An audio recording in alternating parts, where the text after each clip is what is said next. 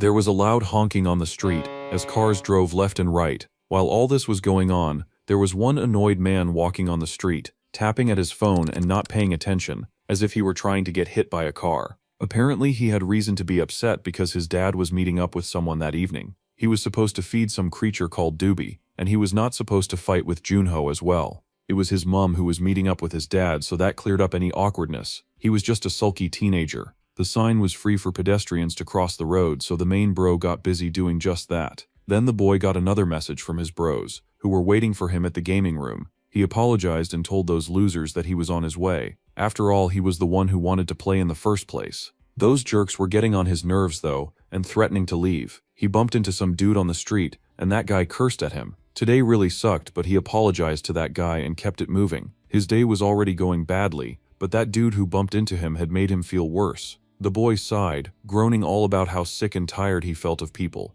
Bro was so done with humanity that he wanted to live in a place that did not have people. With a lame wish like that, one can immediately tell that this story was set up for endless monologues with no form of reasonable interaction. Just like that, there was a huge explosion. It seemed our main character would not be getting the luxury of the isekai truck, because people started muttering and wondering what on earth was going on. They thought it was an earthquake. It was not an earthquake, unfortunately, but a lightning bolt from Zeus himself that hit that town like a targeted shot. The explosion that resulted from that one epic hit was lethal. Things started scattering and falling apart in epic momentum. Naturally, anyone with a brain cell hit the ground running away from that mad disaster. That flash was unfortunately not a one-time thing because it looked like someone had gotten Zeus a machine gun and he was going wild with the bolts. The people frantically ran through the dirt and the falling debris, crying out in fear and some mourning their friends and family who had passed away from the shock or injuries. It was truly a maddening sight, but they did not have the time to stand and process any of that. They needed to run. More and more lightning bolts fell from the sky. It was a huge storm. It looked like some divine being had taken our dude's wish personally and was now working to wipe out all of humanity. There was a flash and a bang every random 2 seconds, and so many casualties resulted from all of that lightning and thunder. It was like the gods set off a fireworks show, with humans getting the butt end of the joke. So many people were panicking and running, and fortunately our main character was not a brain-dead idiot because he was running too. It was one thing to wish for extinction, and it was another thing to actually see it happen. So many people were crying and screaming for help, but it was a dog-eat-dog world out there, every man for himself. Some people were even getting slammed by ambulances. The attackers sure had a funny sense of humor. Our dude ran as fast as his long legs could carry him, wondering what on earth was going on. Of all the times for his prayer to be answered, it just had to be this one. It sucked. This could not be real, and he must be dreaming. Suddenly there was a huge horn. Truck-kun had come after all. What a considerable isekai machine. He had gotten the double package too because that truck was gigantic. Our dude barely had a moment to process that truck before a huge flash happened. That was his life flashing before his eyes, because he definitely got slammed. Protagonist could run, but there was no escaping Truck-kun. The lightning continued to rain and spark and descend, and our dude opened his eyes for some reason. That boy was absolutely bamboozled. One minute he had been getting mowed over by a giant truck, and the next he was waking up wide-eyed and nude in the middle of the woods. It would send anyone into shock. The protagonist had no idea where he was, but he did remember getting hit by a truck. There was the loud shout of a wild bird, so he slowly turned his eyes and saw that it was not birds in the sky. In fact, birds were an understatement, because the creatures in the sky almost looked like griffins. Our dude was shell-shocked. He had no idea what he was looking at. He was lying on his butt with no shoes or shirt, just gaping at the strangest-looking creatures in the sky. Suddenly there was a deep growl in the forest, and that motivated his naked bum to stand up immediately. There was a large boom too coming from the woods, and sweat began to form on his brow. Our dude was definitely not in Kansas anymore. He had wished for a world without humans, but perhaps he should have covered bears too, because there were bears in the room with him standing there nude. It was a ghastly-looking sight too, because there was a huge bear being attacked by multiple carnivores, all biting into its hide with blood everywhere. It looked like he had stepped into a scene of a horror movie. Bro was standing there like he could not believe his eyes, and like he belonged in a therapist's office at that moment. The therapist would have useful information, like telling him that he had woken up on a planet with 2 moons and a forest full of monsters that he had never seen before. Then a giant bear and a pack of wolves popped out of nowhere, fighting each other like dogs fighting for a scrap of meat. The therapist wanted to know how this boy had survived madness in a place like that, and how he had made it back to Earth. The survivor was quiet as he recalled that grisly and difficult night. It seemed in his dreams that he managed to escape that terrible situation. In the present though, he was watching a bear get mauled down by wolves, spitting blood from every pore in its body. Once the wolves had taken it down, they then proceeded to very violently feed on that thing, as if it were their last meal. Our dude watched terrified, defenseless and nude. He knew that it could be him next, and he was not a big fan of that. He was trying his best to hide, or so he thought, but a wolf pup spotted him. Bad news for our dude, because he trembled and cursed at this messed up situation. Our dude had run away with maximum efficiency. This was not a feel-good story where he would get adopted by Mowgli's little wolf family. The boy huffed and panted and ran, racing away as fast as he could. All of that adrenaline was doing great favors for his speed, because bro hit accelerations that he probably would never reach on a normal day while swinging the whole way. He ran for his life. As the bro ran, he suddenly got a notification informing him that his stamina had gone up by 1. This shocked the boy so much that he ended up tripping and falling. He hit the ground so fast that he could not believe it. He even ended up rolling a couple of times. He rolled off the hill and smacked against the forest trees, landing in the bushes in the most comical position. Bro coughed and spat and hacked. Today was not really his day, but he was not about to give up on himself. Just now he had heard something. The system voice told him that his loser behind had upgraded even slightly into something worth more. Now that was something worth noting. He wondered if he had imagined that voice, but everything was silent, and he could not hear anything in that moment. Our guy gave it a beat or two, but then he realized that there was some juicy-looking fruit on the floor. He was starving, and he wondered if this odd-looking fruit was really safe to eat. He could see the ants eating it though, and ants were not usually stupid, so bottoms up. Bro ate hungrily, biting into that fruit when he realized something with shock. There was a rustling sound moving through the grass. Bro had only just gotten here, but he could not catch a single break. The brunette froze in his munching, noticing just the thing he did not want to see. A big reptilian eye. It seemed that the stupid snake had left enough food around the area to gather some prey so that it could go ahead and devour that prey. Yeah, that much made sense. Well, the brunette was not about to stick around and become lunch for the jolly neighborhood serpent, especially since that snake was very, very big. There was no reason for that creature to even weigh that much. It looked like a hate crime. Bro was actually quite done with this world at that point. He was just trying to get some chow, but now there was a giant snake trying to chow down on him. Before it could even touch him though, an even bigger frog-looking creature hopped out of nowhere and ate the snake. It was a triple threat trap, with the frog at the end of the food chain. That large creature hopped right back into the water, taking the giant snake with it, and it gave our dude a huge watery bath in the process. The boy was so shocked that he still could not say anything, and he hiccuped around the food in his mouth. This place was strange, too strange for him to process, and he had nearly died way too many times. Things were moving so fast that his mind could not take it anymore, and he finally passed out from the anxiety and the exhaustion. At this point, Bro was convinced that there was something wrong with him. The rain came down sometime later, and our dude had not yet been eaten by a strange creature, so he had to get up after a while and find something to drink. Water from a leaf was pretty good, and he seemed to have found some fabric to make himself some necessary drawls, because he could not go about chaffing and scratching all over the forest with his sensitive bits. He had been stranded for 67 days, and the wolf pack that had been chasing after him was still roaming the area, so he had to hide in a tree.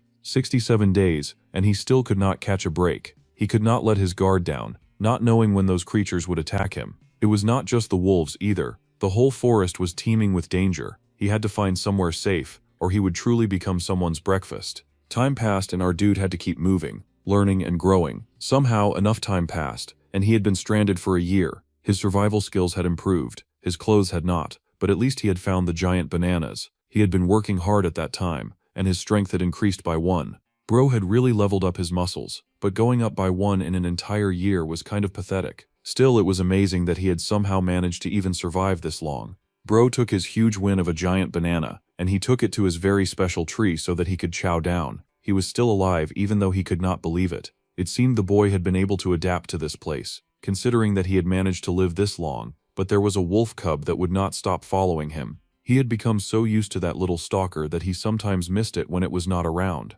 He was happily chewing on his banana when suddenly drool hit his prize. It was run o'clock once more, and our dude put his legs to work because some monkey wanted to share in his bananas. Yeah, well, the main character did not feel like sharing, and he swung out of the monkey's way, taking his bananas with him. The giant gorilla was messing around way too much and ended up falling down the tree, which our dude could not even slightly feel bad about. That was what he got for messing around and finding out. Unfortunately, that big ape had unsettled his puppy stalker, and the poor creature got a hurt leg. That big monkey had no soul, and he was really about to kill the small creature, slamming his fist on the ground and making the poor pup fall over.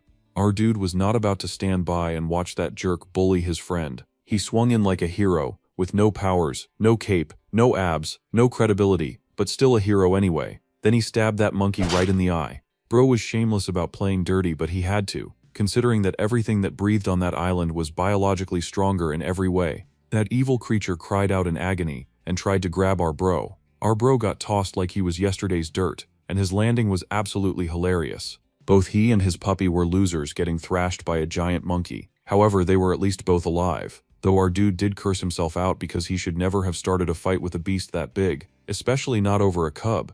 Even his therapist asked why he would do something so stupid. Well, the boy admitted that he could not continue to avoid a turf war. Eventually, he would need to stand his ground, or he would spend the rest of his life running away. The therapist looked shaken by such idiot talk, but our dude still laughed like he was making sense. Wherever a person went, there would always be someone in charge. That was just common sense. That giant gorilla was rumbling right at him like an unstoppable train. It was quite a terrifying sight with its gushing blood from its one wounded eye. However, before that monkey could turn our dude into a banana sandwich, a giant white wolf popped out of nowhere and took a bite out of him. Now this was shocking to our main dude. It sure reminded him of the ugly first scene with the bear. Just as he was thinking this, lots more wolves suddenly showed up and tore that poor monkey to pieces, like it was an all-that-you-can-eat buffet. After seeing the red wolf pack attack the beast, our guy's delicate sensibilities could not take it anymore, and he passed out. He thought for sure that he would be wolf chow before he even woke up, but on the contrary, the wolf pack must have thought that the dude had saved their cub when he attacked the beast.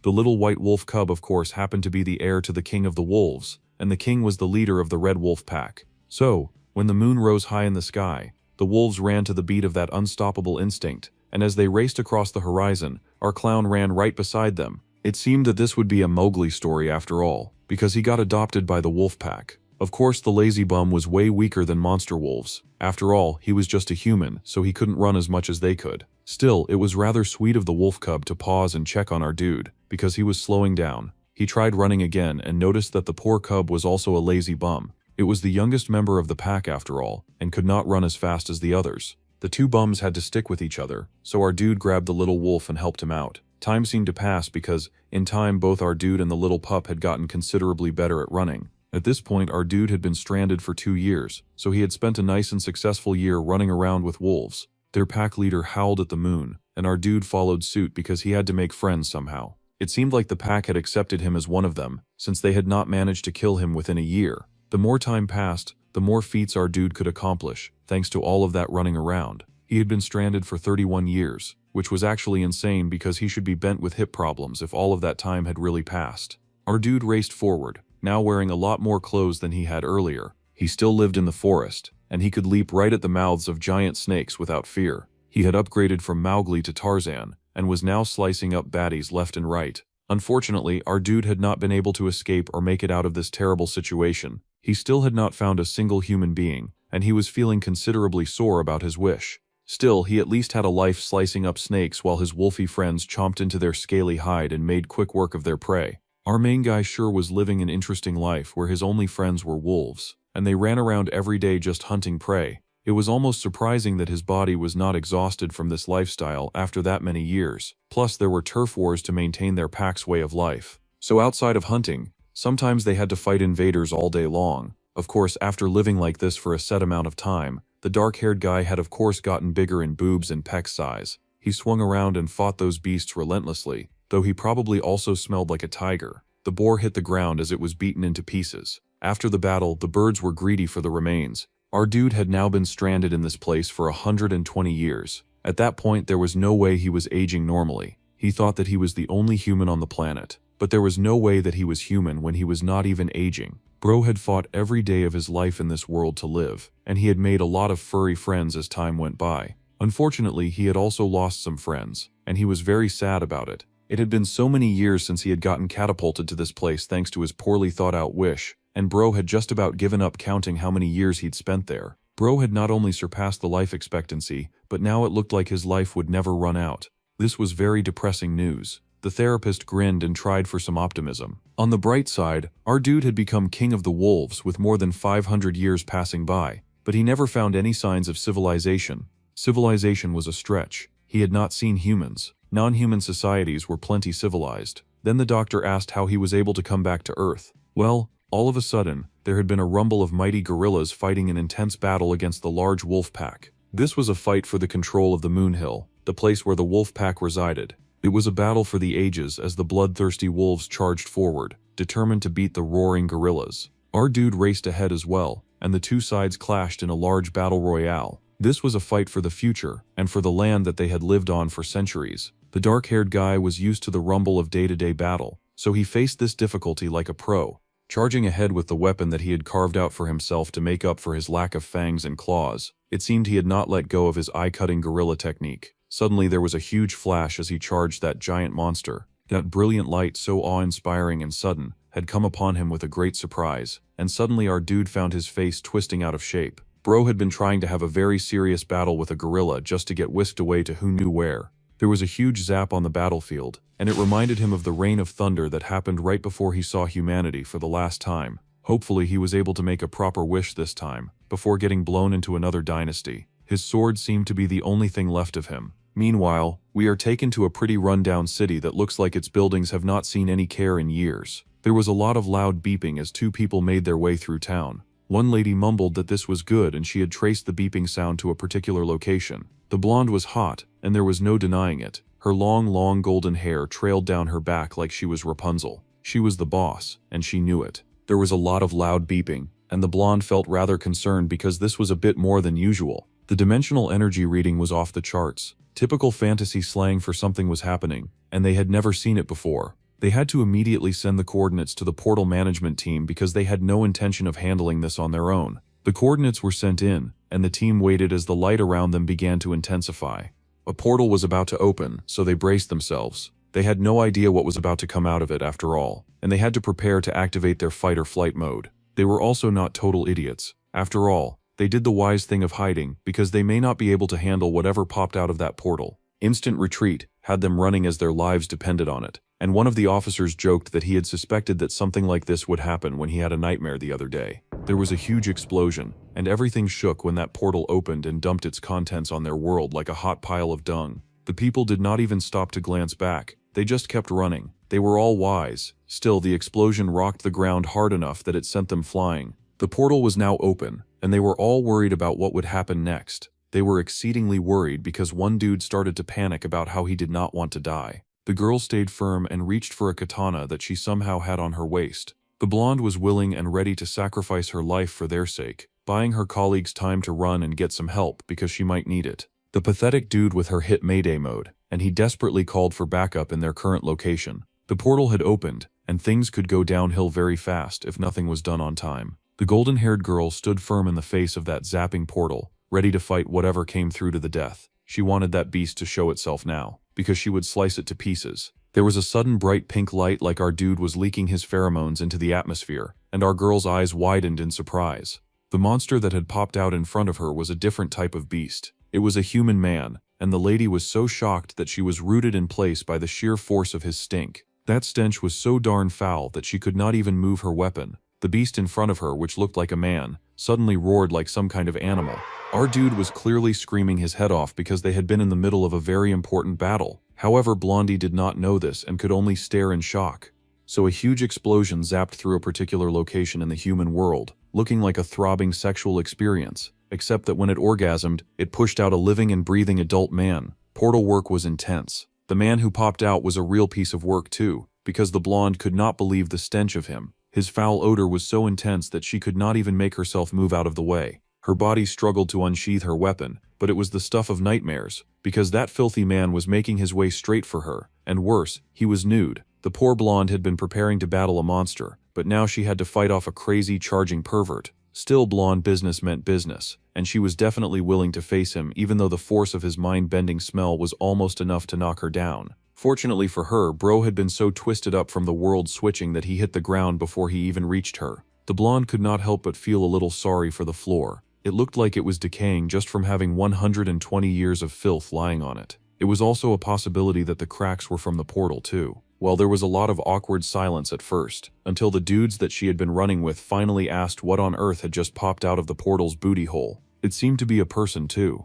The girl stared down at the filthy caveman that had plopped out of nowhere, still reeling from the force of his stench. It was an intense pressure that she had never even felt from the monster in a high-rank dungeon, even though those guys bathed from time to time. Well, the stranger sure was lucky that he was pretty. Since he did have some beauty to his features, they figured that they might as well pick him up and clean him up too. The situation was under control, and the announcement went out that they got a returnee. It seemed that the dude had not been the only one who had zapped out of reality, so people suddenly popping back into the human world was something that people were kind of used to. Usually they did not come back in such huge explosions though. Anyway, they had to call the ambulance, and it would be for the best if those dudes came with soap. They had 120 years of scrubbing to make up for. So our dude got scrubbed, and they introduced him to a doctor, and that was how he had told all of his stories to a therapist, who had to make sure that he was not mentally bent. At any rate, his test scores looked pretty good, and the doctor informed him that his testimony and health status would be shared with the returnee control department. His health was stable, so he would be free to leave the hospital in a few days, and he had been scrubbed so hard that he now smelled of mint.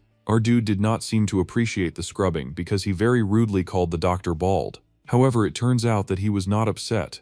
It had been about 1,000 years since he had gotten the opportunity to yap to anyone, so he was absolutely pleased that Baldy had heard him out. He did not know the doctor's name, so he could not hold back his excitement at the pleasure of dishing out nicknames. Our bro was lucky that he was handsome, or his nickname would be Stinky. The doctor grinned all professional and kind, saying that it was his pleasure, and he was happy that our guy had shared this remarkable experience with him. He then nicknamed our guy the Warrior of the Wild, who had survived a 1,000-year adventure, and he should forever be grateful that they had worked so hard to scrub off the 1,000 years of filth. The doctor headed out, thinking our dude was a really interesting case, and he would make a great novelist if he penned down all of his vibrant and colorful descriptions of his very sad life as a loner with animals. At least he was not in danger of suffering depression because any other sane person might have gone mad. Meanwhile, at the returnee control department, the RCD, Blondie was looking through her files, and she gasped that there had to be some kind of mistake. This boy was an F-ranked hero. Once again, it was the old beaten dog trope of a low-ranked power scaler, who gets all the powers and all the babes despite being tagged F-rank.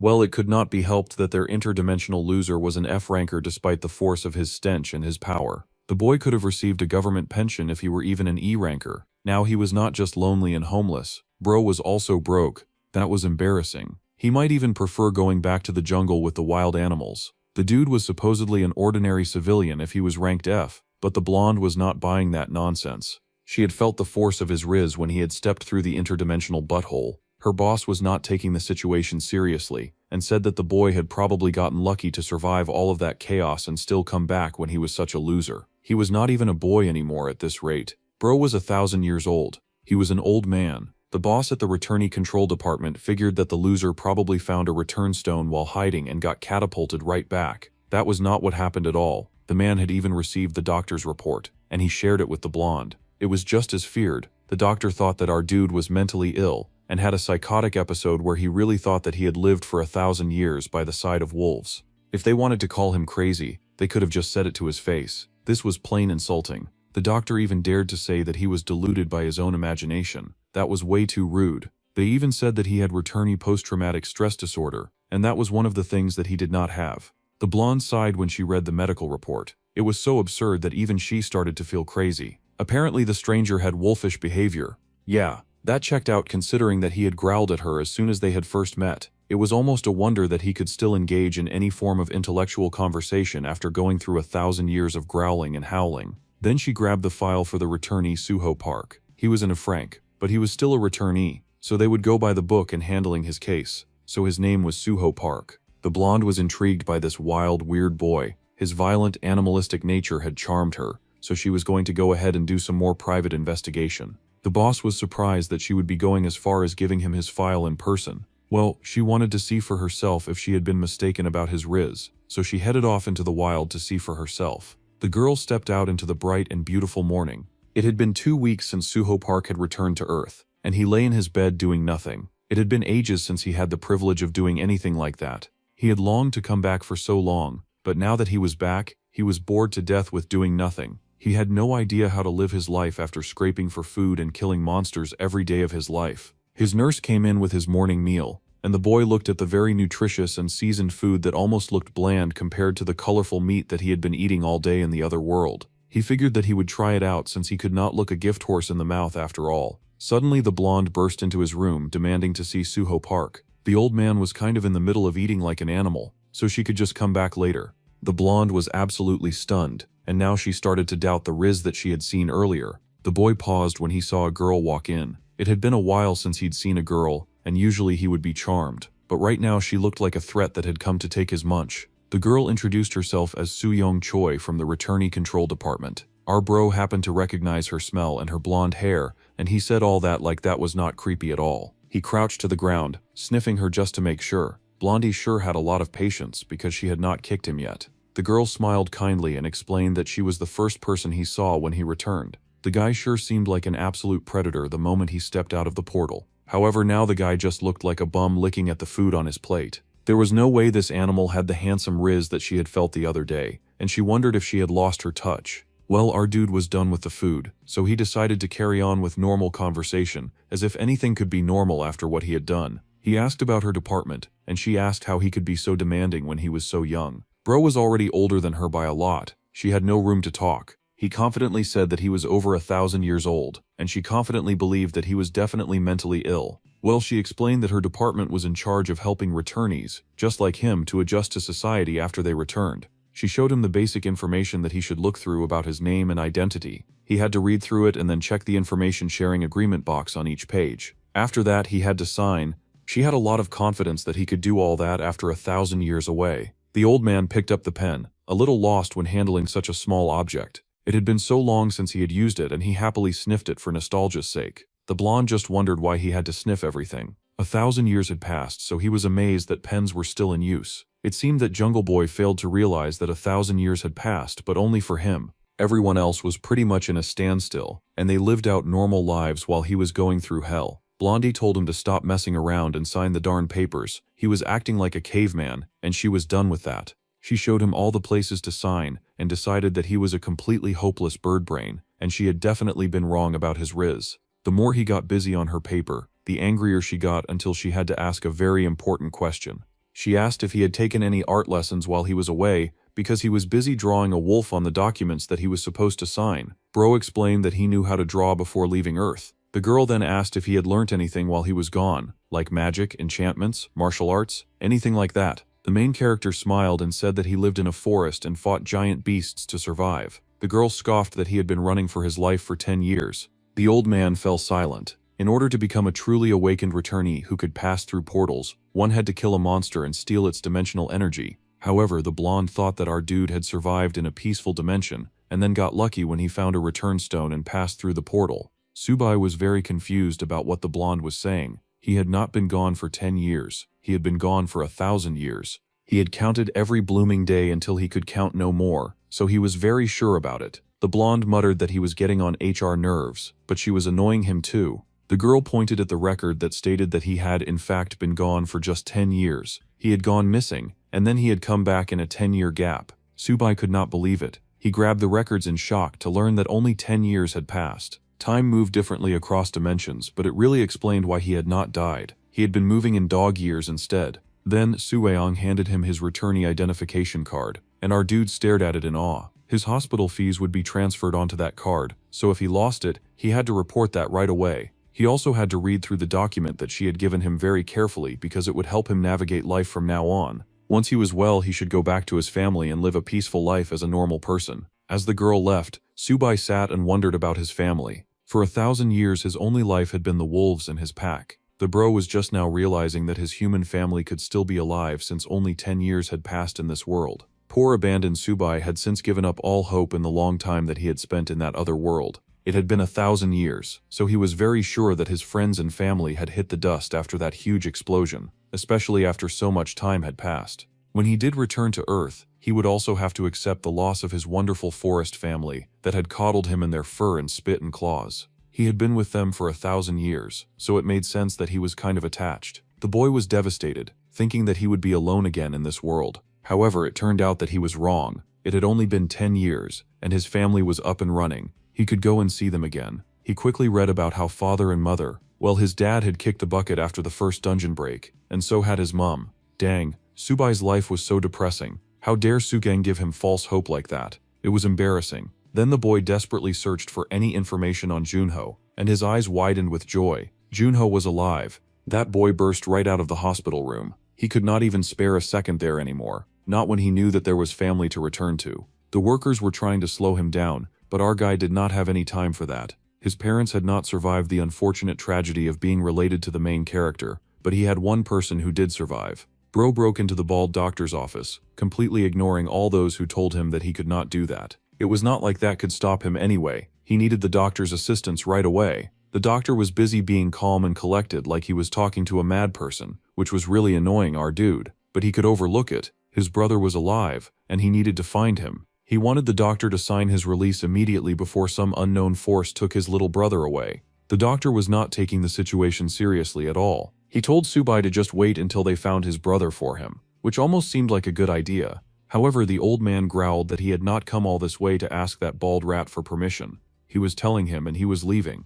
The doctor seemed to be tapping some kind of code on his lap, and he did look rather suspicious. The doctor told the mad wolf that he could go under one condition, and the wild wolf wanted to know what condition. Suddenly, our dude was dressed in proper clothes, and he was in the back of a car, telling the man that he owed him one. The doctor laughed that he would be talking to our dude soon. Then he informed the cab driver that the crazy person in the back seat was not fully recovered yet, so he wanted him to please get the dark-haired dude home safely. The taxi guy could easily do that, so he sped away. Meanwhile, the nurse could not believe that the doctor had paid for that bum's hospital bills, bought him clothes, and even gave him money. Not even the returnee department would give any of that grace to an F-ranker, especially a rude one that kept mouthing off and calling the doctor Baldy. The bald man just laughed about the situation and said that he had just wanted to hear more of that guy's stories. The nurse could not believe that the man wanted to hear more about those outrageous cock and bull stories. Well, the bald man was tired of talking about it, and he asked if there was anyone who could fix the door that the patient had broken. The nurse had already put in a request, but that door handle was beyond bent. The nurse wondered what on earth had happened to the handle of the door. It was a very intriguing situation, and the old doctor just sat down on his chair, smiling to himself because this was the second time that the handle had broken in that manner. Meanwhile, our dude was attempting to speed through the streets of Korea, but it was pretty hard to do that because of a huge traffic jam. There was no way there were still that many people around after the very first dungeon break that had wiped out so many. Where had these people even come from? While our main character was busy stewing in traffic, an announcement rang out for all to hear. Due to a time miscalculation during a dungeon portal break, a flood of monsters had escaped in an unprotected field near Hongcheon in Gangwon province at 3 in the afternoon. The video cam even showed the footage of the ugly-looking monsters running wild and letting loose. The Ministry of National Defense urgently deployed both the tank and aviation battalions, and brought the situation under control within 50 minutes, which was what counted for a speedy response to such a large-scale problem. In addition to the destruction of 2 tanks, there were also a total of 12 casualties among the hunters and soldiers on site. Updates would be made as soon as the officers had gathered additional information. Suddenly, they had to interrupt that program for a pretty good break titled the Supernatural Power Fighting Championship, also known as the SPFC. This was an event that marked and hailed bloody combat between world-class S-ranked heroes and anyone who was dumb enough to challenge them. It was a serious tournament, and ranked 34th in the world was the Russian brown bear, Mikhail Jorvas. His opponent was also ranked 48 in the world, Beyond Horizon. The winner of this match would qualify for the title match against the #1 hero from Japan. Now they were so excited to see the flame hero, Horizon, attempt to stop the Russian brown bear in 7 consecutive matches. Dungeon breaks seemed like a very big deal in this world, but clearly they were not big enough because they still had time to map out nonsense like this. Fighting between heroes when the world was burning was insane. The world had changed substantially since our dude got tossed into that forest, and it was a completely different place now. There had been a rise of mighty hunters, and the rise of guilds that would also offer the provision of hunting dividends in situations like this. Korea's 4th-ranked guild, the Shilla Guild, happened to be hiring, and they were running an advertisement for the day. The cab driver grinned as he listened to the news, mumbling about how he could have made so much cash from hunting in the field instead of being a cab driver, but he was not suicidal, and he understood his limits. Of course, Subai did not understand anything about the hunting field, and the taxi driver felt rather sorry for him, so he decided to explain it. He had nothing else to do, so he might as well. 10 years ago, doors that led to the other worlds opened not just in Korea, but all over the world. People call that day the Day of the Catastrophe, a day when the first clash of the dimensions connected the Earth to numerous other worlds, allowing for an invasion of monsters. Back then, 10% of the world's population was lost that day. Ever since then, monsters had popped up all over, and their military was just not enough to keep fighting them. This is why hunters had appeared to fight against the monsters wherever the militias could not reach. Those who disappeared during the catastrophe but returned to Earth, otherwise known as returnees, acquired a hunter's license, allowing them to then hunt monsters. After receiving their license, they would then form guilds, and Earth had become a place for them to earn money by hunting in fields or near portals. Our dude pondered all of this new information, especially the one about the hunter's license. Then he asked how a person even became a hunter, and the man chuckled that it was difficult for commoners to get in. In order to be worth anything around these parts, the dude first had to awaken, and then go to the returnee department to pass the hunter exam. Our dude had not expected this path of success to be laden with actual hard work, so he was not really feeling the complicated method.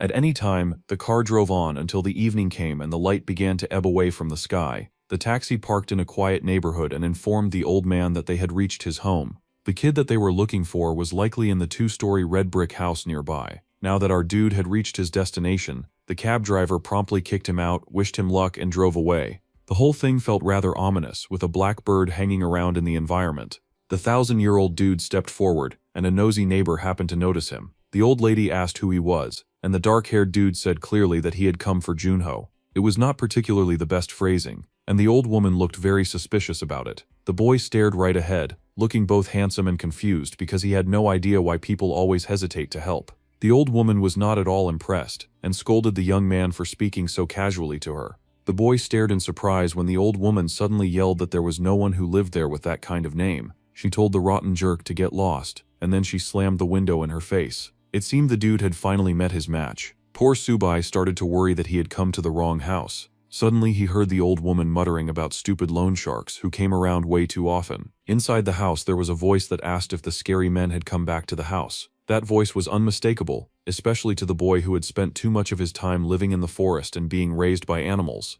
The grandma continued to speak softly to the boy that she was talking to, encouraging him to eat, and sighing that the world had turned into an evil place. The real evil was keeping his brother for him, and Subai was not about to stand back and accept that. Apparently the child's voice worked day and night, but they were still drowning in debt. Taking a peek at the window, the jungle dude could see that the mailbox was stuffed full of letters. The boy was asked to eat up as much as possible. While he was doing that, our dude grabbed the letter and read it to see. That letter was addressed to Junho Park. His brother was in debt, and he seemed to have started a family too. Carefully, the jungle boy put his hands into his pockets and started to walk away. In the wild, the strongest would always be the law, but the laws of the earth were so complicated. If strength was what simplified complexity, then the strength of any civilized world was money. So what our dude needed right now was a heap of cash. There was a beautiful and big building, gleaming in the sunlight. Our dude walked into the building and submitted his necessary documents to the right office. His request to take the hunter's exam was immediately denied. Unfortunately, loser F-class heroes like him were not allowed to participate in that kind of deathmatch. The dark-haired dude was rather upset, because he was a returnee and should be able to participate. However, he was classified as an F rank, but was still shy of 4 returnee points, so he was not allowed. Our dude was not about to back out, and was insistent on fighting for his rights. He had come through that butthole portal 2 weeks ago, and he refused to have endured all of that nonsense for nothing. The poor lady at the desk had to explain that civilians could not pass through portals, as they would immediately be shredded to pieces.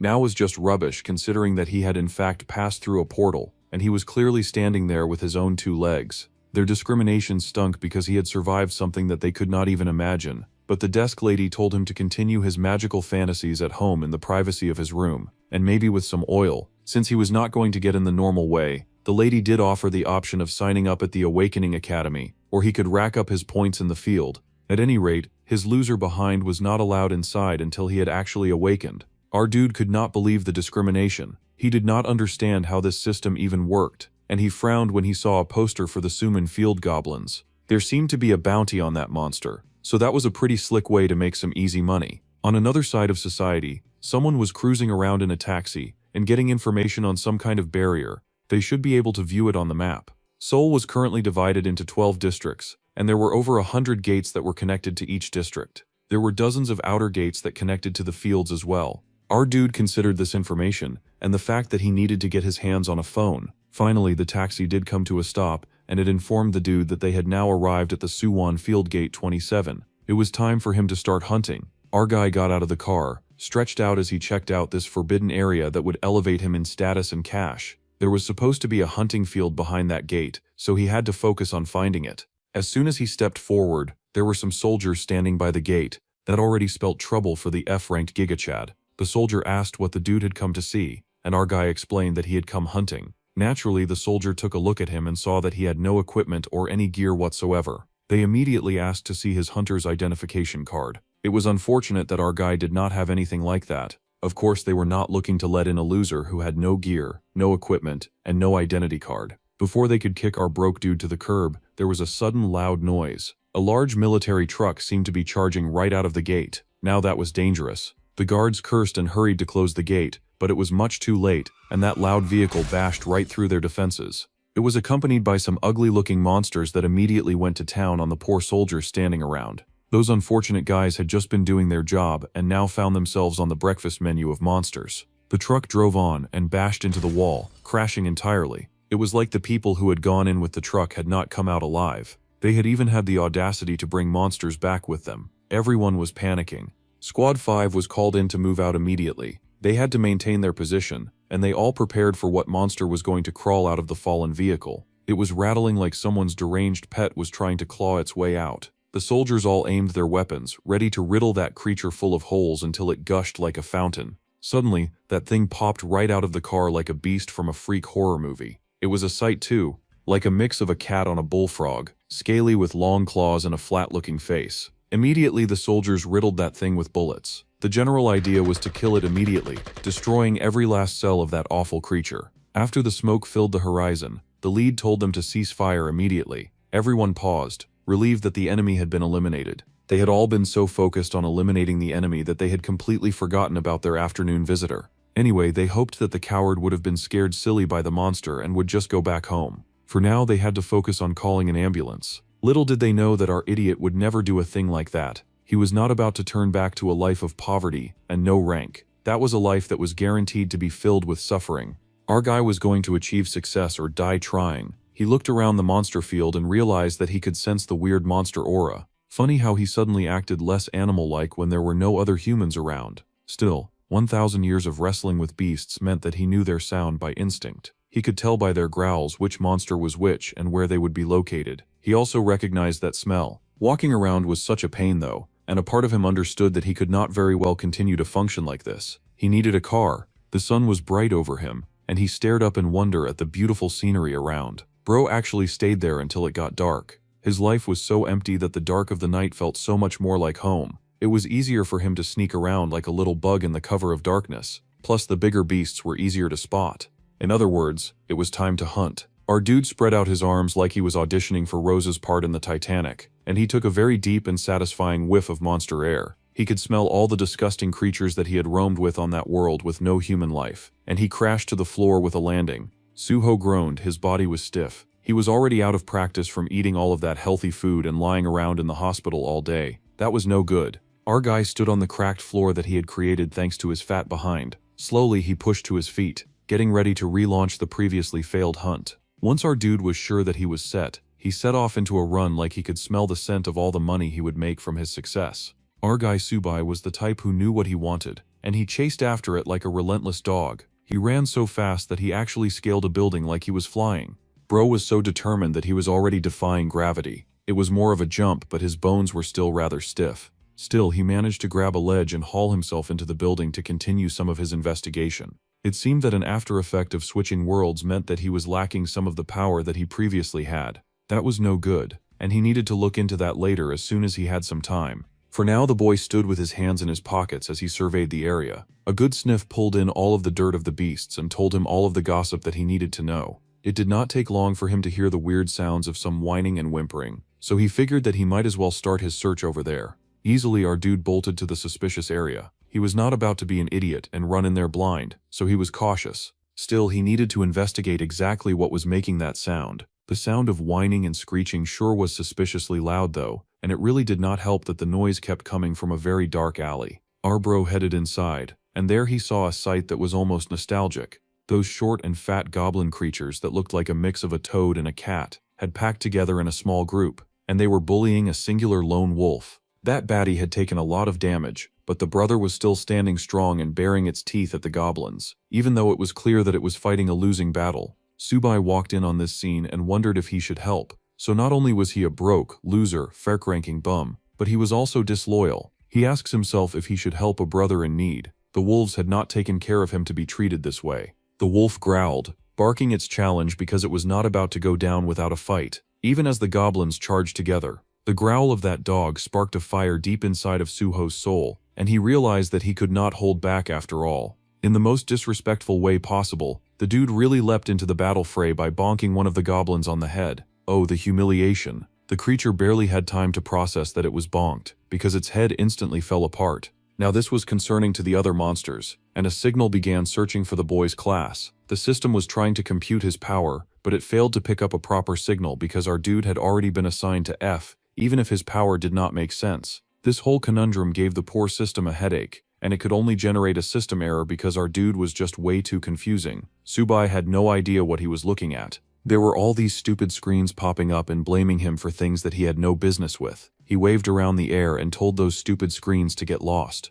Of course, he could not waste time fighting imaginary problems because the real problems had just seen him whack their friend to death, and naturally they wanted revenge. That was great news because our dude needed a reason to exercise some stress relief anyway. The monsters screeched at him, and he whacked at them relentlessly. Bro treated those cheap goblins like they were extras in a rage room because he did not hold back. The crack that sounded was so loud and violent that it sent the poor goblin's head spinning right off. The goblins were not about to sit down and get insulted on their own turf like that. They raced at our guy, all frothing to put their hands on him. Unfortunately for those ugly creatures, our dude had 1,000 years of hands-on experience on his roster, and he had no intention of holding back. Those poor things immediately got whacked. He was grabbing and manhandling them like they were as easy as marshmallows. It was effortless for our dude to toss them around and tear them like they were nothing but paper. Bro was so relentless in his casual slaughter of these creatures that one could almost wonder why he even bothered pondering on if he should join in on the fight. It was clearly out of consideration for the goblins, because he was beating them ruthlessly, as if he had found out that they were owing him money for all of those 1,000 years. By the time our dude finally stopped, the poor system had gone from a headache to migraine, but it had at least upgraded our dude to the rank of a druid.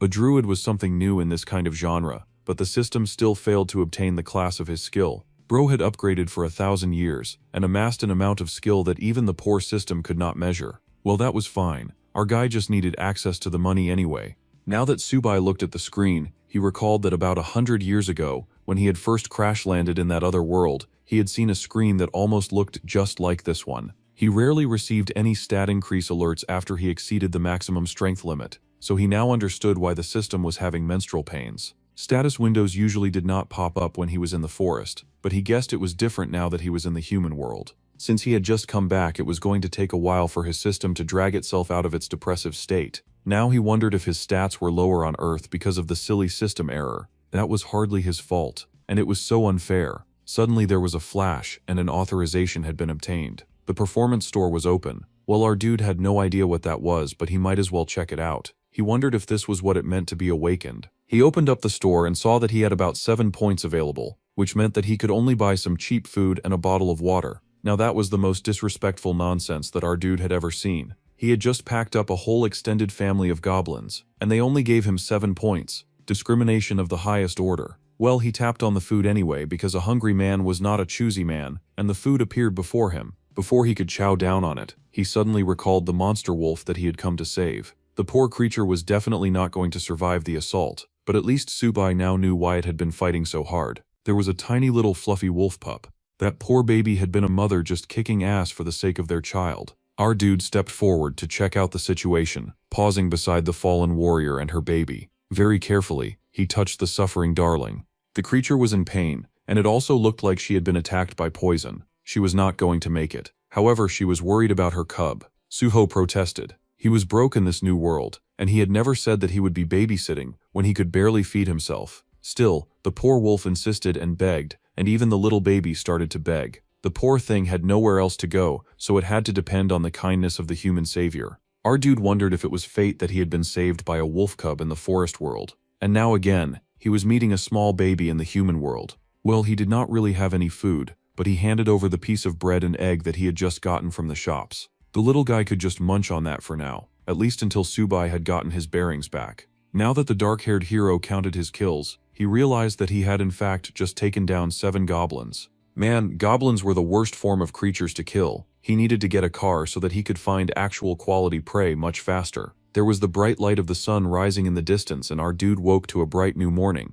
He had buried the fallen wolf so that her body would not be defiled, and the pup slept on his lap. Bro really felt more at home in dungeons dominated by animals than he did hanging around other humans. He had already spent a night there, so he told the little baby that it was time to head out. At the gate, the soldiers were still discouraging any civilians from getting anywhere close to the danger zone. The hunters passing through the area should not forget to stop by the disinfection station before cashing out on their wins. The pompous hunters with cars growled and cursed about all the traffic that they were experiencing. Then they saw something crazy that made their jaws drop. The security were rather curious about that, so they turned around and also got pretty shocked by what they saw. It was our dude, walking right out of the dungeon with all 7 of the goblins stacked on his back. That was actually insane, but our dude was determined to make some money somehow. The people watching could not believe it, and they wondered if the guy had really caught all of those monsters on his own. That was when the security remembered the loser that they had tried to send back to normal society. Little did they know that our dude thrived in a land of chaos. He had hauled all 7 goblins right back to the pouty desk lady who calculated his wins. He got 350 for the 7 goblins, and 60 for the 3 bloodstones, but they took out 200 for disinfection, dog vaccination, and vitamins. That was so rude. His dog was a wolf. After all the subtractions, our dude was still left with 2.1 million won, which was pretty impressive all the same. Still, he had not even intentionally collected any bloodstones. That was the wins gained from the goblin hearts. Their prices varied depending on the amount of energy stored within them. He could also get about 200,000 won per stone around that small size. The boy did not have a registered account, so he would pay the dude in cash. Still, the dark-haired hunter was way more impressive than she had given him credit for. If he were this good, then he had the skills to register as a hunter, and he should do that since it would be more convenient for him. Once he registered and hunted in the dungeons, it was just a matter of time before he got rich. Later, a truck was passing by, and some dude was having a conversation with an elderly person over the counter. The person had recently started truck driving, and the older guy was happy to see that the broke man had finally found a good job, when he had been pinching pennies for a while. Well, it was a bit dangerous since he had to drive into the field, but the pay was way better than working in the city. Well, this was good news, and the old man happily gave the dude some extra treats because it was Gionu's favorite. This awkward broke dude seemed to be our dude's brother. The man laughed and said that he would also be taking a bottle of soju. Later, the man hopped into his car and got busy driving back home. The dude was having a great time just driving along and living his life with joy and happiness. When he finally got home, someone called out his name, and he turned. It was indeed Park Junho. Unfortunately, the man was in debt, and he quickly got slimed by the debt collectors, who whacked the poor guy instantly on his head. Bro came crashing down like a tower of Lego blocks. The gangsters laughing as they circled him, saying that they thought he had left his kid and dipped, so they were really happy to see him again.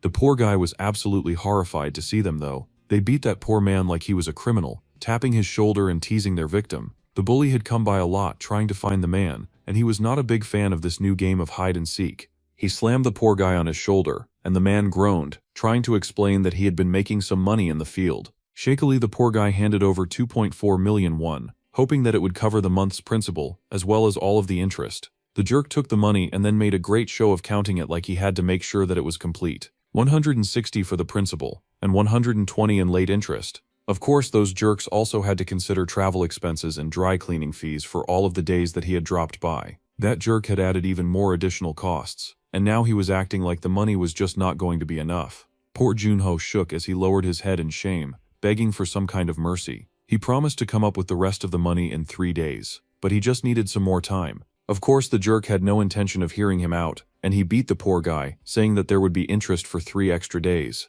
An unreasonable amount of interest to ensure that the dude would never finish paying. The jerk looked like he was ready to keep beating the poor guy, when someone called out to Junho. It was such a relief that Subai had finally arrived with his pet dog trailing behind him. The ringed-up gangster wondered who that bum was, and his victim could only stare in shock and disbelief. This was because the bum, whose eyes were raging like he was a monster robot sent to destroy, was his brother, who was supposed to have died 10 years ago.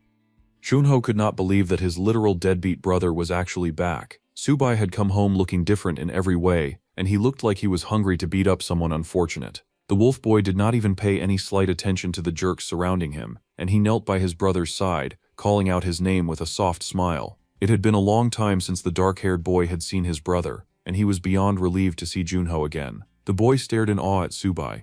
In the past, apparently, bullying was a long part of the family history. Bullies had laughed as they beat down the kid, telling each other to check his pockets for any food available. They even threatened to punch the broke boy, according to how much money they found on him. Apparently Junho had a really long history of getting his ass beaten up. Back then, Subai would often pass by and see his brother getting jumped. The poor kid would call out to his brother back then, begging for some kind of help. However, the dark-haired brother treated his sibling like air. He tossed the trash inside the garbage can and he walked away, sweating like a Christmas pig. It was becoming very clear that the shameless bum in the flashback had no intention of actually helping his bro when he was down and desperate. The poor boy had been so heartbroken by the situation that he'd cried. That's right, Junho remembered now that his brother was a useless and unhelpful bum. The boy had never contributed anything good to his life. Later, 10 years ago, when the breaking news announcement went out, the news reported that the series of explosions that began in the neighborhood of Sologyo in Mapo district had spread rapidly across the nation. The cause of these large-scale explosions had yet to be determined. There had also been numerous reports that unidentified creatures had been spotted from the Crimson Domes, which had appeared along with the explosions. Suddenly someone came to the door, and the young boy rushed to see who was there. It was a pretty bleak time, and the young Junho was hoping that at least his mother would come home. He opened the door and was very relieved to see his parents. Unfortunately, it was not his parents, it was his auntie and his uncle who were around. They could not get a hold of his parents, and they could not find his brother either. They had to evacuate the place immediately, so Junho needed to grab his stuff and leave immediately. They had just been having that very short conversation when Zeus decided that he had a personal beef with that family. Instantly, the poor boy was rendered a double orphan with his aunt and uncle obliterated in front of him. The explosion was so large that bro got knocked into next week, while the ugliest-looking fish monsters with long necks manifested and roared up a storm. It was a really bad day for the young brother of the main character, because he found himself face-to-face with the most traumatizing-looking eye of his life. In that moment, the young brother could not care less that his sibling was missing. His brother had no significance in his life, and he expected no help from that side of the family anyway. His brother was here now, his big brother it seemed, and the main character smiled at the man that his brother had become. Junho had grown into an adult version of the loser he used to be in school. The poor boy had also thought that his loser big brother was dead. Meanwhile, the ringleader was still there, and wondering why they were doing their tearful reunion in front of him when they owed him money.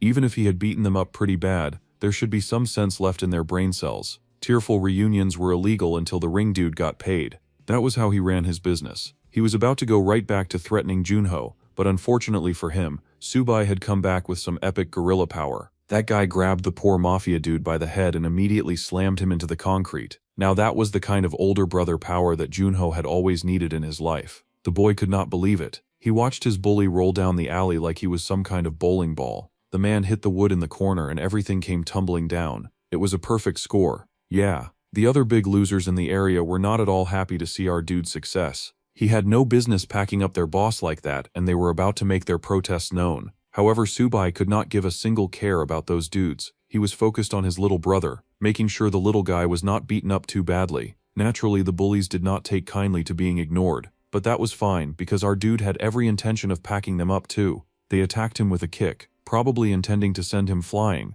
It felt like a little nuzzle to our guy, who was rolled with beasts and goblins though. He nuzzled that thigh like it was a whore he was messing around with. The dark-haired man did not even touch him, and that loser fell back, screaming like he had touched a live electric pole. Bro's leg had reached the point of no return, and our dude had not even put his hands on him. That was scary. Now the other bullies in the area had started to second-think their life decisions because clearly they were outmatched by this Iron Man that had popped out of nowhere. Then Subai called that poor sucker like he was a dog, and the other bully started to beg for his life, saying that he had not laid a finger on Junho. Bro started blabbering about how he had tried to stop the other big guys from hitting his brother, but he was just lying now. Meanwhile, the benevolent big brother did not want to fight. He set the cash on the floor and beckoned for that dog to come take his bone. This was absolutely shocking to the dude. Then Subai made it clear that they were to take that money and then get lost. The man thanked them happily, grabbing the money in a bow, and then he did scram as far as he could get. It was evening, and the old lady that Subai had seen before was there again.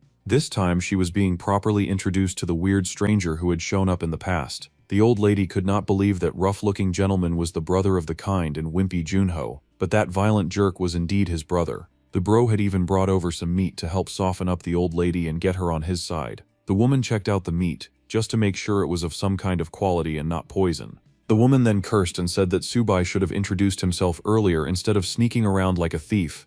At any rate, Gionu was sleeping inside, so both boys had to get in. Inside the house, there was a little boy asleep on the floor. The puppy checked out the smell of what was soon to be his new packmate. Our dude crouched on the floor, excited to meet his little nephew. The kid was called Gionu, and he was only 1 year old. Then there was the very awkward question about what happened to the kid's mum. Apparently she was a deadbeat who had left because of the money issues. It was one thing to leave because a man was broke, but she really left her kid with him. That was sad. Well, the brother accepted all the blame because it was his fault for being useless. Now that they were reunited, the Jungle Boy wanted to have a drink with his little bro. They had a lot to catch up on, so they headed out and got to chatting about the past and all the things that had changed so far. The little brother was amazed that his big brother had barely changed in age in over 10 years, and now he was back as a hunter. However, Subai wanted to talk about money and big bucks. He asked his brother how much he owed. Bro owed 50 million won, which was insane. Where did all of that money even go? The brother tried to reassure his big bro that he had a job now, so he could pay all of that money.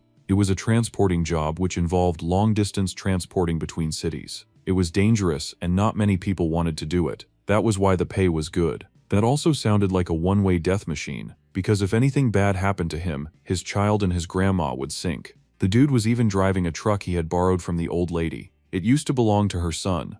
Bro was broke in every sense of the word. Still, Subai wanted to know everything about everyone. He asked about the old lady's son to know how he was doing. That son had not survived the catastrophe, so perhaps that was why she looked after Gianu like her own baby. She was basically their savior. Suddenly the boy popped up because he sensed the wolf pup licking him and running around. He was beyond happy to see a puppy because he was too young to understand that they were too broke to afford food for any of them. The little boy was so happy to see a puppy, and then his father. Bro was so young and innocent and oblivious to the wickedness of the world. The father was happy to see the kid, and he even introduced the little guy to his uncle. His uncle had brought him a cute puppy for him to play with, and the little boy was elated. It was good that little G had someone to play with, since he had always wanted a puppy, while Subai still wanted to talk about serious business, especially since Junho was the only family he had left. He wanted to work together with his brother. He would do the dangerous work and his bro could lend him the truck. It was a dangerous job, so the jungle guy had a higher chance of coming back alive anyway. The brother was a bit confused, but the big brother just grinned and explained that he was going monster hunting, and he needed a car anyway. The desk lady was thrilled. She could not believe that our guy was now registered as a returnee. She gave him a big whooping congratulations, and his stats had even increased significantly in just one day. Though he was oddly still an F-ranked druid, still they could work with that somehow. He was now able to open an account as well as make credit transactions with that car. Our bro even got a congratulatory gift for returnees who got registered. It was a phone. Once our dude had downloaded the returnee control department's application, he could then view the test schedules and get hunting field information as well. It was all really technical, but fortunately, our guy was not too brain dead. He still understood some of the technology. Now once he hunted monsters and accumulated dimensional energy, his rank would be upgraded to E, and he could then receive a variety of benefits as well as a pension. They had to keep up with his advancement and to continue to contribute to society by protecting the citizens. The desk girl was so excited for him that she kept rattling about nerd stuff and asking if he could open his status window. Due to a system error, their interface was restructured. The system window popped up, and our dude could finally see his stats. He was so pissed that his detailed stats were so low. He had the supernatural power of materialization. His strength was 120, his agility was 110, his stamina was 135, his intelligence was 90, his recovery was 89, his healing was 75, his balance was 8, and his wild nature was 21. No wonder our dude was having a hard time leaping far. The next day, our dudes got busy and the truck continued on its way. There was music blasting in the car, and Junho was much happier now that his ass-kicking big brother was back in town. He even congratulated his brother on rising from bum status to a registered returnee. All his brother needed to do now was pass the hunter exam. Subai chuckled that they needed to pay his brother's debts first. Once that was done, he could chase a promising career. Junho was worried though. His big brother was an F-rank hunter after all, so he worried that high-class monsters would be too big for him. Subai was so offended by this sentiment that he immediately hung up on him. His big brother had changed so much. The little brother was rather proud of him. Now that the call had ended, it was time for our ball-busting wolf dude to check out the monster bounties. Namyongju Gate was the closest, so that was where he ended. At the gate, people driving in were stuck in traffic and in a hurry as usual. They were in such a hurry to get inside and hunt monsters that they were complaining that there would not be any monsters left to hunt at this rate. All sorts of cool-looking hunters were heading inside. In one car, the only cool guys were the ones sitting in the front seat though. The dudes in the back looked like they were dying. They should have way more guts considering that they were all returnees after all. They were going to be official members of the Shilla Guild once they passed this dungeon test, so all they had to do was survive. The babies at the back cried that they could do it, though the dude in the passenger seat was just sick and tired of recruiting losers. It was so obvious that these jokes in the back seat were not even qualified to fight wild dogs. They only got in because of their parents' money, and so that they could make some money out of the pension. Getting the extra cash was great, but it sucked to keep picking up talentless wastes. It was just filling in spaces for cannon fodder, and worse still, they had to protect them so that their rich parents would not come crying to them. A glorified babysitting job. The dude had every reason to be stressed and angry. Of course, this was when our dude showed up, walking as usual because he had no car, and no other way of gaining access to the gate without walking. He was registered now, and he just bled an aura of badass and conquering. Taking a bath had done miracles for his aura and his riz. The security was kind of surprised to see him alone and without a vehicle, but he at least had a proper identification now that he was registered, so they could not turn him away. They were kind of confused because he was FEF rank, and our bro kind of just looked suicidal as a result. They told the bro that he was limited to the field, and it was best for him not to enter the dungeon. He heard them, but he was going to do whatever he wanted anyway. All he needed to do was get inside. That was when the daddy babysitter from the rich car noticed our guy walking in with confidence. No vehicle, no team, no nothing. Even the security was worried about that confident bum walking in solo without any noticeable gear. Apparently there were already rumors about his awesome feats circling the area, and they heard that this bro right here had caught 7 goblins on his own at the 27th gate the other day. Now the rich zaddy babysitter was interested. He just watched some ballsy dude enter the field with no weapons, tools, or team. Now that was the kind of grit that he was looking for. Immediately he told his driver, Sangjin, to step on the pedal. They needed to catch up with that hot cake before they lost him forever. Immediately they zoomed after that ballsy hot guy, desperate to at least get his number. Our bro had so much riz that he was even pulling grown men. However, as soon as they entered the field, our dude was gone. They could not even see him anymore, despite the fact that they had been right behind him. They were so upset about losing fine shit, and they had no idea where he went. However, the big zaddy in the car just knew that there was something special about that man. Meanwhile, our dude had taken off at hypersonic speed the moment he set foot in the field. He was limited due to his stupid ranking, so there was only so much ground that he could cover, especially since he did not have a car. In other words, he had to hurry up and hunt things before other people had snatched the good game. Plus, he needed to get some practice in because the state of his body had deteriorated since he came back to the Earth. It was pathetic that he had become weaker, like his body had to adapt to the new environment, and switching worlds had cut down his stats in half. If that was the case, then he was going to start training more because he refused to be this pathetic. Suddenly our dude noticed some kind of weird and loud fighting sound.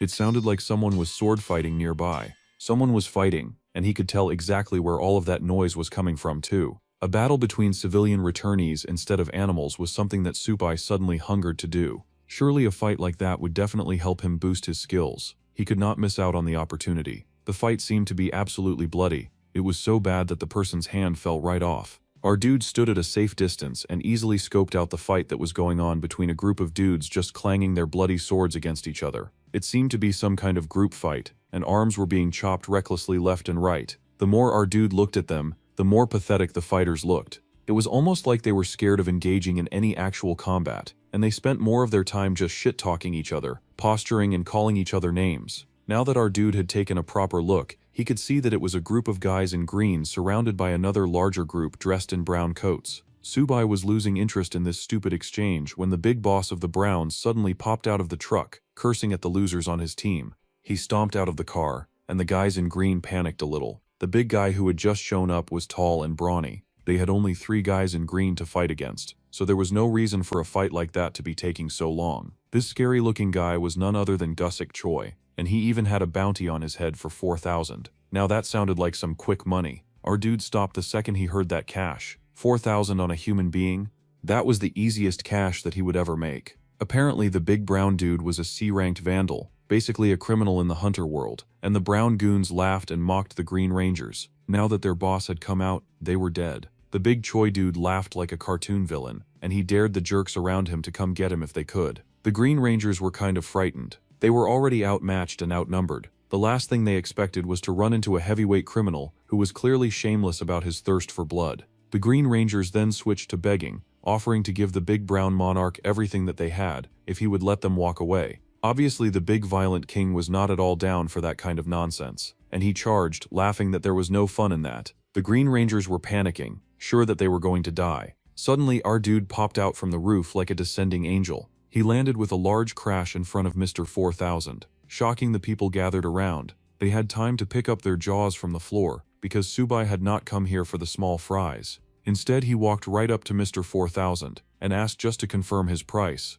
See, our dude was a guy hungry for funds, and he needed to be sure that this dude had the right amount. The big brown guy was busy asking stupid questions, wanting our dude to give some kind of introduction. Our guy kept it simple. He was someone in need of money, so he needed to know if this idiot was worth 4,000 or not. The others watching were baffled by this dude's audacity. He had popped out of nowhere, and now he was talking about money like a broke man. They were sure that the dark-haired lad had a death wish or something. The big brown guy threw back his head and laughed as he had just heard the funniest joke in the world. It seemed the young lad was not from the returnee control department, and the big dude growled that Subai should have just kept going on his way. Honestly, our guy could not care less about the nonsense the big guy was babbling. He was here for the money and only the money. The big guy flashed an awe-inspiring aura that shook even our dude for just a second. He was quite surprised, as he had not realized that people could do that. It was shocking that his body suddenly could not move, as he had not faced this before. The big brown dude grinned, letting our guy know his mistake. He had stared into his eyes for more than 5 seconds. That gave the villain the time to activate his power, and it also meant that our guy could not move now. Subai now understood the mistake that had been made. That was his bad. He would be more careful next time. Anyway, the big bully was working hard to ensure that there would never be a next time, and he told his henchmen to get moving. The goons laughed that the main character had made a mistake popping out of nowhere, and now he was going to get slammed. It was true that these guys had taken Subai by surprise, but they were absolutely wrong about him getting slammed because he whacked that guy almost immediately. Now all the other runners paused because they could not believe what they were witnessing. They had not expected to see their opponent suddenly move when he was supposed to be frozen and shaking in his boots with fear. The big guy stared in shock, asking how this could be possible. Our guy just fisted his hand really well and grinned like a wild animal. It seemed that he had experienced magic being used on him for the first time. Well, that was just interesting, and he was grinning with mad excitement as he prepared to deck Mr. 4000. Our dude had just experienced getting whacked with magic for the first time, and he found that he was very much interested in learning more about this. Now this reaction was terrifying for so many ungodly reasons. Subai was moving mad and swinging even madder as he rocked his hand to knock that guy into next week. So the bully had a restraining ability that he used to stop people from moving, and he tried to use it a second time. Amazingly, it worked a second time, and the punch was paused a few inches away from his face. The bully laughed, saying that the bully did indeed have some tricks up his sleeve, and our dude had chosen the wrong person to mess around with. That was Subai's line because that restraining ability lasted for as long as 2 seconds before our jungle boy got the opportunity to knee that idiot in the face. That was fun. The dark-haired warrior wanted to know if this big gorilla could do any more fun tricks. He wanted the brown dude to do more than just restrain him. See, our guy was used to living a very fast-paced life, so he wanted to watch the gorilla dude dance some more to entertain him. The big guy tried again to use restraint, and that trick was starting to feel very one-trick pony of him. If that was all he could do, then the main character was rather bored with him now. Since that was all the big guy had to offer, our dude proceeded to give that jerk the kind of beating that would change his life. The gorilla did not get the chance to speak or activate any other ability. His attacker was moving and whacking so fast and brutally that he could not even form a defense. Subai beat him so hard that the big guy was flapping in the wind like an unwashed flag. To add insult to injury, the dude then tossed Mr. 4000 into the wall like he was stinky garbage. The big brown dude got beaten so bad that he broke through the glass and rolled right into the dark to hide his shame. That fight was such a letdown. Our main character had hoped that his victim would put up more of a fight. Now all the other onlookers were re-evaluating their lives and wondering how that guy had been able to beat Gussick Black and Blue. They had no idea who this nameless man was, but they tensed when he turned around and looked at them. He asked those cowards if they wanted to fight too, but they quickly denied any interest in engaging in such a reckless activity. Well, since they were not going to bother him, he told them to line up, and they rushed to obey him immediately. Then the main character asked if anyone had a rope. The people he saved were more than happy to get him some rope. Then our dude looked at the gathering of bums that he had rounded up and asked for the bounty for bringing them in. Those poor guys quickly confessed that they were just nameless goons with no bounty. They only followed that other big guy because he was tough and could protect them. They were basically begging for their lives here and throwing that big guy under the bus. The gorilla happened to overhear those unfaithful bums, absolutely abandoning him in every way. He cursed and had tears in his eyes. That was how sad the world was. 1 second you were on top of the world, and in the next your followers were tossing you aside for the next strong dude that appeared. They had been kissing his ass and reaping the benefits of having him around, but as soon as some other big guy showed up with his alpha pheromones, they were now clinging to him. Subai was quite surprised that the big guy had already woken up that fast. It seemed that he did not whack him hard enough. Still, the gist of the situation was that these bums in front of him were worthless and of no use to him. The Green Rangers behind him spoke up though, and they said that the brown jerks were lying. All of those wicked rats were criminals, and the Green Ranger was sure that the hero would get a reward for turning them in. The brown guys yelled that this was not true. It was like a hilarious case of some preschool teacher trying to find out which kid had eaten the jam in the nursery. The brown coats were so desperate to be set free that they started calling themselves names, even insisting that they were useless. Suddenly the big guy started talking philosophy and asked our dude if he was not fed up with the laws of the city. The field was the true place of freedom where anyone could do what they wanted and live how they liked in the wild of nature. Bro even started negotiating about making the boy live like a king if he was set free. Our dude did not need to hear any of that, and he swiftly stomped on that big jerk. No one knew better about living the wild life than Park Suho. He had thrived in the wild for 1,000 years, and he had never tolerated bullies back then. He was not about to be welcoming of bullies now. He told that big jerk to hurry and sleep, and the poor brown coats were basically crying when they watched their leader get stomped out like a cockroach. Then he turned his attention back to the criminals who were at least worth some kind of small bounty. Still, there were so many of them, our dude could not see a reasonable way to bring them in. Fortunately, the Green Rangers that he had saved had a car, so he had an easy way to rack in his wins. To make transport easy, he was going to help these bums take a nap too. The poor criminals sobbed and wailed about how they were innocent. Unfortunately, they had committed the crime, so it was time for them to do the time. It was very convenient that the Green Rangers had a huge truck too, so all of our dude's wins could fit in the back very nicely. Just the way that he liked it. The people he had saved were eternally grateful for his help, and even asked how they could repay him. They were alive because of him, and our dude was basically now their hero. He did not ask for anything, but they kept idolizing him. His new association of fanboys could not get enough of Soho. They wanted to know his abilities and all of his super awesome skills. The driver had the skills of hunting, tracking, or swordsmanship. It turned out that some people could have 3 skills at the same time. The driver had awakened his swordsmanship skill, but he acquired hunting and tracking skills from training and books. This was all very interesting information, and our guy wondered if he could learn magic from books as well. Now the driver was confused and wondered how such a powerful guy did not know the basics of hunting.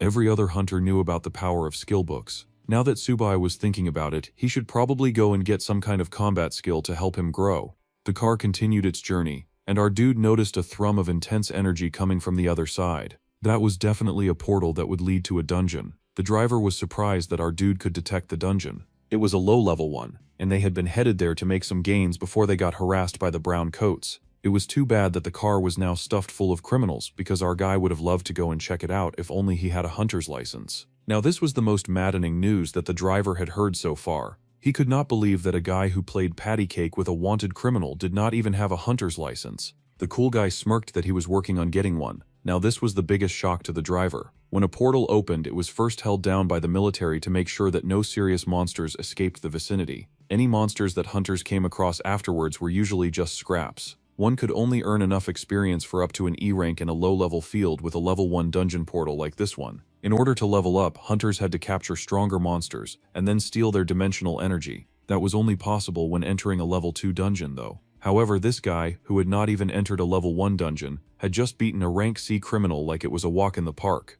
That was the kind of movement that defied logic. At this point, the driver now wanted to ask the forbidden question, and he shakily asked the bro beside him about his rank. The car nearly drove off the mountainside when he heard that this dude was ranked F. That had to be the most inaccurate nonsense that the driver had ever heard. There was no way that this unstoppable machine should be ranked F. Then the cool hero smirked because he had a favor to ask the driver. Meanwhile, back at that low-level dungeon, the babysitting zaddy popped out of it, looking serious. The weaklings that he had gone inside with were just dragging themselves out and whimpering the entire time. Fortunately, those losers were still alive, but spending an entire day with them had only further soured the poor guy's mood. He could not stand the stench of their weakness. Unfortunately, one of those poor suckers had lost their arm, but at least they could frame it like it was some kind of cool hunter story. The medics rushed over to fix the damage, but the zaddy was still pissed. Hunter licenses were just getting handed around for free. Those suckers behind him could not even survive the lowest level dungeon. It was embarrassing to be seen with them. He would have to crack down on the interviewer who had recruited the tram behind him.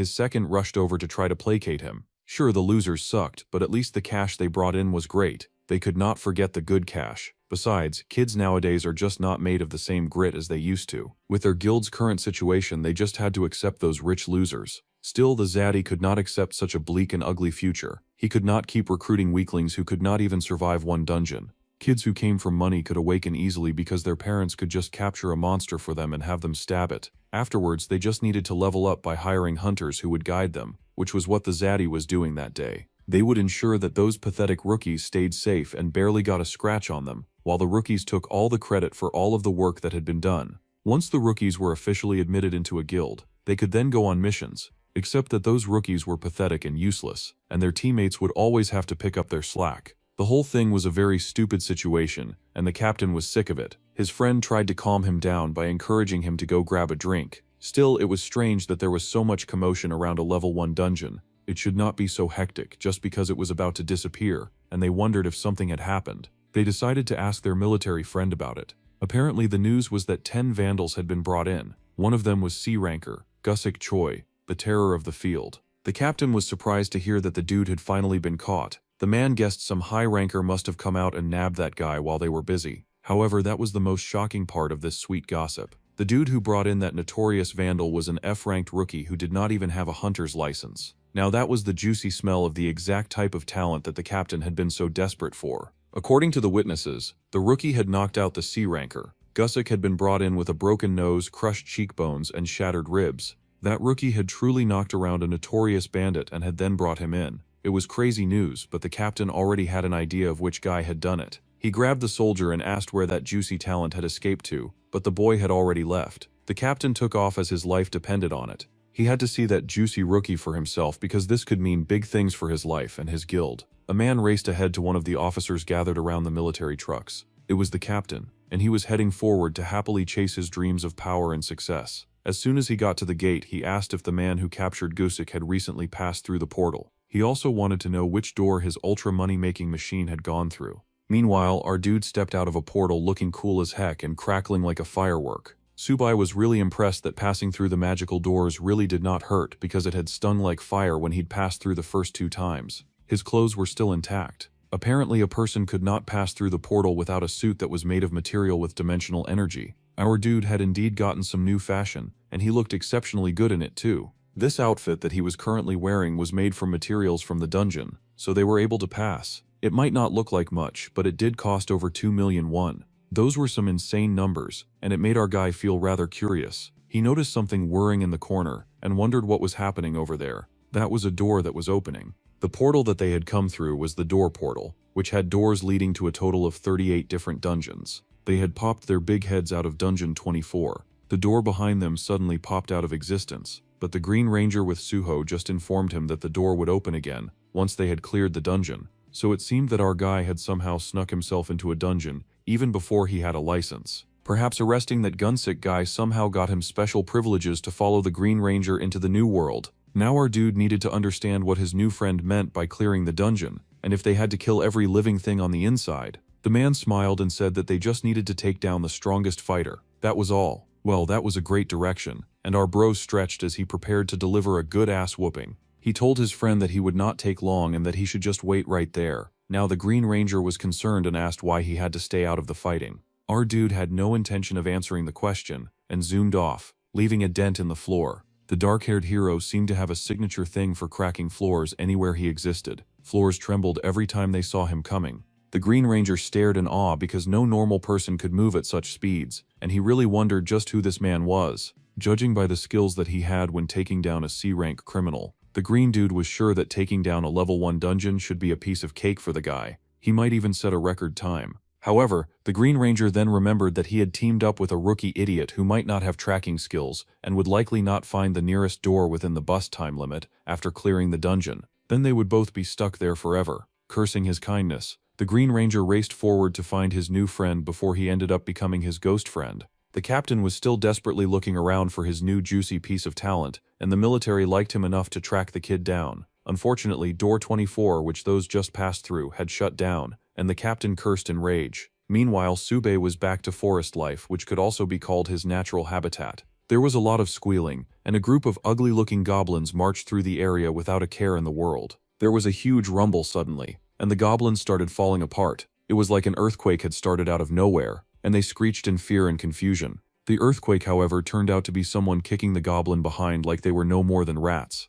Of course, the earthquake in question was none other than our dude. Now that he had properly thrashed the goblins, he noticed that their weapons looked pretty cool, so he grabbed some of those and decided to take them with him. He even tested out their worth by stabbing the poor creature that he was stealing from. Bro really had the audacity to complain that goblin blood stunk while he was tearing into them so that he could nab their red center. Only one of the goblins he had beaten up had a bloodstone, and that was such a letdown. At any rate, he did make plenty of money from collecting the Gusik reward, so he would not be greedy. Even more important than that was the fact that he was now very slowly leveling up, which was exactly what he was going for. Meanwhile, his friend had finally caught up, and he stared in horror at the absolute mess that our dude was leaving in his wake. He had lost count of just how many asses that dude had kicked. Fortunately, the Green Ranger could use his tracking skills to find the runaway hunter. He was able to find the dude because that unstoppable tornado was finally standing still while checking out his stats. He was a level 1 druid with 102 performance points. Our dude could buy some skills with those extra points, so he selected the beast taming technique. It would be great since he was so in tune with nature anyway. Just as he was buying that, some goblins popped out of nowhere to disturb his shopping trip. That was so annoying, so he turned around to smash them right away. Our bro was merciless in his technique, and he did not hold back for a second. Once he was done with smashing, he moved on to bashing and basically made quick work of those ugly wastes of space. His performance points popped up to 545 points just from manhandling those unlucky fools, and that was great news to our dude, because he wanted to level. Subai would have probably kept going if the system had not had another error. That was so annoying to him, and he wondered why the system was acting up a second time. They should have fixed their stupid bugs by now. He wondered what additional synchronization would be necessary, because his stats had been going up just fine. Just to balance things out, our dude decided to also get the tree spirit summoning technique, which was like a spirit enchanter ability. He sacrificed 100 points to get that one. He easily acquired the skill, and our dude immediately summoned the tree spirit. He wanted to see what that looked like. A huge flash radiated through our druid, flooding him with light as the tree spirit was given power. Then she appeared, a cute leaf girl who looked questionably dressed. Now that our dude saw her, he recalled seeing something like her back in the jungle. He had thought that was just a unique-looking firefly the first time. Well, now he wanted the tree spirit to hurry up and find the remaining goblins, so that he could kill them. The tree spirit could not be bothered about morality, and it instantly zoomed ahead to snitch. Apparently, the little spirit was going to transfer information to his head by reading the memories of the trees and grass. Subai wondered if his little spirit was kind of weak because his level was too low. The transfer speed was kind of slow, but he could live with that. While he had some free time, our dude flipped through his skills just to see if there was any improvement. Looking through his list, he had a search option that would allow him to scan the terrain and objects. He also had to track and obtain information through a minor trace, so he decided to burn all his remaining points to get the search and track option. Once that was bought, our dude got busy searching and tracking. Using the terrain feature, his ooze spread through all of the forest, and now he could track the creatures that he was chasing. Though it did seem like he had already murdered all of the goblins worth taking down. That was such a letdown. Our dude was just about to count his losses when he heard a weird growling sound coming from the distance. Now that sounded like something worth investigating. It was not a goblin. Now this was epic news for our money-hungry, manic, responsible brother figure, because he zoomed off in the direction of that sound like he had just struck gold. There were a lot of snapping twigs on the way to his target, but he came to a halt when he saw exactly what had made that sound. It was his good friend, the Green Ranger. And look at that. His friend had been so kind as to find the boss for him. The poor guy looked like he was struggling with it too. That beast was big but fairly better looking than the other goblins. Subai really thought this was the right time to make casual conversation. His friend was fighting for his life. The strong monster hunter scolded his new pal. He had told the Omega to wait for him to do all the hard work. Now that he had come out and had gotten into this mess, it was so like an Omega to disobey orders and try to do things by himself. Elf. The poor ranger was the one being hunted in that moment, so it was time for our dude to step in and save his ass. The wicked hero sure was taking his time getting to do that. The poor guy had to beg him to help. As soon as his ranger friend finally set aside his pride and asked for some assistance, that goblin got impaled. It got struck down so fast that the tracker could not believe his eyes. Within a few seconds, our dude had smashed that ugly thing right off his new friend. It was time for the battle to start. The hissing and spitting goblin leapt into the fight, refusing to be outdone by our guy. However, Subao did not even put in any effort when it came to taking that thing down. One kick sent that big and ugly creature flying right to the wall. Our guy was not done there. Before the poor thing could recover, it got sliced and diced mercilessly. The good news is that the immediate kill leveled up our guy. He immediately acquired 120 performance points, while scraping through the goblin's chest. Subai was starting to find this dungeon thing rather sweet, especially because it was a great place for racking up points. The ranger just stared, absolutely stupefied at our guy's raw strength. Our guy was busy leveling up while brutally murdering the goblin underneath him. He had now acquired 120 points just brutalizing that poor creature that could not fight back. The tracker stared in shock at how brutal his savior could be. He was effortlessly beating the green lights out of a creature that the tracker had been struggling with. Well, at a time like this, our dude figured that the door should be opening now, and the tracker nervously agreed because he did not want to be up next for a beatdown.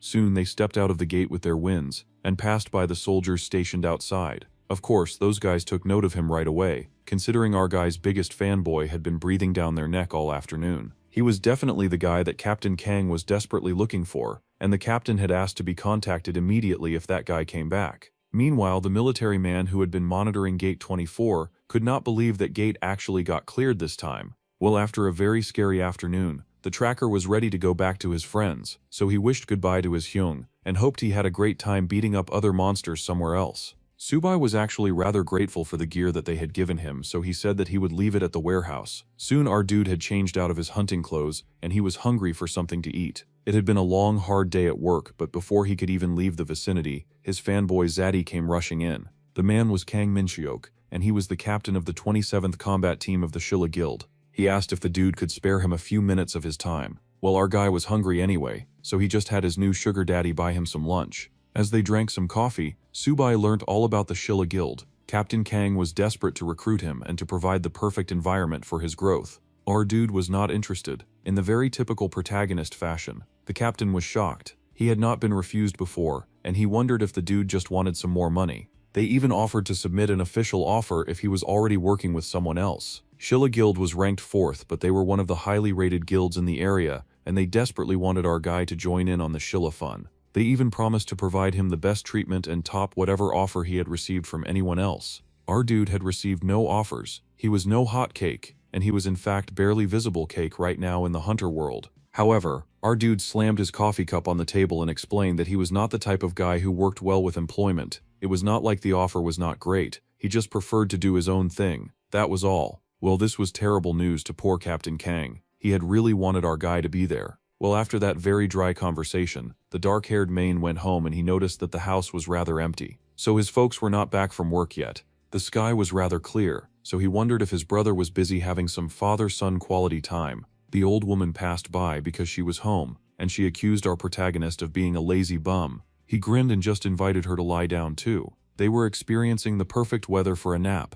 The woman huffed and said that she had to do laundry, unlike the bum who was lying around on the floor with his clothes on. Guilty conscience finally got the better of him, and the dude stood up to help the old woman spread the laundry. Our guy could refuse top-ranking guilds and beat up criminals, but everyone was weak to the power of a grandma.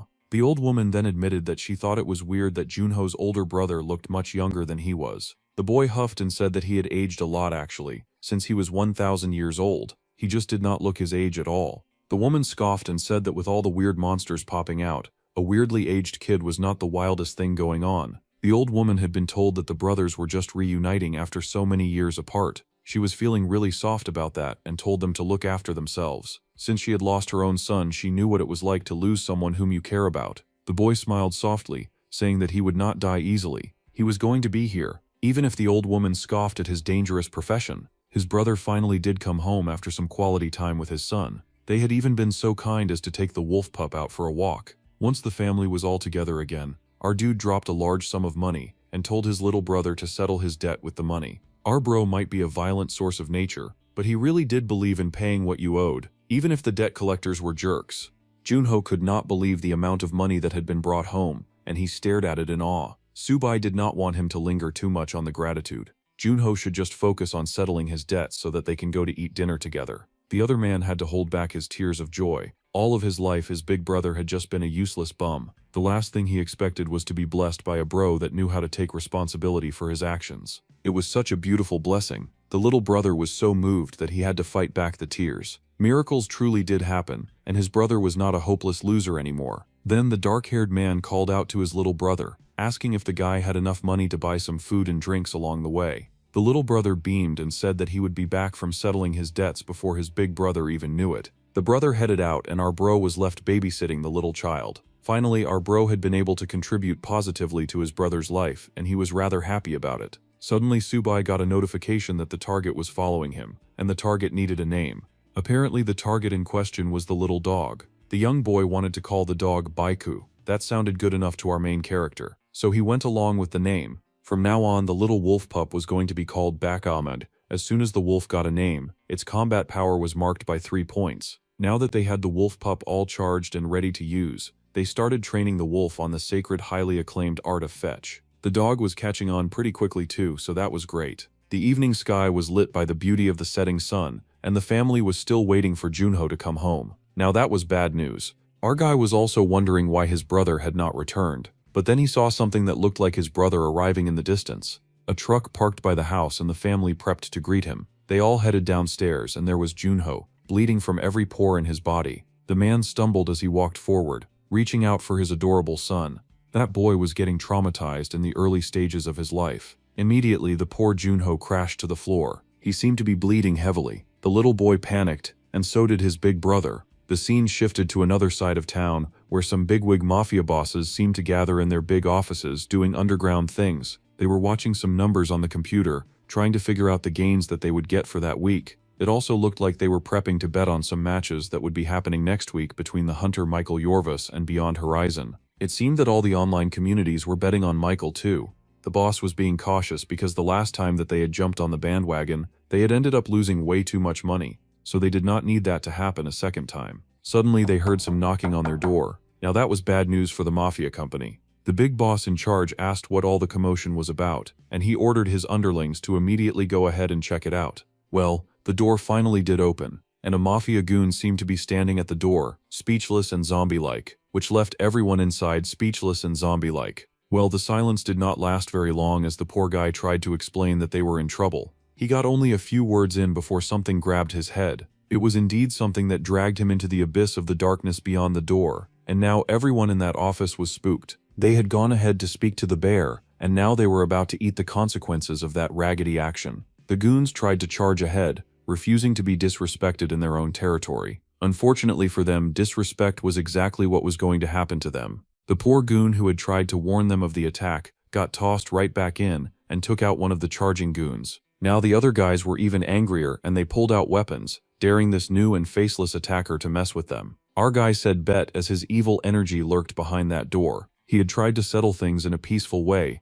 working hard to get his brother's money to pay back their debts. These people had treated his little brother like dirt. He was going to make them pay in blood. The unfortunate mafia people had played stab tag with the wrong hunter, and he stepped into their office hungering for nothing but vengeance. Our dude did not even pause to say a thing. As soon as he was through the door, he grabbed the door right off its hinges. That was when the mafia bros started rethinking the situation. They had not expected a door-swinging youth to come walking into their office that day, and they were even less prepared when he did in fact toss that door right on top of them. The men screamed in pain. There was glass flying everywhere, and they could not even dodge. They were violently unprepared for the level of beatdown that our guy was bringing to the table. People in that office got pierced by flying shards really fast. Our guy was not holding back and may have hit the floor. He was not done just yet. As soon as he put down that door, he got to bashing those people up like they were cheap goblins in a dungeon. He tossed them around like they weighed nothing. There were grown men flying through the air like rain. Embarrassing and scary for the other guys who knew that they would soon be next on the Air Express. Our guy beat and tossed those men like they were insignificant trash. Once he was done busting those guys, he turned his attention to the big man in the chair, using the fallen men like a carpet. The big boss was shaking like a little baby. He had no idea why this demon was in this office, but he looked like he was willing to do whatever it took to make him leave. Our guy stomped over to that dude, kicking aside the trash at his feet because he had a lot of words and punches for the big man in charge. Now Mr. Big Boss immediately asked his secretary if they knew who this man was, and exactly what kind of beef they had started with him. He needed the details immediately if he was going to have any chance of surviving this encounter. This stranger seemed like an awakener, but before they could theorize even more, our bro had already gotten to them. Immediately, Subai smashed their dirty little computers. One kick nearly put those two into cardiac arrest, and the boss cried out in pain, whining about how his legs were being crushed. Our dude did not even flinch at their screams. He hopped on the table, just to confirm that the big boss was named Kim Jong-soo. The poor guy was absolutely terrified to be the person that our bro was looking for. Well, our dude slammed his envelope on the table and informed that piece of shit that he had come to settle the debt of Park Junho. The big boss had no idea what to say to that. There was no way this overpowered jerk had beaten down all of his men in the most brutal way possible, just to give them some money. The boss knew without question that he was dealing with a maniac. The boss then accused our dude of manhandling honest working people. Now that was a joke. The boy fell silent, letting that old idiot think very carefully about what he had just said. Then he gave that old man a destiny-rearranging slap. In fact, Sugo figured that one slap would never be enough, so he gave the guy two just in case. They were supposed to be hard-working office people, yet they had beaten his brother near to death. He was really daring them to try and do the same with him. All they had to do was take the money and let his brother go. They had no morals to stand on, and he was going to beat every last one of them while giving them their money. It was so annoying to him that they had crossed the line that he kept slapping the sense right out of that poor boss. The dude could not even react. He was getting smacked like a cheating husband. Bro got slapped so relentlessly that at some point the poor guy started crying and begging for his life. He was getting smacked by hands that could tear apart a door. He needed some mercy here. Well, our dude was a reasonable fellow, so he paused and asked the boss if he was interested in settling the debts yet, or if he would prefer to get slapped to death. It was an insane way to die, and the worst part was that the boss was absolutely sure that our guy could do it too. The man begged to settle the debt. Never had he been in a situation where he was begging to collect money from a debtor. Well, since they were ready to be reasonable now, our guy finally stopped slapping them. Instead, he took a seat and monitored the poor suffering fellow, who whimpered and bowed his apologies. They had not realized that they had been beating up the sibling of a violent jungle man. All of the organization bowed and begged that they accept the payment from Park Junho. He no longer owed them any obligations, and he should consider all of his debts settled. Subai was not satisfied, and he told his new choir to say it louder. Those poor men screamed as hard as they could that they would never again collect any money from Park Junho. They were so messed up that they would probably jump into a river from fear if they ever even ran into Park Junho. That seemed to satisfy our bro, and he informed those losers that if he ever saw them anywhere near his brother again, he would come back and finish the job that he had started. They were all so grateful that he was letting them go alive that they bowed to the floor with their heads touching the ground. The poor pitiful fools trembled in the wake of this terrifying boy, and they really wished that he would hurry up and leave their office. They really kept their head to the floor until they were sure that he was no longer there. It turns out that the wicked boss was not about to let this go. He was going to call his top dog guys, and he was going to make them get revenge. Now he swore to kill both Park Junho and Suho. Meanwhile, Captain Kang had not yet fully given up on the juicy talent that he had found, and he was desperate to claim it. He went to tell his guys about it, and they all sighed because they knew what he was like. Since he was all excited, they asked what baddie got him this interested this time.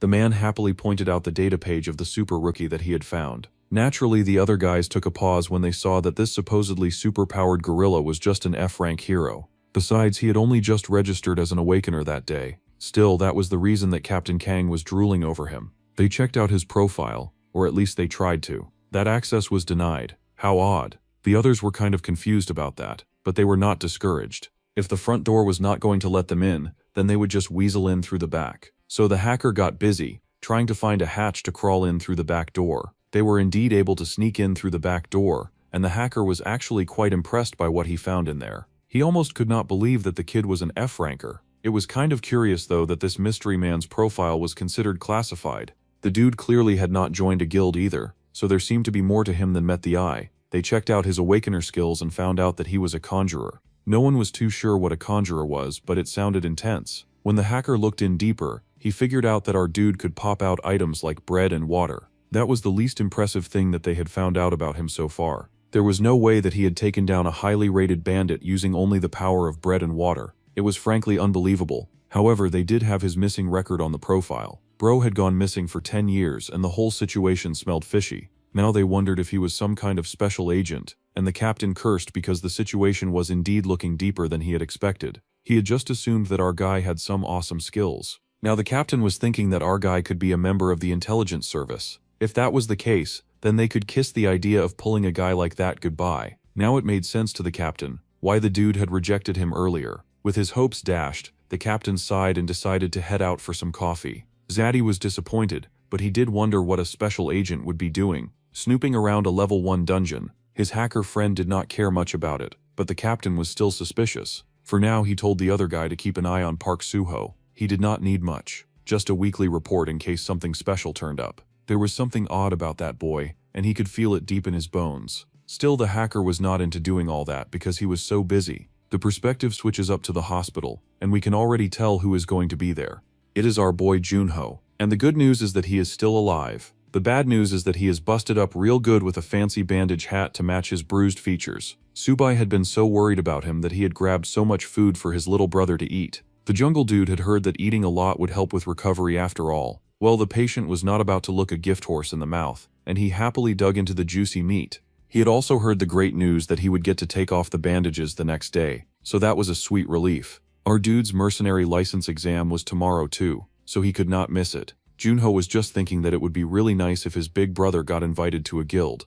Subai did not share the same sentiment. He had once been the king of the forest, dressed in the kind of rags that would make any normal person ashamed of him. Still, he could not imagine teaming up to become someone else's lackey. Our guy enjoyed his freedom way too much. Still, his little brother cared very much about his brother's future, and he even offered to go look for some high-ranking guilds. Our boy just smirked and said that would not be necessary, because he was going to be making his own.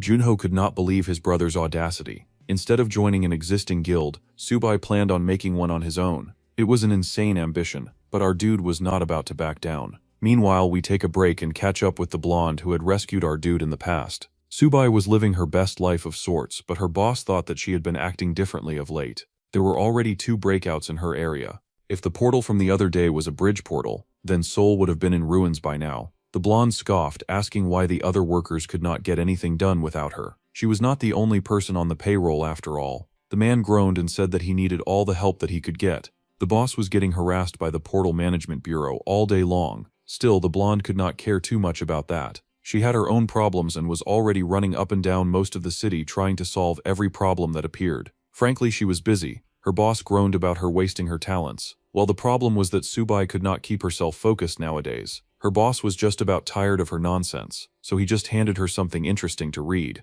The blonde checked it out and her nonchalance evaporated so fast.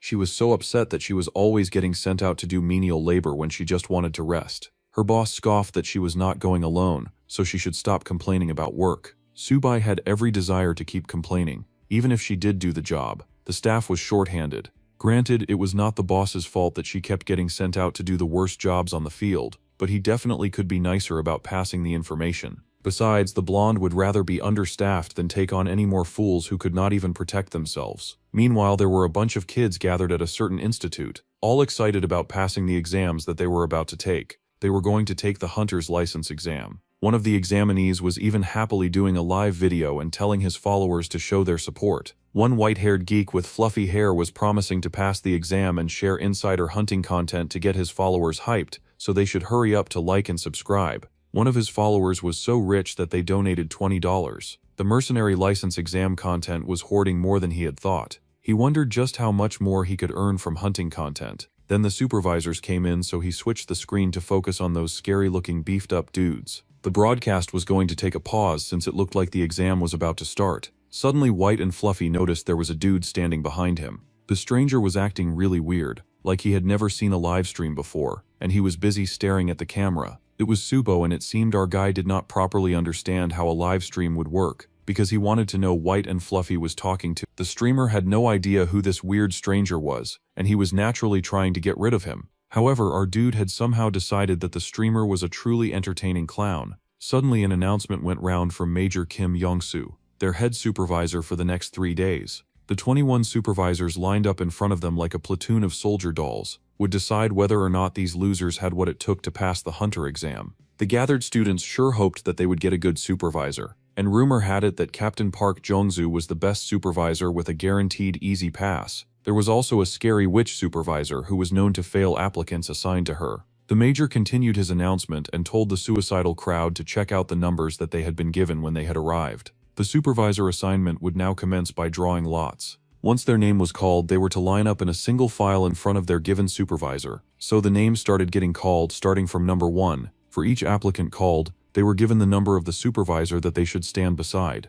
Some were thrilled by the news of their supervisor's identity, while others seemed reluctant about who they were given. As names got called, applicants hurried to find their supervisors, moving so as not to waste any time on this activity. Han Dong-soo was the fluffy dude, and he got assigned to Supervisor 15. Fluffy was not very pleased about that. It just so happened that our dude was also assigned to the Supervisor 15, so he would be in the same department as Fluffy. Our guy headed forward and saw an angry blonde supervisor glaring at the world. So this was the soldier that they referred to as the witch. The witch in question sure looked very familiar. It had been quite a while since Subai had seen the gorgeous blonde girl with the long and beautiful girl. She happened to take note of him too, but she did not really recognize the weird jungle freak until he smiled at her. How unfortunate that he was on her team. Once they were all assigned, all the applicants had to head into their respective waiting rooms and rest until further announcements were made. The applicants moved in a single file, surprisingly very organized as they hopped to the tune of their new fate. Some of them even discussed the supervisors that they had now, cursing their fate that they got assigned to some strict supervisors. Most of them were glad that they had not been assigned to the blonde though. Some of the waiting rooms even had a fitness gym that looked like a replica of the SPFC cage. Meanwhile, Fluffy was still very depressed about getting assigned to work with a witch. It was not a particularly high point of his day. He sulked that he had even bragged to his viewers that passing would be a breeze. Now he would be lucky if he did not get sent home first thing tomorrow. The dudes in room 15 already got busy picking out a locker and putting their things away. While our dude got ready for the exam, he noticed that Fluffy was sulking. Our big warrior seemed to have taken an interest in the fluffy little clown, so he asked the boy why he was feeling so down. Just a few minutes ago, Fluffy had been very lively, but now he was sulking, and the boy wondered why. Meanwhile, Fluffy wondered why Subai even cared that he was sulking. He had ended up in the same group as the weirdo who would not stop staring at his phone, and now that same weirdo was busy trying to be friendly. It sure was odd.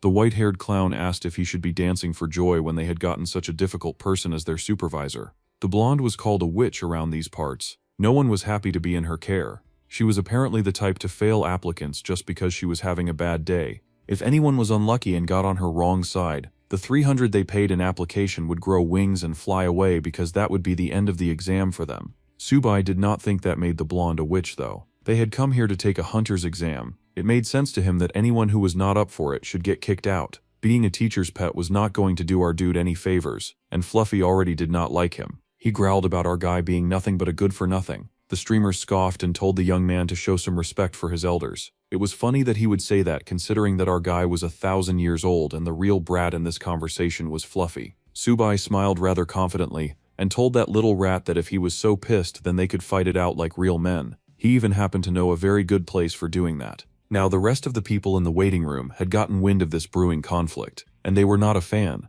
The streamer was not a fan either, but he was not about to back down and appear weak. Bro refused to be a pushover, so he was likely going to get beaten. To add fuel to the fire, Subai agreed that he did think that Whitey was a pushover as well. That was the straw that broke the camel's back, and just like that, Whitey was ready to brawl. Blondie finally got dressed and came out to check out the losers that she was supposed to be training, just to find the waiting room completely empty. Now this was confusing considering that she expected them to wait for her in there, so she wondered where on earth they had gone. They had gone to the gym nearby, some of the applicants admiring the cage. The place looked like it was designed to be someone's deathbed. The two fighters had hopped into the ring, and the others called out to them to do this quickly, or they could all get sent home. On one hand, they did not really care about getting sent home because Blondie had a low pass rate anyway. The white-haired loser was busy tooting his own horn in the net and yelling that he should have known not to pick a fight with him. Even though he did not look like it, apparently Fluffy was a rising boxing YouTuber. However, our guy was still lost, and he asked if a YouTuber was the kind of thing that got eaten, or something like that. Fluffy growled because he thought that our guy was genuinely messing with him. The gathered boys were hungry and starving to watch a fight, cheering on the violence and telling the boys to beat each other to a pulp. Fluffy was still doing his introduction as he attacked with a smirk, stating his hobbies as drilling manners into disrespectful kids like Suho. The white-haired dude even wished that he could stream this match and scoop at least 100,000 views. That incoming punch looked like fun to Suho, but the boxer was not paying attention. He was busy bragging about how he would not pay for our guy's hospital bills by the time that he was done with him. So, after talking that much smack, Mr. Video finally swung his punch. However, before any real fun could happen, Blondie showed up and ended the game. No one was happy to see her, but the feeling was mutual because she told those brain-dead losers to march right back to the waiting room like good little boys and girls. While the others raced back, she cornered the two idiots who had been planning to box their faces off in the ring, asking if they were that desperate to fail in life. Fluffy was not at all crazy about causing any trouble for himself, so he quickly apologized. However, Blondie said that only one person would be getting the blame, and it would be whoever failed the exam. Then, with an almost evil smile on her face, she asked those two to hop to it. The two boys were quite surprised by this reaction, but it was just as Fluffy had feared. Their teacher was insanely crazy. It seemed she wanted them to continue the match after all. Well, now that it was official, the YouTuber raised his fists and started talking smack again, boasting about how the black-haired guy was about to face the consequences of his actions. Subai understood the consequences of his actions a bit better than Fluffy, and he even apologized for how this was going to go down. Of course, Fluffy was not quick on the draw, and he still fully believed that he could beat up Jungle Boy. The smack that hit him was so intense that one could actively see the video boy rethinking the consequences of his own actions. That poor guy got smacked so hard that he hit the dust almost too fast. It was quite sad to see. The blonde stared in amazement. It seemed like it was just as she had suspected before, and there was something off and weird about this kid that she had scouted out.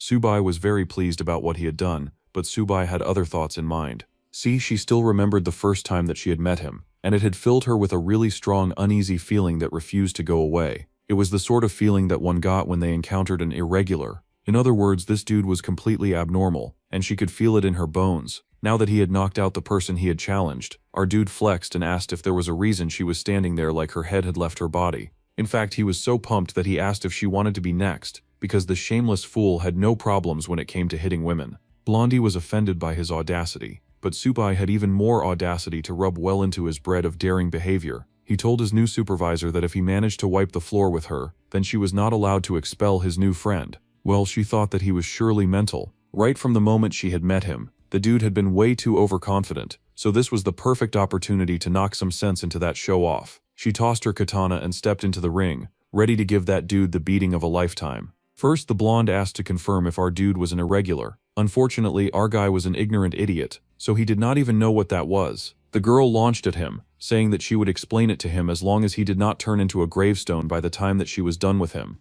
The battle was on, and our dude saw her attack coming in. Instantly, he grabbed her, using quick defense moves to block the attack. Again, Sudang attacked quickly, and boy did she mean business. Her hands moved, left and right, exploiting every gap and opening. To her awestruck surprise, not even that was enough because this dude was matching her blow for blow. It was unbelievable. Still, the blonde did not give up. She used her hands for attack and then her knees, smacking back and forth as she searched for a weakness in his defense to exploit. He was doing so well that the violent supervisor even promised to grant him a wish in addition to his request, if he truly could beat her. Saying that distracted the local idiot long enough that she was able to land a square kick on his jaw. It sent Subai flying. The boy fell back, but the blonde was still suspicious. She could feel it in her bones that something was wrong about this victory that almost seemed too easy. This dude was definitely hiding something, and she spun to figure out what it was, just to find our guy attached to the ring cage like a monkey. The dark-haired hunter leered in amusement, saying that the girl was way stronger than he had expected her to be. Now the blonde was getting nervous about this student who was still standing after taking her knockout kick. She did not even waste time asking any stupid questions. As soon as Suyang understood that our guy was standing again, she attacked without any hesitation. She tore into that dude with a mocking laugh, kicking him violently as she was sure that this could take him down. This time Subai did hit the ground, thudding like he had lost his grip. However, before she could heel slam him, he rolled. This supervisor was one very violent creature, in the way she did not even hold back or slightly consider her students. That was fine for Subai though, because he could handle her. The rain of blows ensued, coming from Blondie in full force as she maximized most of her power to defeat this irritating kid. Still, his hands moved quickly, dodging and blocking every shot. He could even predict the moves that she was yet to make, blocking and sliding as he easily guessed where she would end up. Living and growing with wild animals in the jungle definitely made his reflexes and danger senses better. Now that he had her locked and confused, Subai went in for the kill to take down the golden-haired lady. Blondie refused to be beaten. She resisted, putting up a shield to bounce the guy's dynamic punches away. Unfortunately, her shield was not strong enough, and it shattered. Still, Blondie had been able to catch herself after getting blown back, so that was another kind of win. Meanwhile, our jungle boy was having some sincere fun. It had been quite a while since he'd had a good and honest brawl between people who could understand, and people who could handle that kind of thing. Now the boy was going for the offense, and the blonde could not believe him. However, to Subaiwa, this kind of back-and-forth beatdown was exactly what fun looked like to him. That basically cemented the lady's suspicions that our dude was not a regular. It felt good to realize that she was not mistaking this feeling of unease. The dark-haired boy was coming in fast, ready to leap back into a fence and to fight his supervisor with all of his heart and mind, when she suddenly called a pause.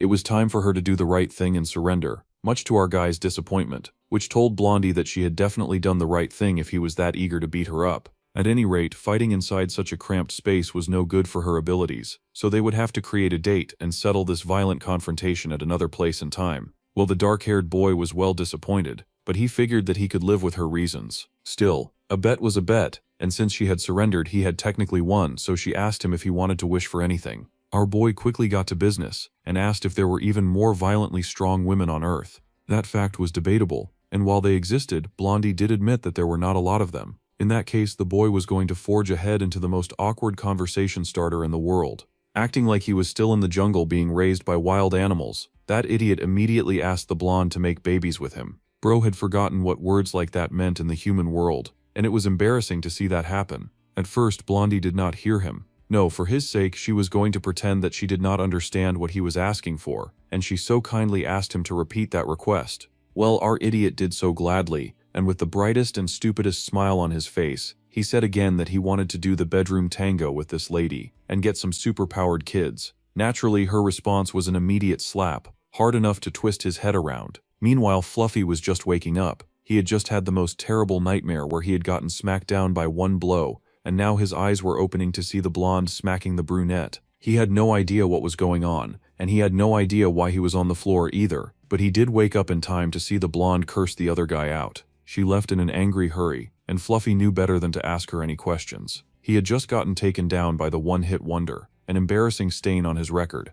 He was so lucky that there had been no one there recording, or he would never live it down. The gray-haired boy also remembered the rules of the game that they had started, and he whined, wondering if he had to go home now after paying that excessive application fee.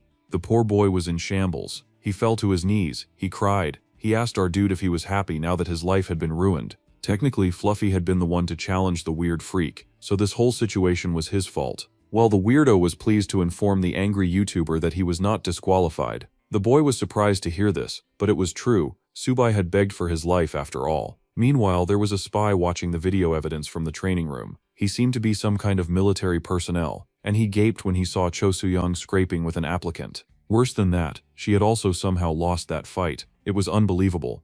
It was time for the two dudes to head back to their dorms, but Fluffy found that he was not quite done with starting something, because he could not believe that he was not getting disqualified. He had heard the rules before he passed out. However, Subai explained that he had asked her to overlook his disqualification. Now the gray-haired kid was baffled. Still, if Jungle Boy had done something nice for him, then he did not understand how he had woken to see the dark-haired kid getting thunder slapped into next week. Well, our dude was not about to tell his new person of interest that he had been violently rejected when he just wanted to mate. Fluffy still found it suspicious, but after a while his eyes widened as he leapt ahead to the absolute wrong conclusion and assumed that our dude was toughing out his slap because he had gotten hit for him. He thought Subai had let himself get smacked to protect a man. Yeah, our dude was only doing that kind of thing for his brother, if he ever had to, but Fluffy did not know that. The other boy was moved to tears. He had thought that our dude was nothing more than a headache, but now he could see that Subai was truly a real man. Quickly his attitude fixed up and he started calling our ultra-cool macho dude Big Bro. At least Subai had gotten a lackey. Suddenly there was an announcement as Park Subai was called to the supervisor's office immediately. Someone was in trouble. Our dude had no idea why he was being called, but he might as well go and investigate.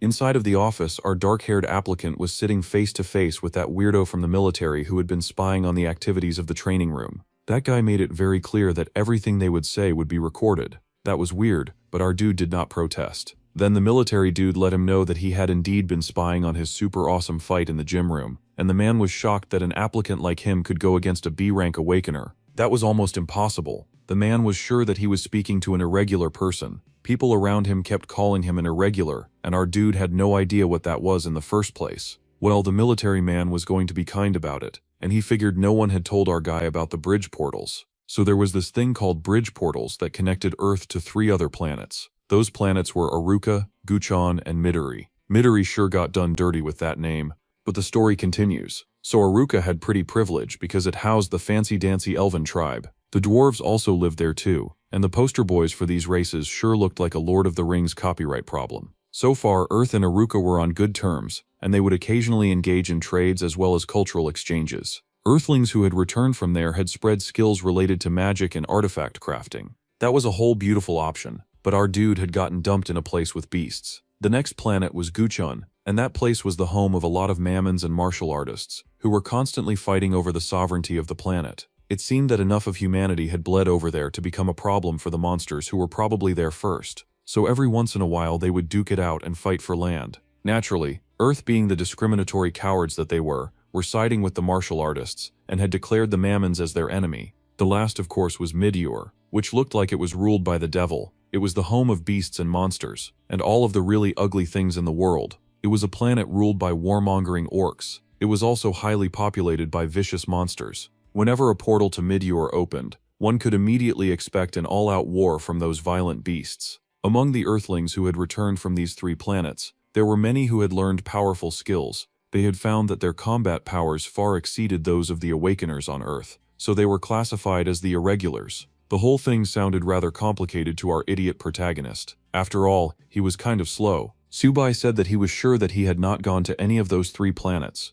even though his former home sure sounded a lot like Middle-earth. Then again, he had not seen a lot of goblins back there. It was mostly giant gorillas and wolves after all. Now this was curious to the military man, because if this guy had not returned from any of the usual places, then that would mean another planet existed, and they had not heard about it yet. There was also the chance that our dude was just another average dungeon returner. No, that also did not make sense to the military dude, because no F-rank dungeon returner could beat a B-ranker like Choi Soo-young. The military men then decided to ask about the hellhole that our dude had landed in. He had already told his crazy bald therapist, but our guy did not mind saying it again. He had stayed in a mysterious land surrounded by monsters for 1,000 years. The military man looked like he had just heard the worst joke that he had ever had the displeasure of hearing in his life. Now that our dude was done with his very brief and summarized story, the man told him that he could return to his waiting room. Bro had just heard the absolute most deranged tale he had ever heard. Yet, going by the miracle he had just witnessed, he wondered if that absurd story held any truth in it. Suddenly, a sergeant reported in, and the man asked the sergeant to take the role of the 15th supervisor. That did not look good for Sudong. It looked like she was getting fired. The military man sighed and said that she had to be replaced because she had run away. It sounded very unprofessional, but the man did not want to go into the details. Now that sounded suspicious. The military dude just wanted this new guy to monitor Sudong and give him a detailed report on him once the exam was over. Well, the day continued, and all applicants were advised to change into their outdoor attire and assemble at the training grounds. They all headed outside and lined up before their respective supervisors. But that was when Squad 15 noticed that their supervisor seemed to have transitioned into a man. She sure looked different without the boobs. All the students were shocked. So yeah, they caught on pretty quickly that Mr. Kim Sang-shik was not their Captain Soo-young, and he would be taking over the team from that moment on. This was the problem with places that had cameras everywhere. The minimum requirement for the day's physical exam was 9 seconds for the 100-meter dash, and 1 hour for the longest run of their life. Getting stuck in physical training was hell, especially for the hunters who did not even have physical boosting abilities.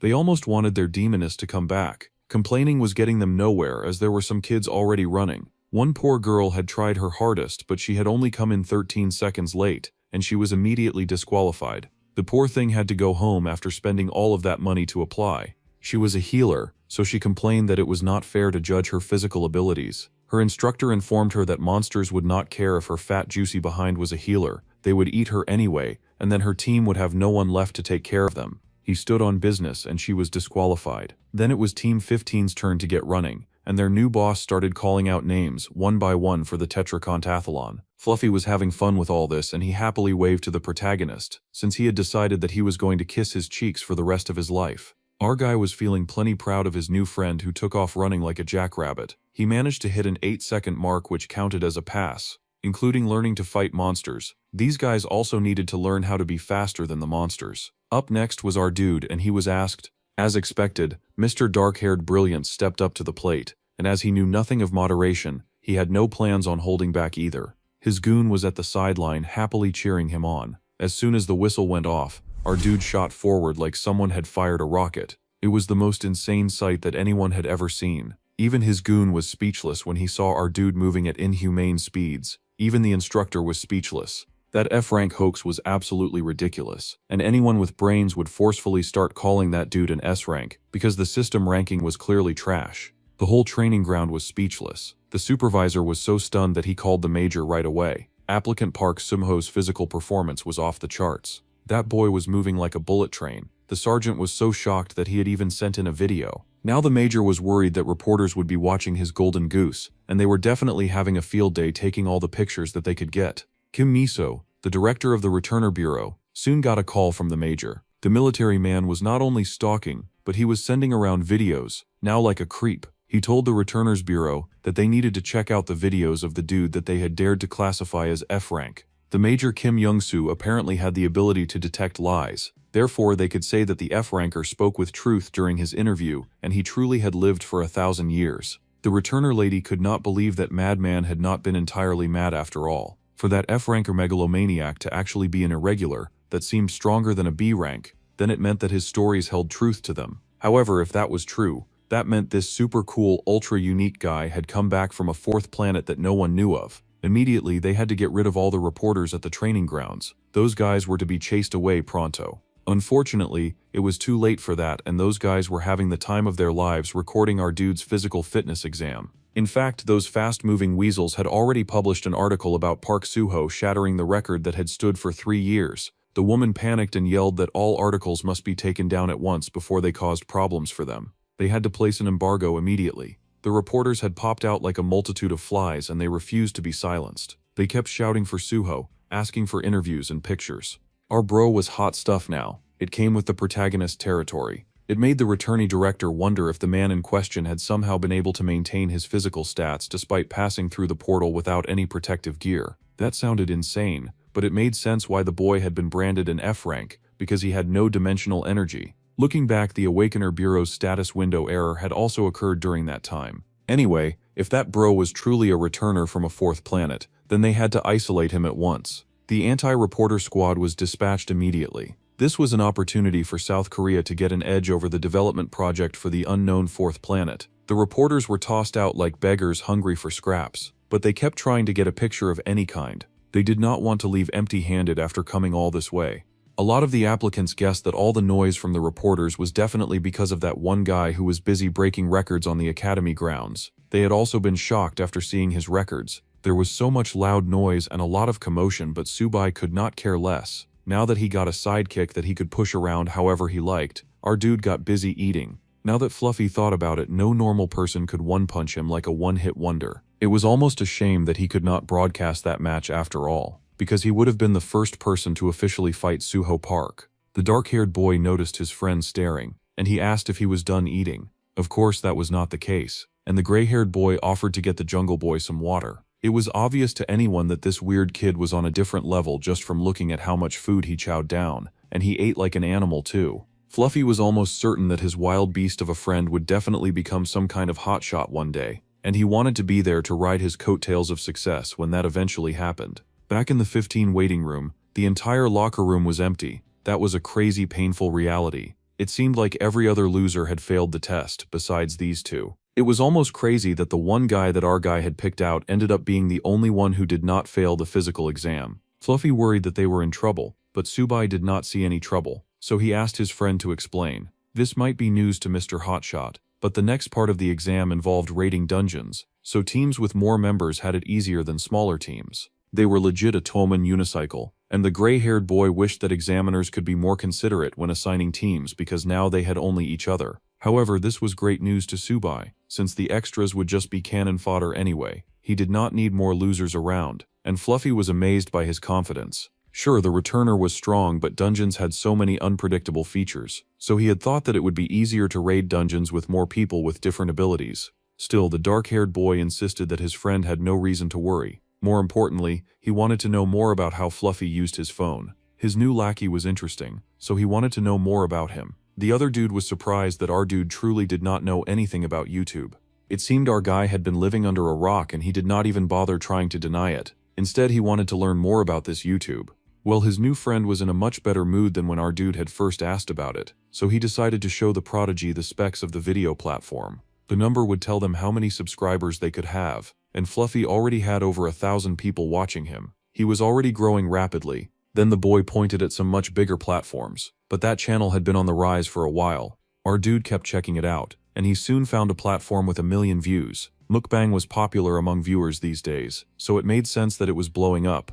That food looked absolutely delicious, and now our guy wanted to try it too. That greedy pig wanted some mukbang, and his new friend was still speechless concerning his voracious appetite. Now it was time for Fluffy to put his connections to good use, and he talked about how he knew a couple of mukbang YouTubers. If our dude was interested, then he could get the man to go live on one of their streams so that he could eat as much mukbang as he wanted. This was great news, and Subai told his friend not to forget this promise. Now that the streamer had found a way to be useful, he was getting compliments from our bro who thought that he was a pretty good guy. That was funny considering that Fluffy was thinking that the protagonist would make the perfect YouTube star. He was handsome, he had the perfect body, and he had even made it to the headlines by setting a world record. If he could prove his combat power in tomorrow's dungeon raid, then it would only be a matter of time before Subai became the #1 pick for all the guilds out there. Fluffy was thinking small and how he wanted to get this bro to join his livestream, but our dynamic hungry guy was 2 steps ahead. For the price of that dude offering to let him eat meat, he was ready to adopt the silly clown into his clan.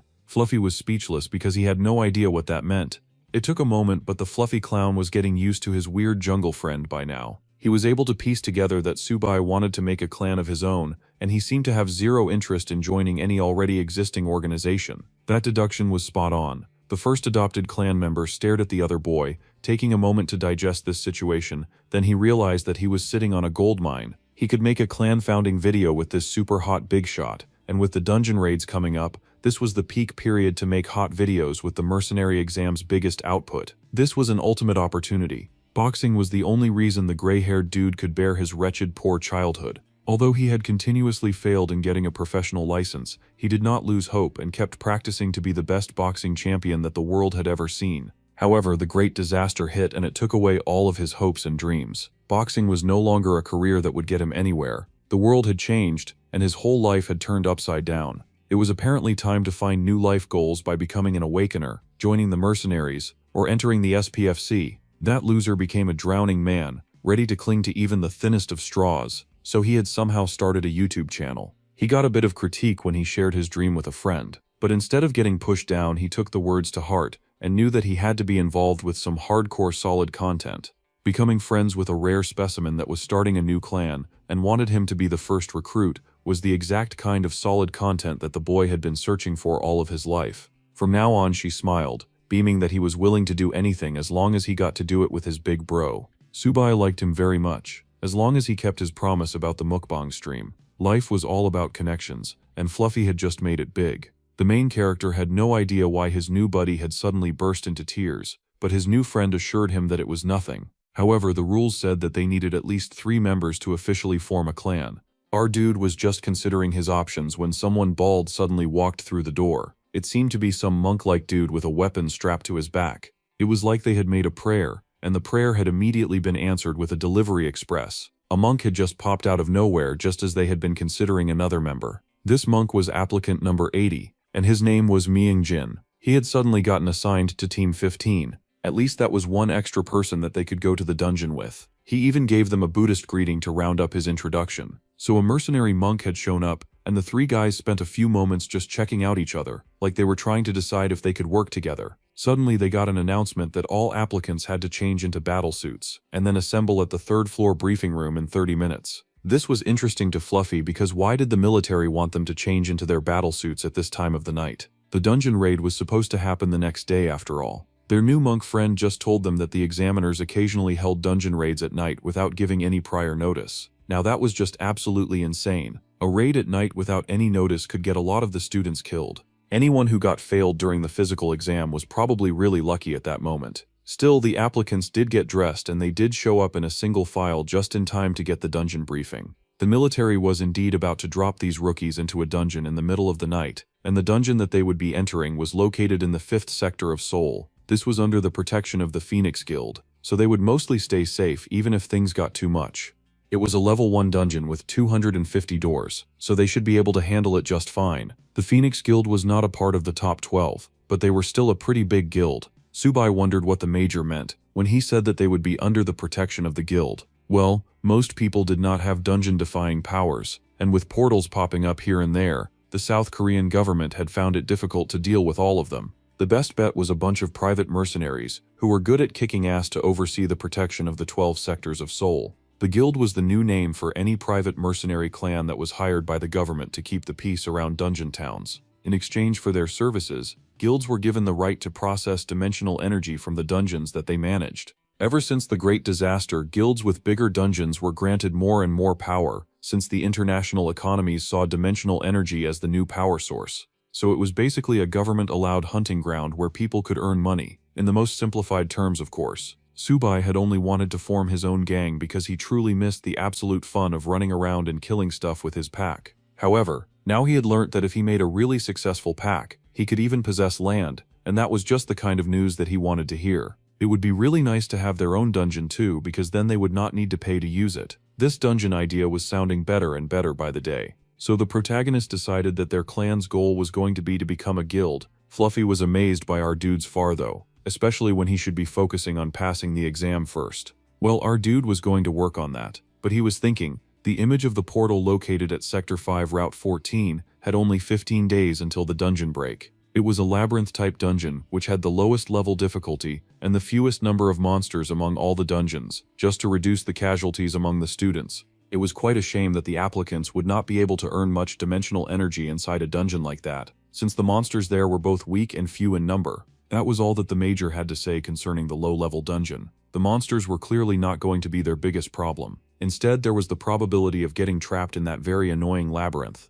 It was no wonder that people said that success on dungeon raids depended on skills. Now Fluffy sulked because he wished that he had a search skill. However, there was no reason to despair, because our dude who had the answer to every darn problem just so happened to have a search skill. The gray-haired dude could not believe that this dude had a skill that expensive before he had even taken the mercenary exam, especially since the skill book cost at least 30,000. Fluffy then began to wonder if our guy was one of those rich kids born with a silver spoon. Nah, our guy was just one of the super astronomically insanely lucky ones, with cheat codes.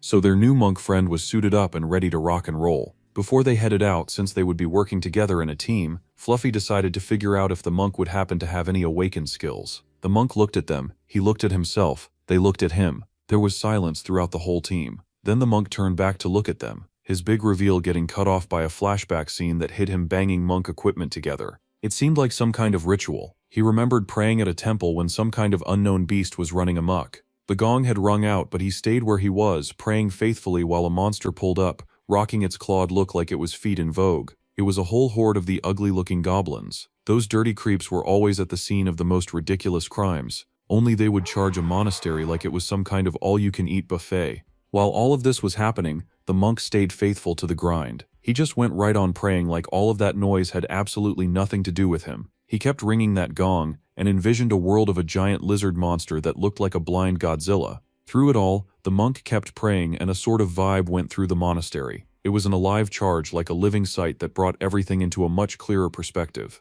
The goblins were ugly as heck, and their running forms sucked too. Everything they did, from the way that they moved to the way that they looked, was disgustingly ugly. Apparently those ugly two-faced fatherless rats had pulled up to the monastery, and they had been the ones to bring the rampaging dinosaur with them. The monk was going to keep right on praying when one of his brothers suddenly popped out and yelled for him to stop immediately. His elder brother Gungseo had just shown up, looking like he was about to take a dump in his pants, and Myungjin was way too calm about the situation. He asked his brother and Buddha what the rush was about, and the man yelled at the praying monk to take the chief priest and get out of that building immediately. The urgency in his tone snapped Myungjin out of his prayer, but perhaps it was also the horrifying sight of the freakishly large monster that had just appeared behind his brother and Buddha. It had truly been a moment of intense trauma, so mind-bending that he had basically blacked out after seeing such a terrifying sight. The monk seemed to have erased what happened after that from his mind, but when he returned to reality, the attack briefing had been concluded and he had not gotten any of that. His teammates still did not know what his abilities were, and it did not look like he was going to be able to tell them either. From that point on, they were going to move to the target point. That was where they would then begin attacking the dungeon as a team under their assigned supervisors. While they were moving, they had to make sure to read the manual and get accustomed to it. The major wished that all of the applicants would pass without a single failure, considering that they had gone through all the trouble to make the test as easy as they could, and they had kicked out any loser who could not run. As soon as the buses got to the portal, everyone was evicted. It was time for them to face the music of the reality that came with the job that they had just applied for. The applicants had to basically fly off the bus because sloppy movement was not tolerated. If those losers did not pay attention, they would surely not be coming back alive. Meanwhile, our dude's team was still taking their time getting out of the bus, and their team leader checked them out, just to make sure that they were ready to do the impossible. He had high hopes for the genius on their team. The extras with him were just a hit-or-miss situation anyway. The moment they all got into the field, they were to pretend like he was not there. He was only going to step in just in case the team was about to meet its unfortunate end. Their supervisor also reminded them that even if the team had a successful score,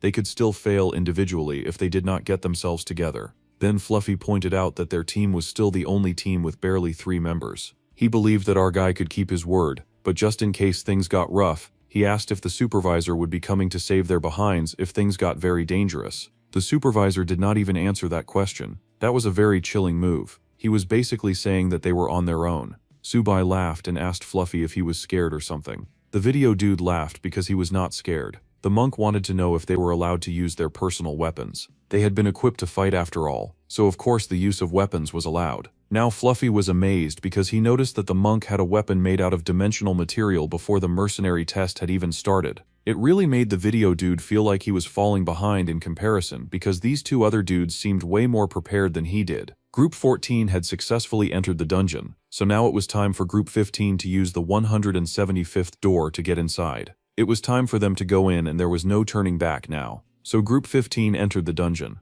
For the first few minutes, the 3 of them walked in silence, just surveying the area and looking around. The coward wondered why the super strong guy was walking in front, and he wanted to tell the guy to set up a perimeter. Then he panicked because he had just made noise, and that was a surefire way to attract monsters to them. He knew that he had lost some points for being the first one to make noise because they should have entered the dungeon silently and secured a safe zone before talking. Since he knew all of this, he should really silence his anxiety-ridden behind, or the monsters would find them and take them all out before they even had the chance to say a full sentence. The monsters were wasting no time too, because the dude had barely spoken before some skeleton-looking Grim Reaper demon popped out of thin air, with the hunger to kill. That creature could not believe its empty eye sockets when our dude put a hand on its head and just crushed that bag of bones to dust like he was nothing. Fluffy immediately put a new spin on his mistake, acting like he had made noise on purpose just to lure the monsters in and catch them off guard. It sure was a nice trick, and he was lucky that Supaw was here to take care of all of his problems for him. It seemed less like Supaw had hired a goon, and more like he had adopted a hopeless sugar baby. Fluffy sure was lucky that he was cute and knew about YouTube. It had all gone as planned. The gray-haired boxer then realized that his big brother was using the search ability while walking forward, all macho-like. That was true, but then suddenly the Jungle Boy sensed a disturbance in the force. Monk Dude had suddenly stepped on a trap door, and that seemed to activate something that echoed within the small chamber that they had just walked into. This was none other than a dangerous booby trap. It was kind of ridiculous that they were still called booby traps, considering that boobs were not even slightly involved when projectiles came flying from the sky to kill. It was the monk's turn to shine, and he grabbed the weapon at his back immediately. Since he had caused the problem, he might as well fix it. He recalled the memory of bullets raining down on the dinosaur-like creature that had attacked the monastery that day. That attack had been a life-changing event, with monks picking up weapons to fight back against the goblins. It looked like his friend had made it, though some of the monks found themselves trapped in burning buildings with the open roof, leaving them exposed to aerial attacks. Poor Myungjin seemed to be having a whole mental breakdown because he was sobbing about something being all of his fault. That monster had been decimated back then, and now in the present, the monk had whipped out his large tool and created a full moon whirlwind to protect the loser that was hiding behind him. Now it was the gray-haired boy's turn to gas up the monk, praising his amazing staff-wielding skills. Just then that cowardly idiot stepped on a brick that legit opened up the floor underneath them. Traps inside a dungeon were truly an annoying detail. On top of dealing with monsters, they had to deal with annoying and loud surprises that would only serve to attract even more monsters to them. The good news was that they managed to dodge the scary and sudden arrows. The bad news was everything else. Coward was groaning on the floor about how this was the worst, and he wondered if this was how his dreams would turn into bubbles. He was giving up way too fast. Things were not over unless they were all dead after all. The area was silent, but suddenly the boxer sensed something. There was a very uncomfortable sound of a creature coming right at them. Fluffy widened his eyes because things were about to get real, and he informed his seniors that they might have just pulled in some aggro. The monk apologized, explaining that his awakened skill was one of the area of effect taunt. The coward could not believe it. This meant that just about every monster would definitely be headed in their direction. Well, that worked perfectly for Subai, because he was not about to go searching for targets to kill. He would very much prefer it if those big beasts came right to him. He was looking for them anyway. Yeah, Having the targets come right to them worked perfectly for our guy, since he did not want to go looking for them anyway. This was not the reaction that the monk had expected, but he would go along with it. Subai flipped upwards, kicking like a superhero in a way that totally wowed both of his teammates. His #1 fanboy was in awe of him as usual. By the time Subai got to the top, he decided that he liked Myungjin after all, and he asked the other guy to join their clan. Just like that. Bro was as direct as his flirting game. The monk had no idea what they were even talking about. The dark-haired main had no diplomacy, no tact, and no bargaining skills. He just saw what he liked and tried to grab it. Anyway, they did not have time to dissect the main dude's very poor flirting game, considering that an army of skeletons was just charging right at them. The jungle boy activated his search abilities because it was super important to pay attention to where all the booby traps were located after all. The skeletons were running forward, but our guy was not about to be outdone, and he ran at those bones like he was a greedy dog.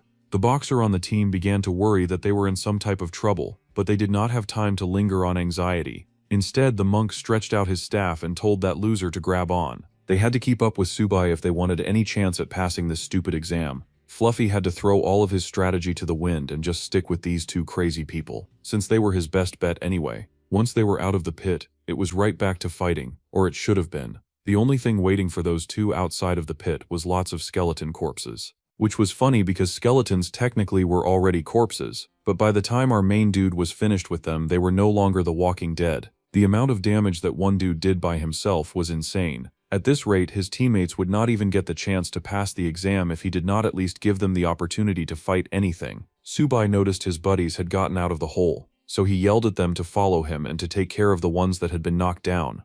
The two followed his lead immediately, feeling very impressed by his quick decisive moves and the insane way that he mercilessly took down the monsters. Now that they had a pattern to work with, the other two were finally seeing some ass to kick. As they fought, it became clear that our dude had found the booby traps using the search ability, and he was using this knowledge to keep his team clear of mistakes. This boy was progressing at an incredible speed, decimating the mobs using the booby traps to his advantage too. He was also making sure that none of his team fell for them, and he was a monster-bashing merciless machine. Even when some bones tried to take down Suwa with a sneak attack, the monk spared that stupid skeleton right to the wall with an amazing shot. As they continued to fight, it did not take long for the dark-haired dude to rack in 42 achievement points. There was a team returning from the dungeon as it was, and the military men were surprised to hear this because it had only been 30 minutes since they had sent those guys into hell. That dungeon normally took 5 hours for rookies to clear, and the military dude wanted to know if there had been some kind of accident. Of course, the miracle team was Team 15, and all of their vital signs were normal and intact. The team barely had a scratch on them as they followed their awesome leader out of the battlefield. Immediately, the military dude recognized the team that had Park Suho. The kid was a small celebrity these days. The supervisor got called immediately, and he asked why they were returning so early. The situation was that Team 15 had cleared the mission, much to everyone's disbelief and surprise. It had just been 30 minutes, but they had packed up so many bodies that one would think that they had unleashed a whole army inside that dungeon. They would understand once they had watched the video, but it would be difficult to measure their maximum stats in a level 1 dungeon, particularly because Park Suho had been on that team. That dude had also had a record-breaking performance inside the dungeon as well. That concluded their exam and the group was outside with their favorite video guy. Fluffy happily greeted his seniors and was introducing the daily lives of the Suho clan. It was time for the Suho clan to open up their vlog. The boxer wondered what would be showing his viewers today. Well, first, they would watch the recently uploaded Suho clan house tour video together. Now they would be introducing him to their Suho clan's Goshi one, which was a dormitory, where each individual had their own private room. The individual rooms usually came fully furnished, and without the need to worry about extra bills such as gas, electricity, or internet. Rent was cheap too. First, they would wear their clan's sexy cute nutritionist who was in charge of cooking. This sexy person was none other than the Granny Sukya, who was busy making some good food for the gang. Fluffy happily asked the granny to say hi. She was so darn busy that she did not have time for stupid show-offs bothering her in the kitchen. He'd better get lost or she would be slicing him up for dinner too, and serving up a special fish of his intestines. Okay, so Granny was a little scarier than our dude had expected. He was pretty sure that a few of those words were against the broadcasting code. His ears were bleeding just hearing it. Meanwhile, the youngest son of the house was wondering about some of the illegal words that had been used in that sentence. Fluffy went on, saying that the granny was a really nice person. She just sometimes sounded like a thug. Moving on, there was a Buddha statue in the office, because one of their followers was a devout religious person. The followers had not been able to meet Myungjin the last time, so Fluffy was happy to give them a treat. The Subai clan's third member had a taunt skill, and he was the master of the Bonglam staff art. They were going to meet their member right now. He happened to be chilling with Subai, so it got to be a 2-in-1. The monk in the fancy goggles was their third and really important member. Now that Myungjin was not carrying the weight of 1,000 traumas, he looked considerably happier now. He called the video dude to come and eat, but Fluffy insisted that the monk introduce himself first. Yeah, the monk was not really used to that kind of thing and felt pretty shy about it, but he did say that he lost a lot to the attacks of evil spirits. But with the staff of clarity that his elder had left behind, he was now doing much better. Before he could carry on with his introduction, something arrived. It was exactly the kind of thing that Subai had been expecting. It was finally what they had been waiting for, and the whole group rushed out to see it. The trio leapt into the transport truck, and as they traveled, the main dude looked up into the air and wondered what it was that was flying around for a while ago. He even wondered if he should destroy it. The boxer scolded him immediately. It was a recording auto drone and it belonged to Fluffy. He was using it to generate their peak content. Now that they were going to the quest area, in Area 4 Gate 30, they could see the blue portal past the barrier. Today was the historic day of the Suho clan's first official dungeon quest. Of course, Mr. Big Shot was still recording, and he told the guys that his awakened skill was video memory, so he was going to come back and upload a fresh new video as soon as the mission was done, so they could all look forward to it. Once they were inside, our team soon quickly found themselves surrounded by what looked like a cloud of bats. They had entered a bat dungeon, so that was a given. Since they were going to constantly be fighting together, it was important to know each and everyone's skills. Fluffy asked if anyone had any long-range skills. Well, that was curious, and Fluffy wondered how they were going to capture flying creatures if no one had any long-range abilities. That was when the monk said that they could leave that really difficult part to him. His team prepared to be wowed. Myungji prepped his summoning material and got busy praying. It sure was interesting to watch him go. He was using the perfection of the Transcendental Wisdom chant. That taunt ability of his was pretty good when it came to rage-baiting monsters to their death. The effect of that prayer was instantaneous. It was like the bats had not noticed them before, when suddenly they heard this aggravating, grating voice that lit up the fire of violence within them. The whole colony of flying monsters did a U-turn.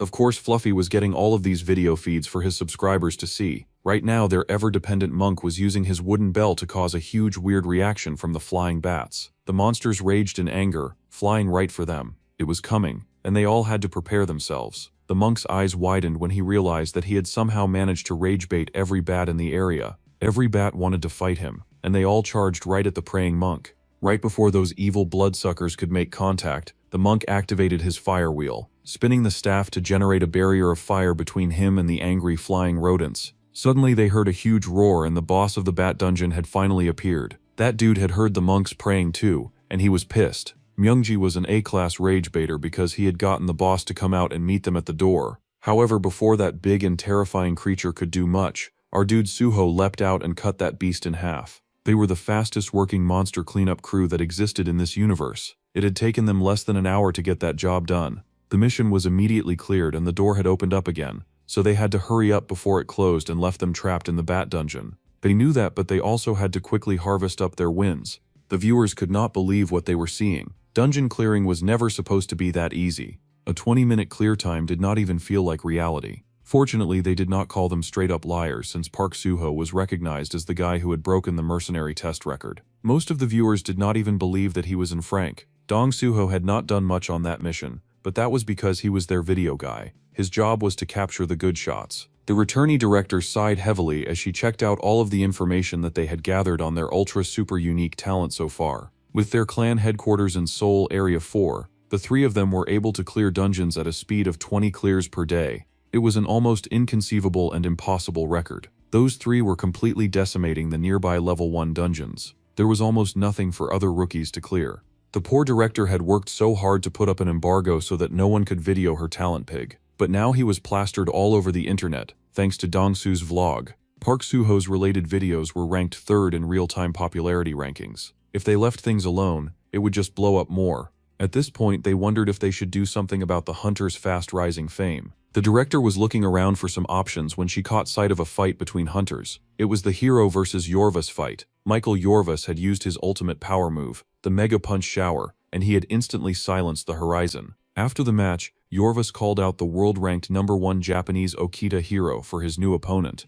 The director thought more about Okita Hero and Lee Sung-woo. The SS rank irregular was born in South Korea, They wondered what would happen if the country approached too hastily in the name of talent protection, and ended up having to deal with a second Lee Sung-woo case. That had apparently led to a nasty situation that led to everywhere in flames. The director was brought back to reality and she had made her decision. They were going to have to contact Park Soo-ho and his little gang. In fact, she was going to go over there herself. It was another busy day at the Soo-ho company, and the gang was chilling while other people went about their own days. Monk Myungjin had not come into work that day, and that surprised our guy because he knew that their lonely friend did not really have a temple to go to. Apparently the monk was living in Seoul with the temple family that had survived that day. Still, it was difficult to go hunting without him because their hunting efficiency would go down. That was when Junho brought up the very unique and fantastical concept of rest. It was not by force to go charging around town trying to kill everything. The monk could rest, and they could rest too. Their clan had already qualified to renew their level 2, and their bank had gathered up to 140 million won. That was a lot of money. And the young Dongsu was excited to hear that. This meant that they could take on level 2 dungeons now. Fluffy was excited about all this because he had done nothing but gather blood crystals in every dungeon, but his account had already built up to 20 million won in 3 days. It was crazy considering how small his viewers had been when he had first met his crazy friend. Sometimes it was important to give the crazy people a chance. If they could target level 2 dungeons from now, he was sure that his viewership would skyrocket. Just thinking about how many donations they could get had the gray-haired boxer grinning from ear to ear. Our dude had gathered over 3,000 achievement points, so he had used them to buy some miscellaneous skills. Now he could see a lot of weird things. Since the monk was not around today, he supported his brother's decision to rest. They had done well considering where they had started from, and breaks were necessary to ensure a good work-life balance. Since everyone was resting, Junho was going to take Gunwoo and the Granny Sukya to a nearby park. Thanks to the random shopping that our dude had done, every time he looked at people a small screen would pop up. He could see the combat power level, and he could also see the empty power levels of people who had not gone through any awakening. Our guy wondered if dogs could awaken like humans did, especially since the little wolf pup had a pop-up screen with a combat ability. The younger brother had been repairing his truck a lot since he sort of served as their driver, transporting them from dungeon to dungeon. The young brother laughed that it was hard enough finding the replacement pieces, but fixing them all the time was definitely a huge cause of stress. In this case, the big brother told his little brother to go buy a pickup truck then. They had the money to afford a better means of transportation, so there was no need not to spend it. Junho could not believe his good luck. His brother smiled and said that he wanted his brother to spoil himself. In fact, Junho could even take the dog with him. The two brothers went out to go buy a pickup truck, a nice and brand new model.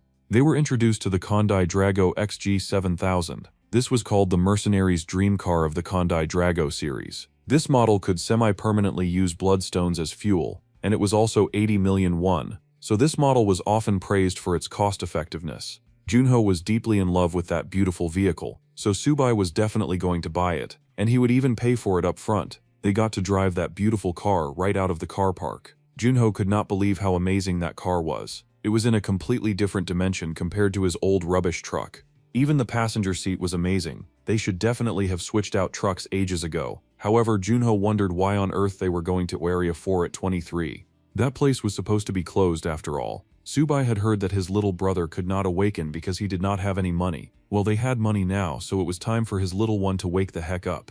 As the very first and most important member of our guy's clan, he was going to need his little brother to stop getting beaten up by every random person who had beef with them. Junho was a little confused about that, so his big brother spelled it out for him. He was going to awaken one way or another, and he was going to do it today. The little brother was absolutely stupefied. Well, they soon got to that very special area, and it was abandoned, as dungeon areas tended to be. There were not even any soldiers around, so it should be a rather low-risk area. Junho was nervous, and so was the little wolf pup because he started to growl right away, looking even more wolf-like than before. Beiki could smell the rich scent of the enemy they were going to fight. That piss smell was definitely from a goblin, and the wolf pup had a bit of bad memories when it came to those scaly freaks. The little brother was feeling very nervous about all of this. The poor guy was a coward at heart, and he asked his big brother if they could just leave. Subai could understand him because he had been pretty scared too when he had woken up on that monster planet, but it was now time for his baby brother to grow some balls. Our dude opened up the car door, telling his little brother that he would be back soon, so Subai should just wait in the car with the dog. The little coward was really second-guessing about the whole arrangement, and he wanted to beg his brother to stop, but the super-powered monster-killing machine had already taken off. No matter what it took, our guy was going to make sure that his brother stopped being a wuss that very day. Meanwhile, in a completely different building, someone was checking out the videos of the Subai gang. specifically the one that had been taken during the Bat mission. The thugs from the mafia house that had gotten roughed up had never forgotten that guy, and they absolutely hated him. He was an irregular, so his combat level was also unmeasurable. If he were at that level, then even the mafia dudes were not stupid enough to think that hiring an assassin would stop him. That guy would just march back and give them a second ass whooping. Even so, they really wanted to get revenge for that absolute humiliation that they had suffered at the boys' hands. The boss sighed and then asked for a list of the guilds in Area 4 that they had been funding. There was Assistant Manager Choi to be considered as an option, and that made the boss beam. They were sure that if they sent in that guy, then erasing an irregular would be an easy piece of cake. They had never forgotten how that one guy had erased 6 of their enemies with bad credit last time. Now that they had Suho's next victim in mind, the first thing they did was to contact him. They would pay whatever it took for the slightest dream that they could possibly get back at the kid who had walked into their office to beat their ass for free. Meanwhile, back at the Suho residence, the old lady made her way home at a snail's pace, walking in the pouring rain without an umbrella. Forget about buying a car, they needed to buy that woman the basic necessities, because she did not even have a raincoat on. As the old woman made her way home, a car suddenly pulled up right beside her. The old woman had no idea who it was, but fortunately it was not an assassin. It was the returnee director, and she asked to confirm that the old woman was called Lee Sukyua. They had come from the Returner's Bureau, and their desire was to speak with Park Suho. Meanwhile, back at that very secluded area where Junho was waiting in the car with the dog, he worried because he could not see anything in that mist. The downpour had suddenly started and it felt like half an hour had passed. The poor coward really wanted to go, and he hated being stuck in the car for hours like the getaway driver at a crime scene. The wolf dog still had all of its hackles raised, which was not making the younger brother feel any better about the current situation that he was in. Suddenly there was the ugliest face of a goblin slapping against the car window, and Junho's soul nearly hopped out of his skin. Fortunately, it looked like the creature was half dead and it just slid down the window in a very pitiful manner. Subai was back and he had scared the sense out of his brother. The poor boy looked like he was expecting to get jumped. Now that the dramatics were out of the way, the big brother told the other to hop outside. It was time for him to awaken. Lying around on the floor outside was a half-dead goblin. The creature was really ugly, and Junho was really scared. However, he was not escaping from this moment. Subai told his little bro to follow him while he was killing them. He even gave his little brother a weapon to use. Now the little guy was full-on panicking, and he whined about needing his big brother to slow down. This was all moving too fast. It was his Grossum Ball's graduation party, but the poor coward was not yet ready for such an intense upgrade. The poor boy did not see why he needed to awaken. Sure, having an overpowered big brother was great, but having a loser younger brother was not great at all. Even Dongsu could hold his own in certain dungeons. Junho needed to grow some balls so that he could stop slowing them down. Besides, they lived in a world dominated by monsters, and Suho needed his brother to be able to defend himself, or at least be good at running away. Heck, if the only talent he did unlock was running away, then at least he would be gifted at something. The weak would not survive in this world, so the big brother instructed his little brother to kill that beast quickly, and to put it out of its misery. The poor baby was terrified, but the puppy was showing even more grit than the adult human man. Sorrows and prayers to Junho, but he had a baby to look after. It was necessary for him to awaken. To help speed things along, Subai gave Bakugo the permission to get in some revenge bites while they were at it, and the dog was eternally grateful. Instantly it tore through that pitiful monster, ignoring its struggles as blood splashed all over the place. If a puppy could do it, then the coward should be able to do it too. The pup got in some good bites, but he was still too tiny, and the goblin seized his head. It looked like it was going to kill their pup, and the baby was too young to stop it. If the coward continued to do nothing, then his son's pet was going to die. Life was full of difficult choices and difficult moments, and none of those moments would get solved by the younger brother crying like a little baby every time things got hard. He had to kill that stupid half-dead monster, or he would never survive in this world. Subai was not about to stand back and let his own brother die just because the loser was a wimp. That coward was shaking like he had been asked to kill his own mother, and the goblin was thrashing and howling like a wild monster. It probably would have been kinder to give Junho a much longer weapon because all he could focus on was that monster's teeth. Junho was taking forever and a day to kill a stupid dying beast. If he were not such a coward, then maybe he would have made something of his life by now. Subai was handing him the easiest task ever. He just needed to take a step forward. Sure, killing things was hard, but everyone had to make sacrifices when it came to protecting the people that they loved. With a scream of fear and rage, the little brother charged and finally sank his dagger into the body of that pathetic dying beast. The goblin twitched, but it finally had to let go of the wolf pup, and Junho had officially saved his first life. The first stab was the hard part, but now the little brother had to do it again. The coward was screaming louder than the dying goblin as he went to town on that creature. He could not stop until it had officially taken its last breath. Finally, our coward had grown some balls, even if he had sort of traumatized himself to do it. Bro was panting as he had just lived his worst nightmare, and that made him forget how to breathe. There was blood on his hands. It was the first time that the little brother had this much blood on his hands that was not his own. Then his brother commanded him to pick up the knife. Junho was so pathetic. He cried to his Hyung and explained that this was something that was really difficult for him. Perhaps taking life was not Junho's specialty, and he was the healing type. Unfortunately, there was only one way to find out, and it involved picking up that knife. If the man did not kill, then he would die. Ironically, just as our dude said those words, a live goblin showed up, growling and looking for a fight. It seemed that it wanted to avenge its fallen brother. That was a great opportunity, and Subai told his bro to follow him and kill all the goblins that he left in his wake. They did not have time to debate the moral complexities of killing goblins when lives were at stake. Subai walked ahead and Junho watched his brother walk away. It reminded him of when he was younger and those bullies had been beating him up. Bro had been a victim since he was a young boy, and he recalled how the bullies laughed that his brother was walking away. His brother had never contributed anything to his life back then, and once again he was watching his brother leave now. Tears fell down his face, and the little brother hated the truth. However, the truth remained that his whining needed to stop.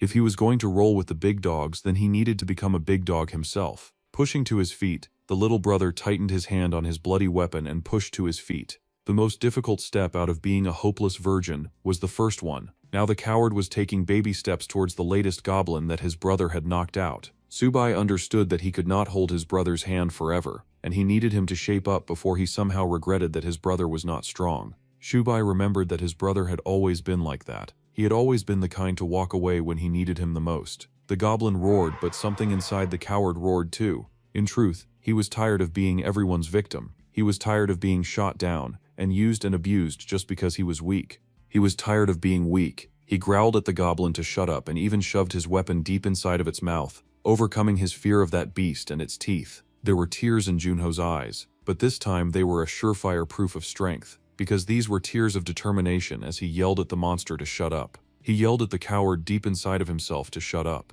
That day Junho was going to get reborn as something new. He was just not sure what. His weapon sliced through that creature like it was pie, leaving a rather bloody mess on the floor. He stabbed that creature again and again and again, taking out all of the frustration that had sort of built up inside of his tiny little body. He needed that goblin to die so that he could step into his new life. He killed the weak little rat that lived deep inside of him. Dang, goblins sure bled a lot, and they were pretty hard to kill when you were just an average person who had never had to fight a monster before. Now Junho was all covered in blood, and he looked like he was about ready to start his new serial killer life. The poor guy looked kind of deranged now. He was going to need a lot of cuddles once he got back home. Bro had barely recovered from that last kill when a goblin suddenly ran up at him. Junho turned, alert as the monster came to him, and it led to one of the coolest shots in the series because that beast got instantly outmugged by the former coward. The goblin wanted to stop the dude from using his weapon, and they both toppled over. But this was Junho's third goblin of the day, and he was quickly getting into the swing of things. The swing of things meant that the little brother sure looked like he was going mad. He was not tearing into these creatures as fast as Suho did, but he sure was finding his own violent rhythm. He stabbed through those ugly-looking beasts with manic precision, fighting and stabbing and screaming.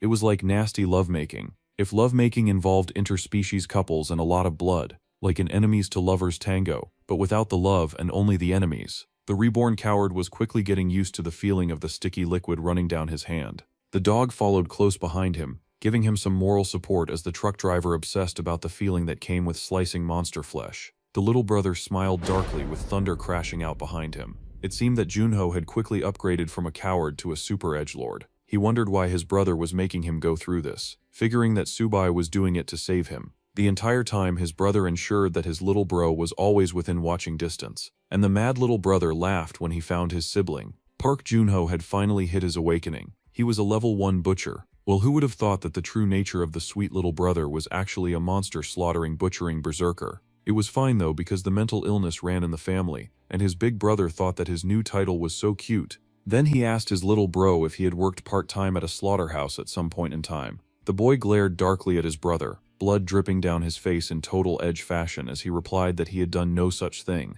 Bro had probably been too scared to hurt a fly before his awakening. Junho was the kind of quiet kid who usually showed up in class with a gun after he had been pushed too far. Subai considered this information and then he called his little bro to come join him up on the roof. Laughing madly, his little brother made it all the way up there. While the little bro had been struggling with a goblin or two, his big brother had really packed up a whole association of them. Forget an association, it was like he had discovered an anthill and emptied out an entire goblin nest. They had done good work that day, so it was time for them to go home. The two returned home like they were children who had snuck out of home, and now they had come home to face the consequences of their actions. They were not home just yet, and Subai had actually gone to his favorite receptionist. See, the Jungle Boy was excited to register his little brother as a hunter since he had awakened just a while ago. Jungle was given the F rank for now, but he could clean himself up in the shower room after he had received a quarantine inspection. They could go up to the dimensional energy measurement room on the 3rd floor too. The little brother dragged his dirty blood-soaked behind after his big brother, but he wondered what the receptionist meant by energy measurement.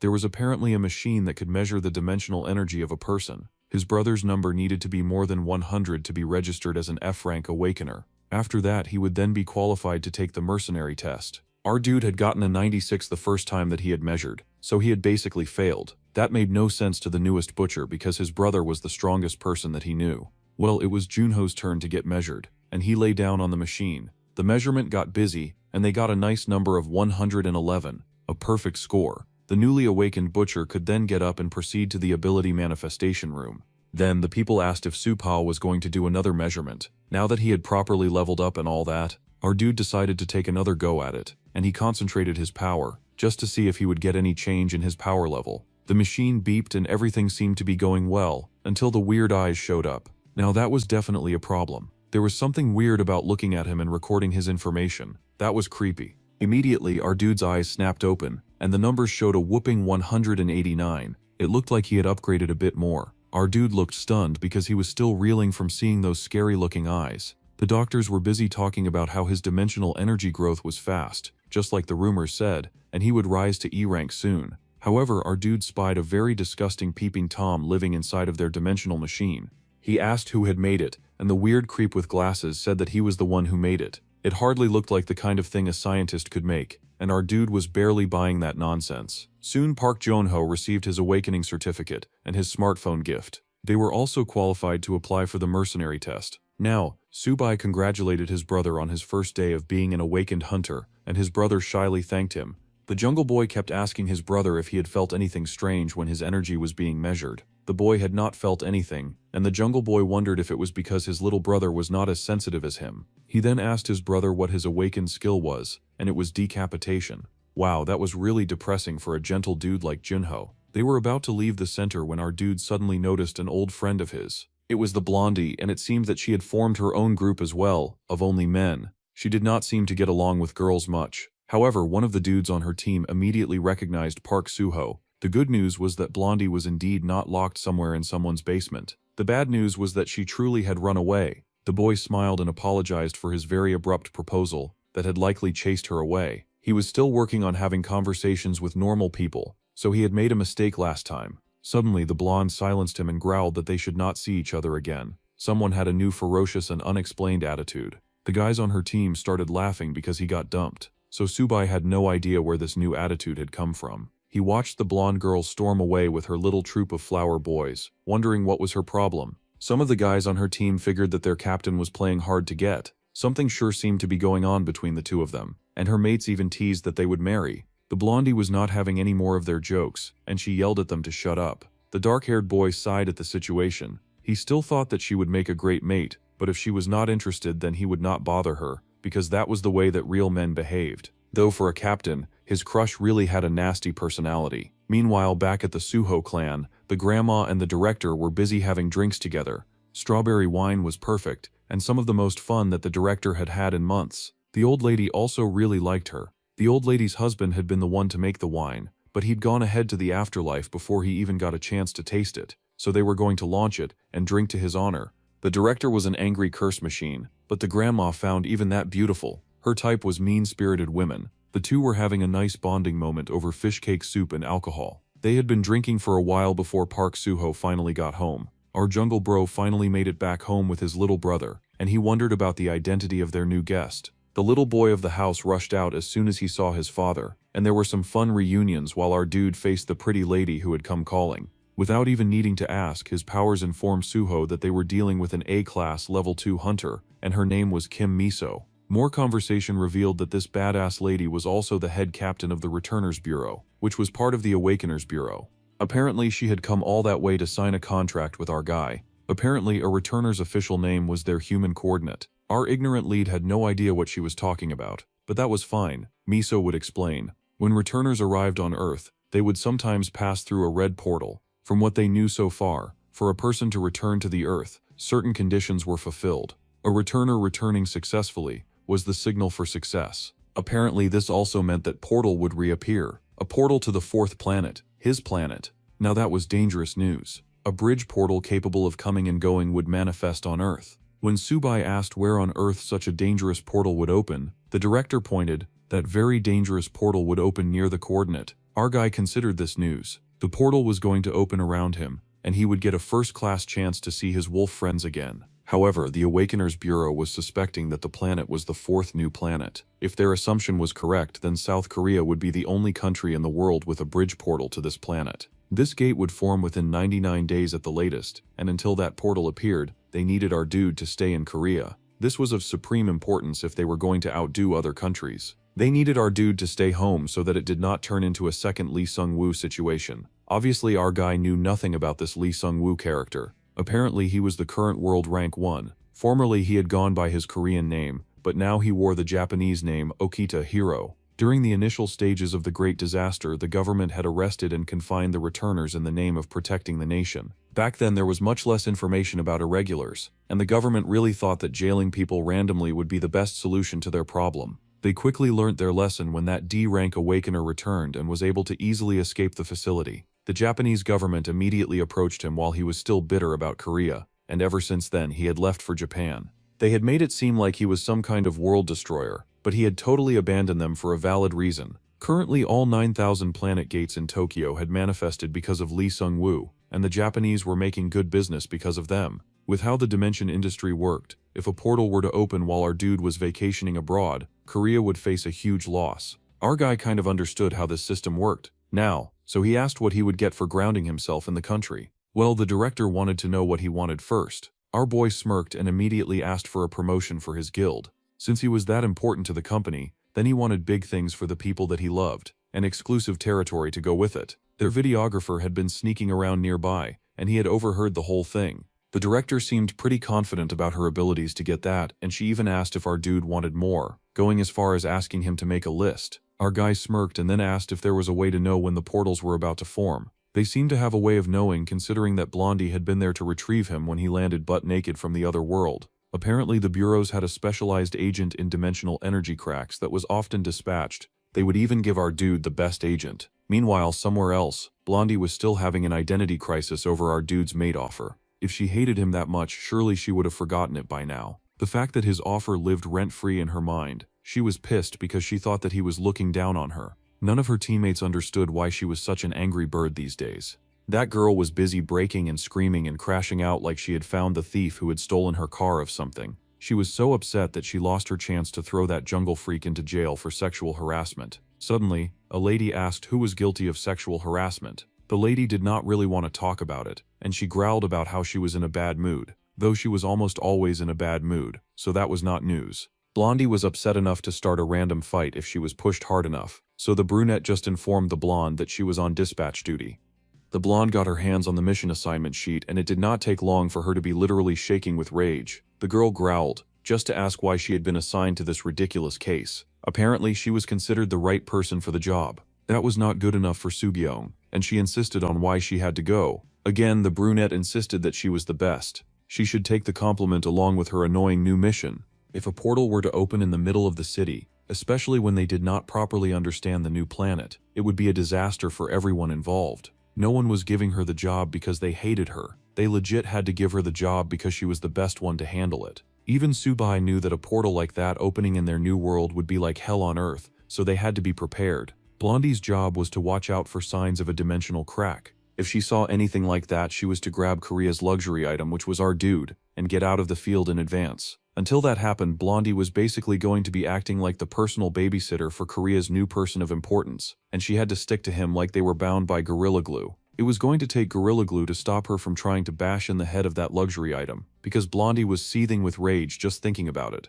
She knew the job that she had signed up for, and she even threatened to write a letter of resignation if this went on. Meanwhile, back at the Suho clan, Junho seemed to be having a few issues with his new powers. The rest of the group were having a little breakfast and they celebrated their new win because they had passed the clan promotion evaluation. Now they could take on level 2 dungeons as well, which was awesome and meant that they would be making even more money than before. This was great news, but they still needed to be a D-rank party, and they were kind of lacking in personnel at the moment. Junho was still worried about advancing too fast, and suggested that they just stick to level 1 dungeons for now. Well, Dongsu agreed with him, but as long as they had Subai, the video dude was sure that level 2 dungeons were going to be a breeze. They needed to make money in the level 1 dungeons first though, then they could level up through skill books as well. Once they were better prepared, they would then separate the assault teams and get more members if that was necessary. It sounded like a good plan to the Jungle Brother. Everyone agreed that this was the best option when monk Myungjin suddenly returned. The humble monk bowed and did his humble greeting at the door.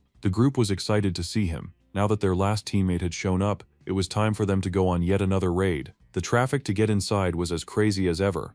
There was so much loser traffic in level 1 dungeons because any loser could get inside those ones. This was a rice cake toad dungeon, so lots of people were taking the opportunity to try out their hunting luck. Some of the other teams noticed that our main group only had 4 members, but that was not his point of concern. It was the Green Ranger from last time, and he happily greeted his savior Suga. Suga turned slowly, but he happily remembered Jang Jashik. It had been quite a while since they had seen that guy. The Green Ranger laughed, and they caught up. He had heard that Subai had started a clan, and our main dude asked about how his friends were doing. The Green Ranger suddenly got serious, so that answered that question. Suddenly Jashik said that they were doing well. If they were really doing that well, then why did he not say so? And why was he at a one-day party? The Green Ranger looked too depressed to properly answer that question, and his bros were calling for him to catch up with them. He had to head out then and could not spend more time chatting. Our guy waved goodbye, and his friends asked about the Green Ranger. He was just a friend that he had made in the dungeon last time, though he was acting weird this time. For now they were not going to worry about it,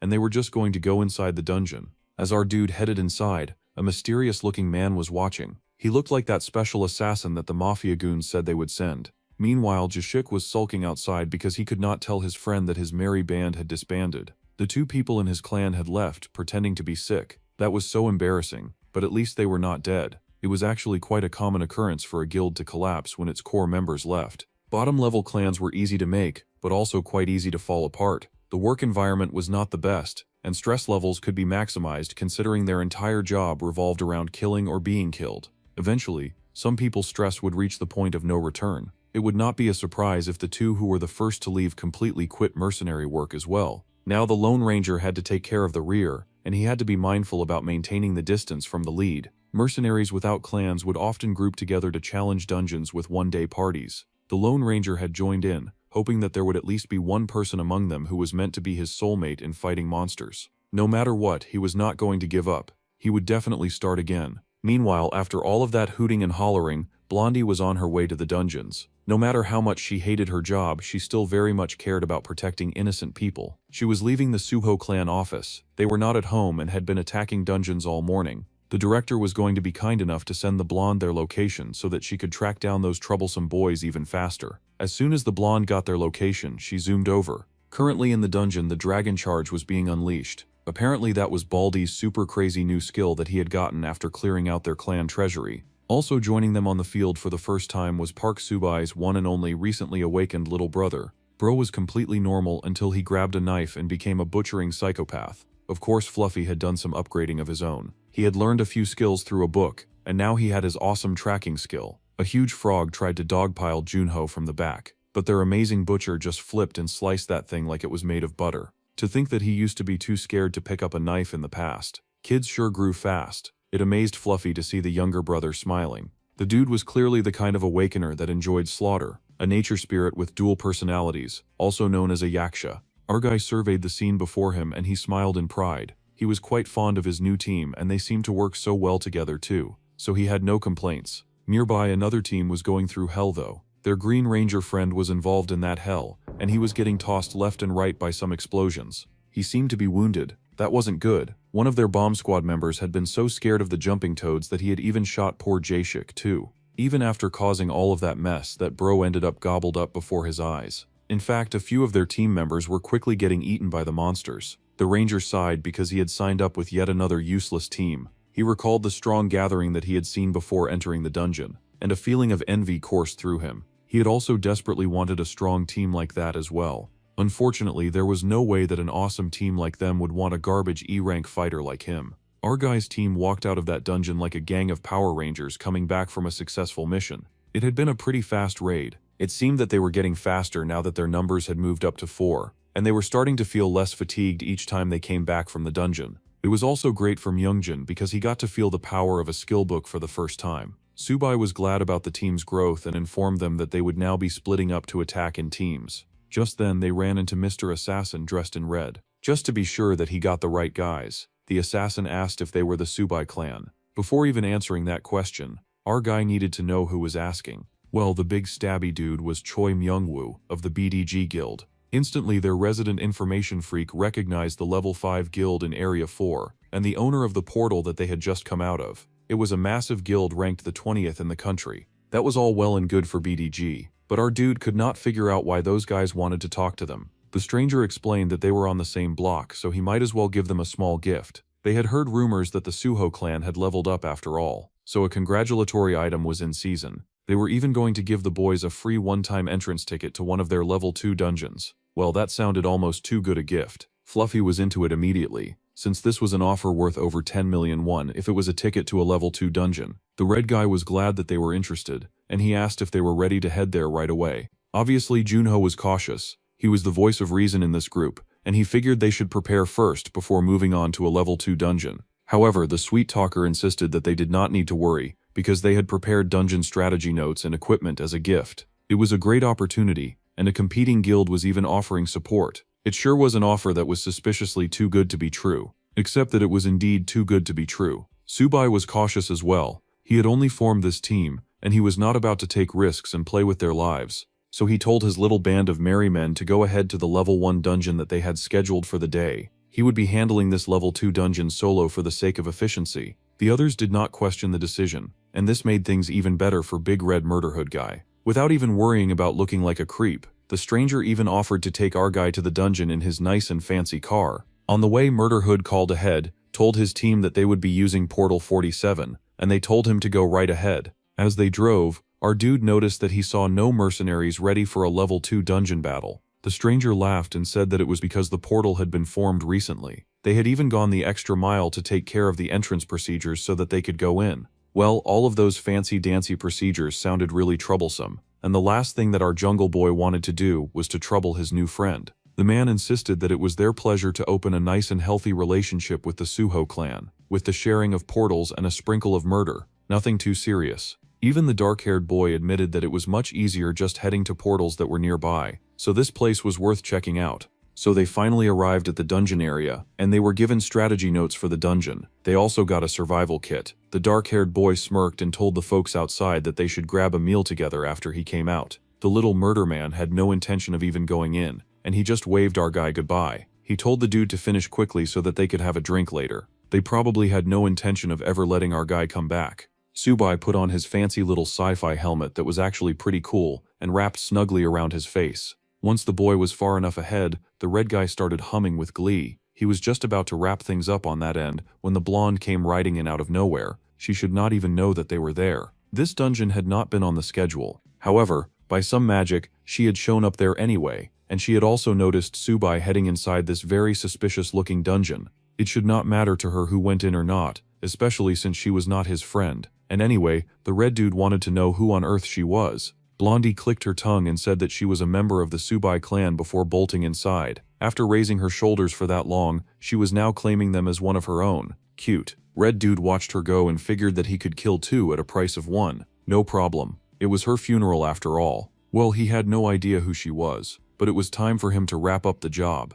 The price was 2 billion won per head, and the negotiator groaned because that price was just way too expensive, when it was not even a proper assassination. He had just trapped the boy in a dungeon that was supposed to kill him off. Well, the red said that it was not difficult to manipulate it, and it was a huge high-risk situation because the dude was widely known. He could not just show up and pick a fight with the overpowered maniac. It would be bad for business. This way was quick, efficient, and it worked pretty well. Also, since he had taken down his pretty girlfriend alongside him, the shaggy red dude was taking 4 billion in total, or he was resurrecting that dude from the dead. Meanwhile, the blonde had popped into the dungeon portal, and had immediately noticed that something felt a tad off. See, she had shown up a few minutes earlier at the place where she was supposed to find him. However, she had seen his little hunting gang. When she had asked them where their man was, they informed her that Subai had only just recently popped out with some weird creep that wanted them to try out a new dungeon. It was giving heavy stranger danger vibes, and she sped off after that truck like her precious soulmate was trapped inside.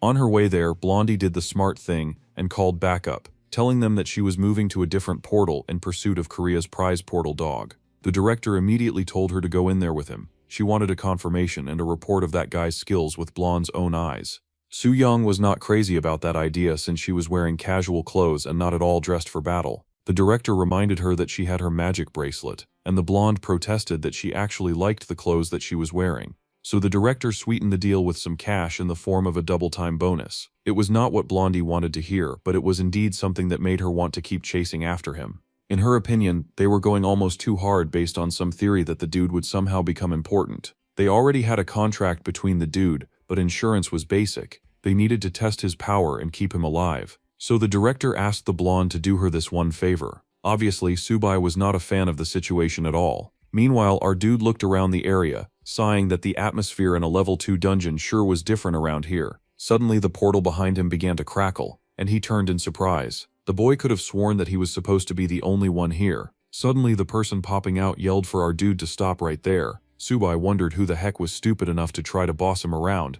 just for him to come face to face with a half-naked pretty girl trying to wiggle her way out of the portal. It turned out that wearing normal clothes instead of raid wear meant that walking through the gate led to some pretty unfortunate situations. Blondie did not need the main character to turn around at all. In fact, his head better stay looking forward, or she swore she would kill him even if it was the last thing that she did. Slowly she used the magic bracelet to wrap some clothes around herself, and she sure felt good, except for the possible rug burn going on down under, but she could handle it. Just having to exist inside the same place as Subai had genuinely ruined her mood. If Subai had guessed that things would be this awkward and embarrassing, she just might have asked for 3 times the bonus instead.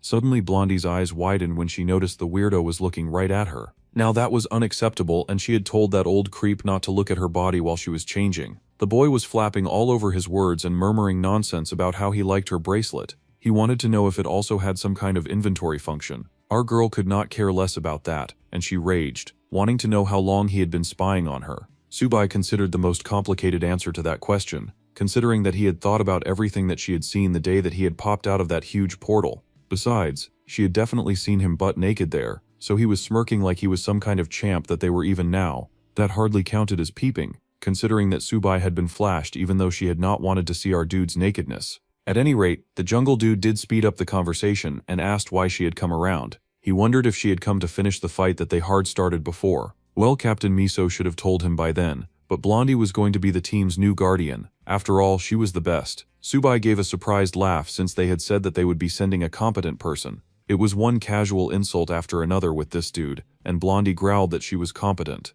Of course, the main character agreed. The blonde complained that she had come in like this because she was in a hurry. Still, the dark-haired dude was not big on sharing, especially not with a mate that had rejected him. She could go and find her own prey, except that she could not do that. They were kind of stuck in a team together for a good while, so his prey was her prey. Fortunately, Subai was just here to observe anyway, so she did not really have much to say to our guy. Suddenly she sensed something strange coming up and she smirked that they had a visitor. Our guy turned around and saw a massive orc standing behind him. It did not take long to figure out what kind of portal that thing had popped out of. They had an enemy coming in at the rear, and our dude turned just in time to see that giant and ugly orc. That beast sure was happy to see them. It was interesting to run into a dungeon boss right off the bat. Blondie thought that was really lucky of them. However, if they had already just found one boss, then Subai knew that there were 4 bosses in this dungeon. Of course, this idea sounded ridiculous to Blondie, because most dungeons had 1 boss each. However, they could now feel the intense aura of the foes running up on them.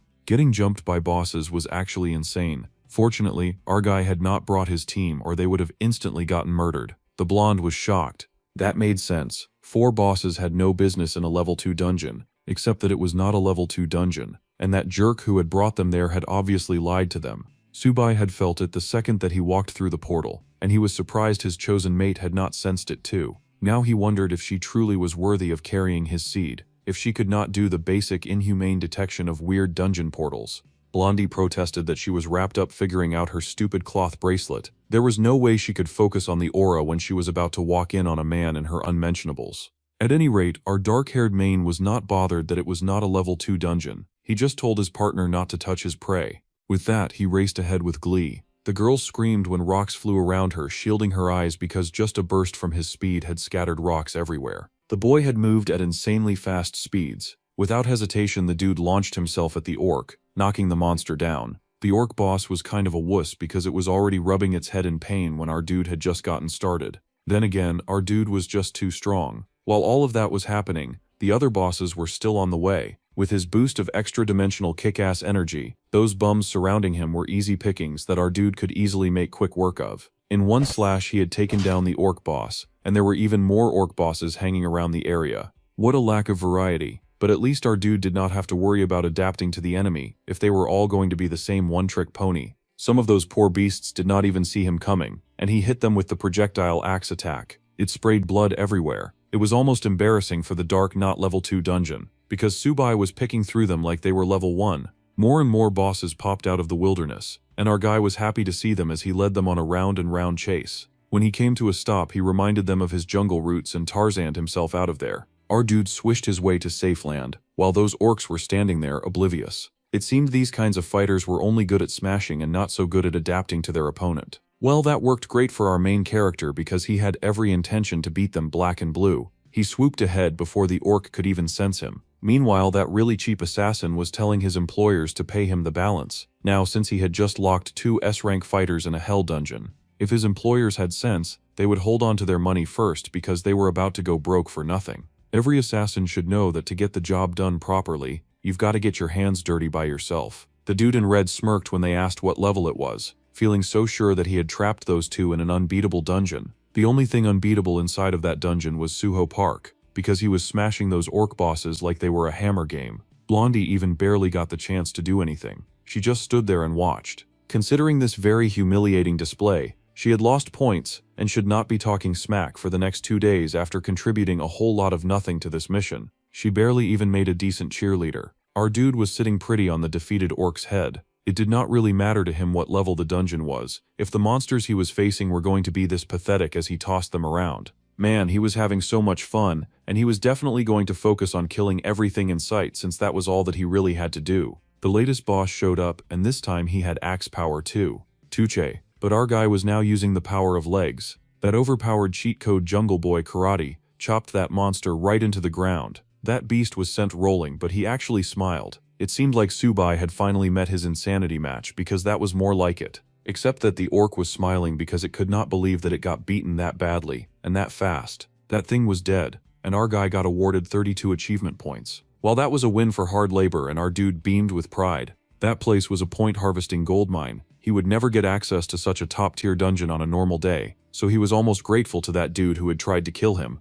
Blondie was indeed speechless now, and she did not look that smug anymore. Our guy asked what she was doing, and he told her that she was allowed to help him carve out the blood crystals, now that he had done all of the hard work. Subo Park was a working man with a focused daily routine, and Su Yong was finally in awe. Even if that idiot was supposed to be an irregular, he was also supposed to be an F rank, with no experience. She had been sure he was a hoax when she heard of his nasty lie of swinging through the trees for 1,000 years. Now Blondie was starting to reassess everything that she knew. That bro did not even have a hint of hesitation in his hunting routine or slaughter. He acted like it was an animal instinct built into his body system. Now Su Byung worried that she had been paired with a psychopath because that was sort of scary. Our dude worked silently as he harvested the blood crystals, and Blondie continued to not help. She just stood there having back-to-back revelations. Now that she thought about it, she did a quick search and realized something while our dude was busy gooning to large blood crystals. Now was not the time to be harvesting those crystals. They had killed 4 boss-ranked orc warriors no problem, but the door to the dungeon had not opened.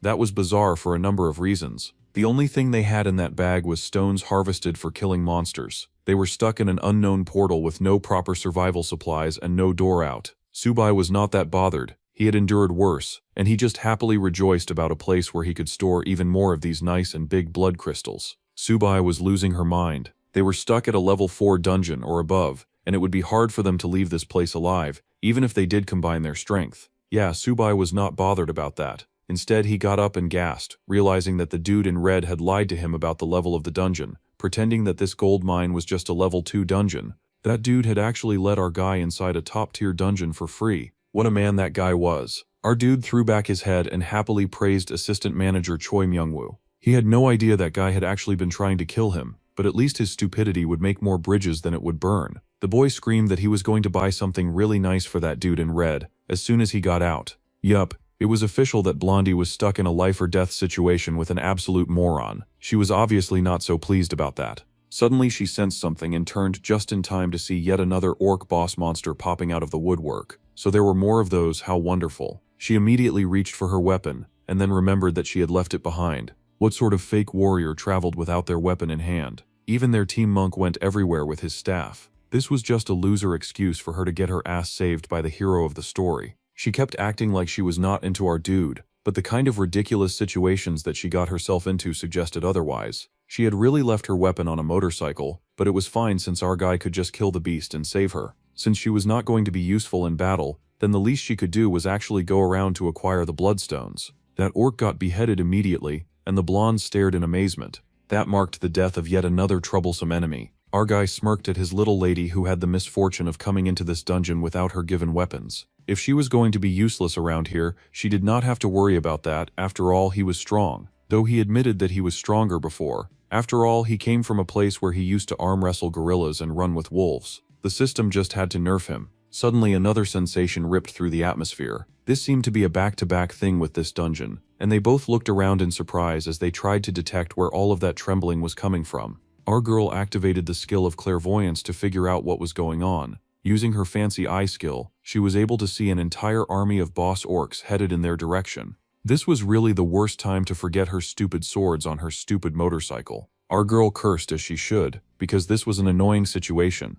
The army of orcs ran right at the two, with Blondie cursing because the situation was more serious than she had expected it to be. They were surrounded by an orc squad, and leading them was an orc war chief. It seemed at some point, some orc scout had spotted them slicing down a few orc patrolmen, and that was what now led to this all-out war between the orc folk and two humans in their territory. Any normal person would be concerned about this situation, but the young lad was thrilled. The enemy was rushing right at him, even if he did not have his usual monster thrall. This was the best business. The orcs were even riding on some giant wolves like they were horses. Now that was true fear. The orc riders had arrived as part of the war. This was going to be a bloody battle. Any other sucker facing such an intense fleet would definitely suffer in a one-on-one battle royale. However, Subai was impressed.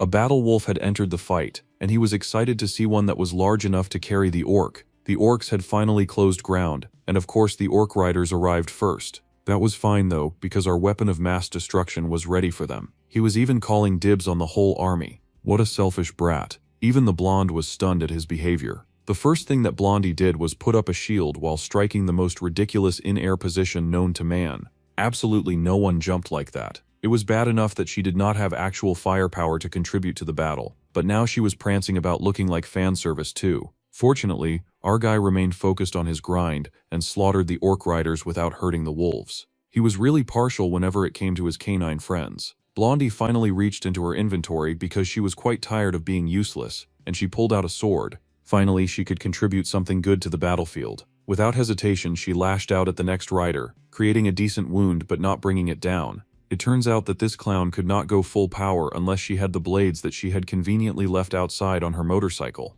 If she were truly the strongest woman in Korea, then it was no wonder that they were desperate to hold on to Supor Park. Suddenly, our dude came popping out from the trees like a Power Ranger, while yelling about how he had told her not to touch his things. Anyway, he brought that disgusting beast down with immense satisfaction, and it rolled away to its death. Of course, Supor was just getting started. Like a whirlwind, he whooshed through the orcs that stood around the area, cutting them down swiftly like he was a natural disaster that was uprooting houses. There were even more dangerous orcs ahead, but our guy did not slow down at all. He was making a beeline right for the orc war chief when he suddenly got knocked back. Now that was a shocker and a disgrace. Bro got tossed right out of the air like he was a mere fly. The orc chief roared, their beautiful long hair flapping in the wind as they postured and showed off. Our dude went flying, legs in the air and everything. He looked a very hilarious sight. Suddenly he caught himself and slid up, acting like he had in fact intended to fall on his face with his legs in the air.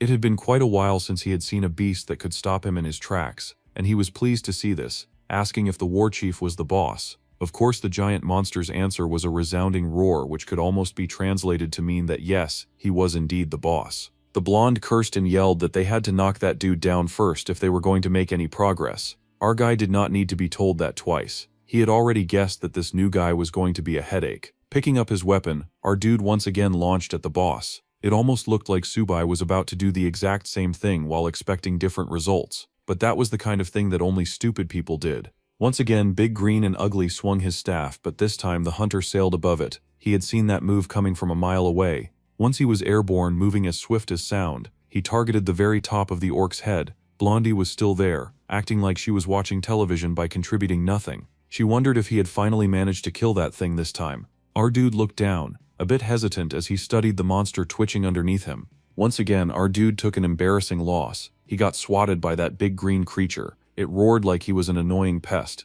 and Blondie stared in awe and concern. Meanwhile, back in civilized society, the director was chilling in her office when she got some strange news. Apparently, it was about Su Young and Suho Park. The signals from their smartphones were in two different locations, but there had not been any movement for the past hour. Now that was suspicious because they were supposed to be together. Subai's smartphone was located near a level 1 dungeon, but the Captain Choi Soo-young had her phone beeping somewhere else. Now this was nonsense to the director, because she was sure that those two were together. The Subai clan had meanwhile just finished up their activities for the day. They decided that it was best to reorganize and clear out their inventories, so they would be heading back to their hideout. Then they realized that their boss had gone without taking his phone. Of course, Subai had left her phone outside with her swords. This is what had led to the two different locations situation. The operator chucked it out and realized that the blonde captain was supposedly around a level 5 dungeon, which was concerning for so many different reasons. The director's eyes widened in horror. She then recalled telling the blonde to enter the portal with our guy.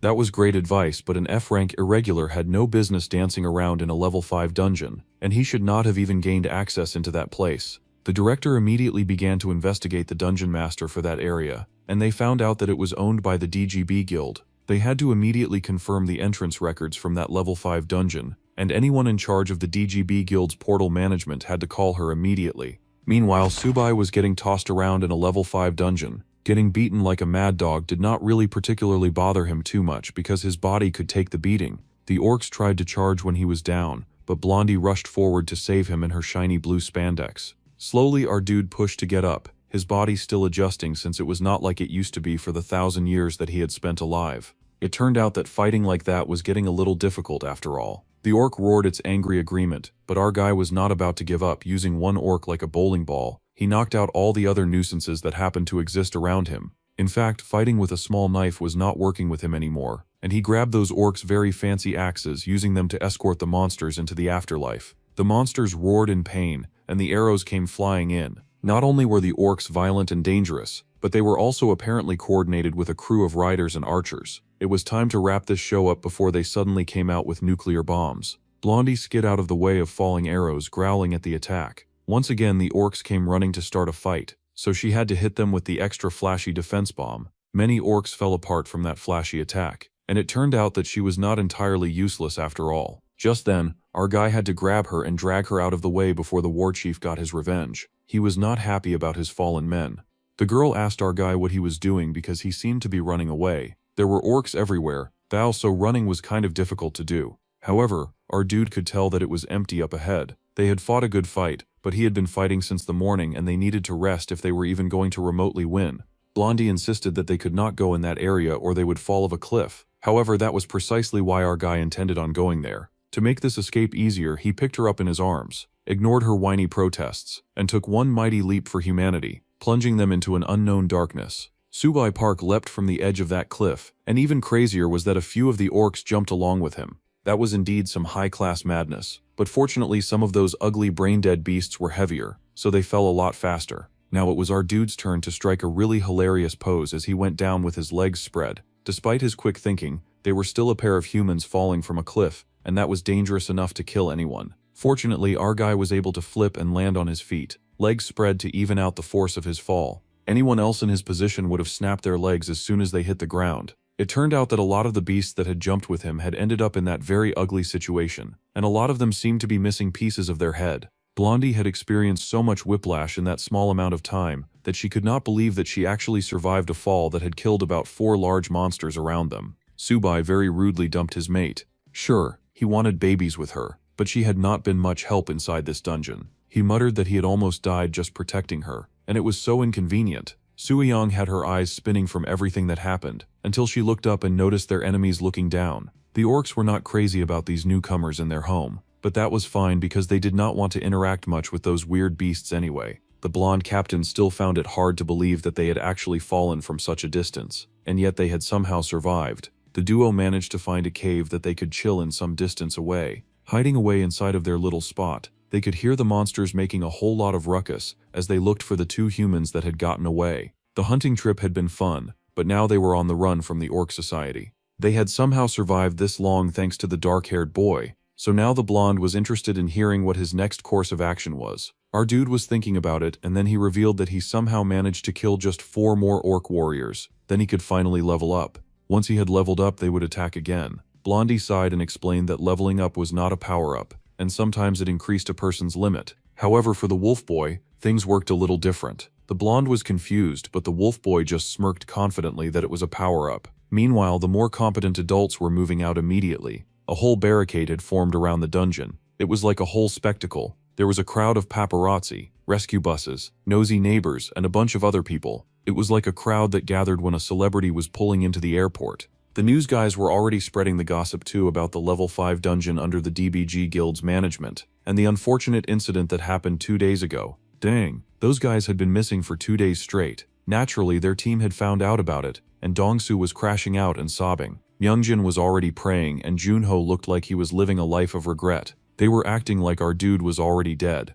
They had of course arrested the suspect behind the case, while protecting his name for some reason. It was not like he was lying. The 2 hunters really had entered the dungeon of their own volition. However, once the army headquarters drilled him a bit, the man quickly confessed to his crimes. The media kept interviewing him and asking him to tell them about the dude's final words. The dude in red had no idea what to say. He'd had no idea that stupid blonde who suddenly showed up would be from the bureau. Now he was in hot soup with no way out of the situation. There was lots of attention on the worry on whether or not Park Suho would be coming back or not. They were also spreading the news that the dude was likely a returner from a 4th planet. The news had no business telling everyone that, what on earth? They should wait at least a month after before talking and spreading so much gossip. Still, the matter was being taken seriously because they had to consider the loss to South Korea if they lost the portals to the new planet in this incident, especially considering that it was the new era of the dimension industry. Meanwhile, the brunette lady was going above and beyond to solve this problem immediately. The first thing she did was challenge the director and told that dude to catch all the criminals responsible for this. Yeah, that had already been done.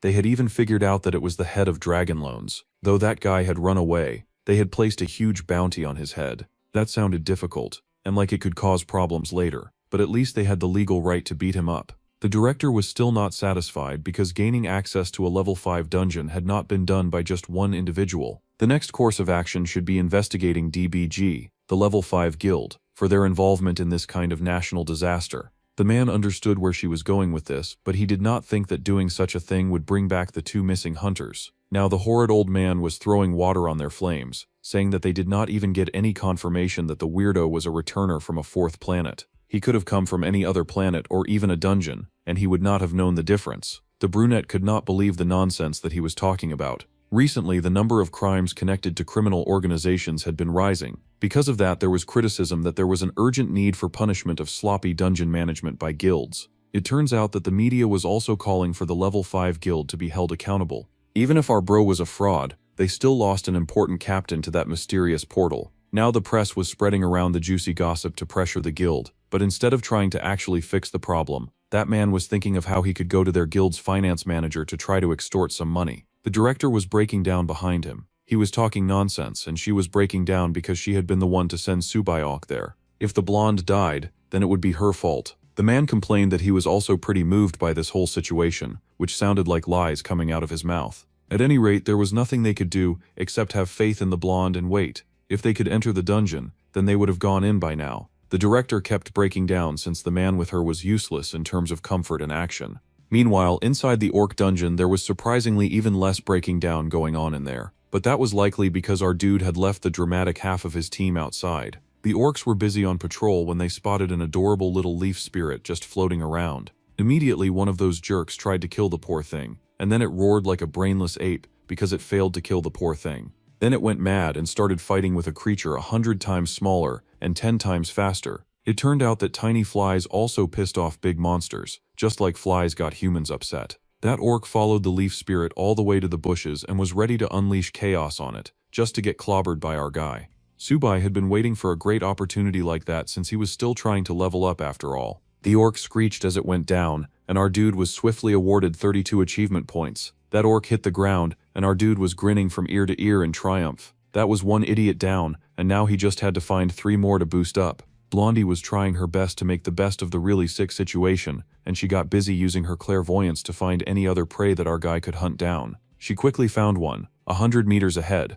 It was nice that they were using this time spent together to actually hunt monsters, instead of cuddling up and trying to mate. Hunting monsters together was the real act of romance, and proved that they could stand through the thick and the thin. It seemed our dude had jumped out too fast for that latest orc because it was clearly a trap. Blondie was great at spotting things, but perhaps it would be better for absolutely everyone if she mentioned things like that a bit more quickly. It turns out those orcs were pretty educated too, because suddenly some large wooden spikes popped out of the ground. How nice of them to succumb to things like booby traps. It almost felt like our players should get a poison skill too. At any rate, our dude got flung away, and the blonde was shocked. Maybe she would not be as shocked if she had given her a warning a few seconds earlier. Then again, our dude had barely hesitated, soon as he saw the orc. The orc blew the horn, and out came the other bandits. Wow, they were even more organized than the hunters had expected. They were a proper tribe with tactics too. Great for the aesthetics, not so great for the desperate enemies that were stuck with them. The other orcs started popping out of the grounds like zombies. It was actually scary to see them do all that and go that far just to find the hunters. It was like the beginning of an ugly apocalypse. Subai raced out to save her man, particularly because she was toast without him. She did not need to worry about that though because he was already pushing himself up.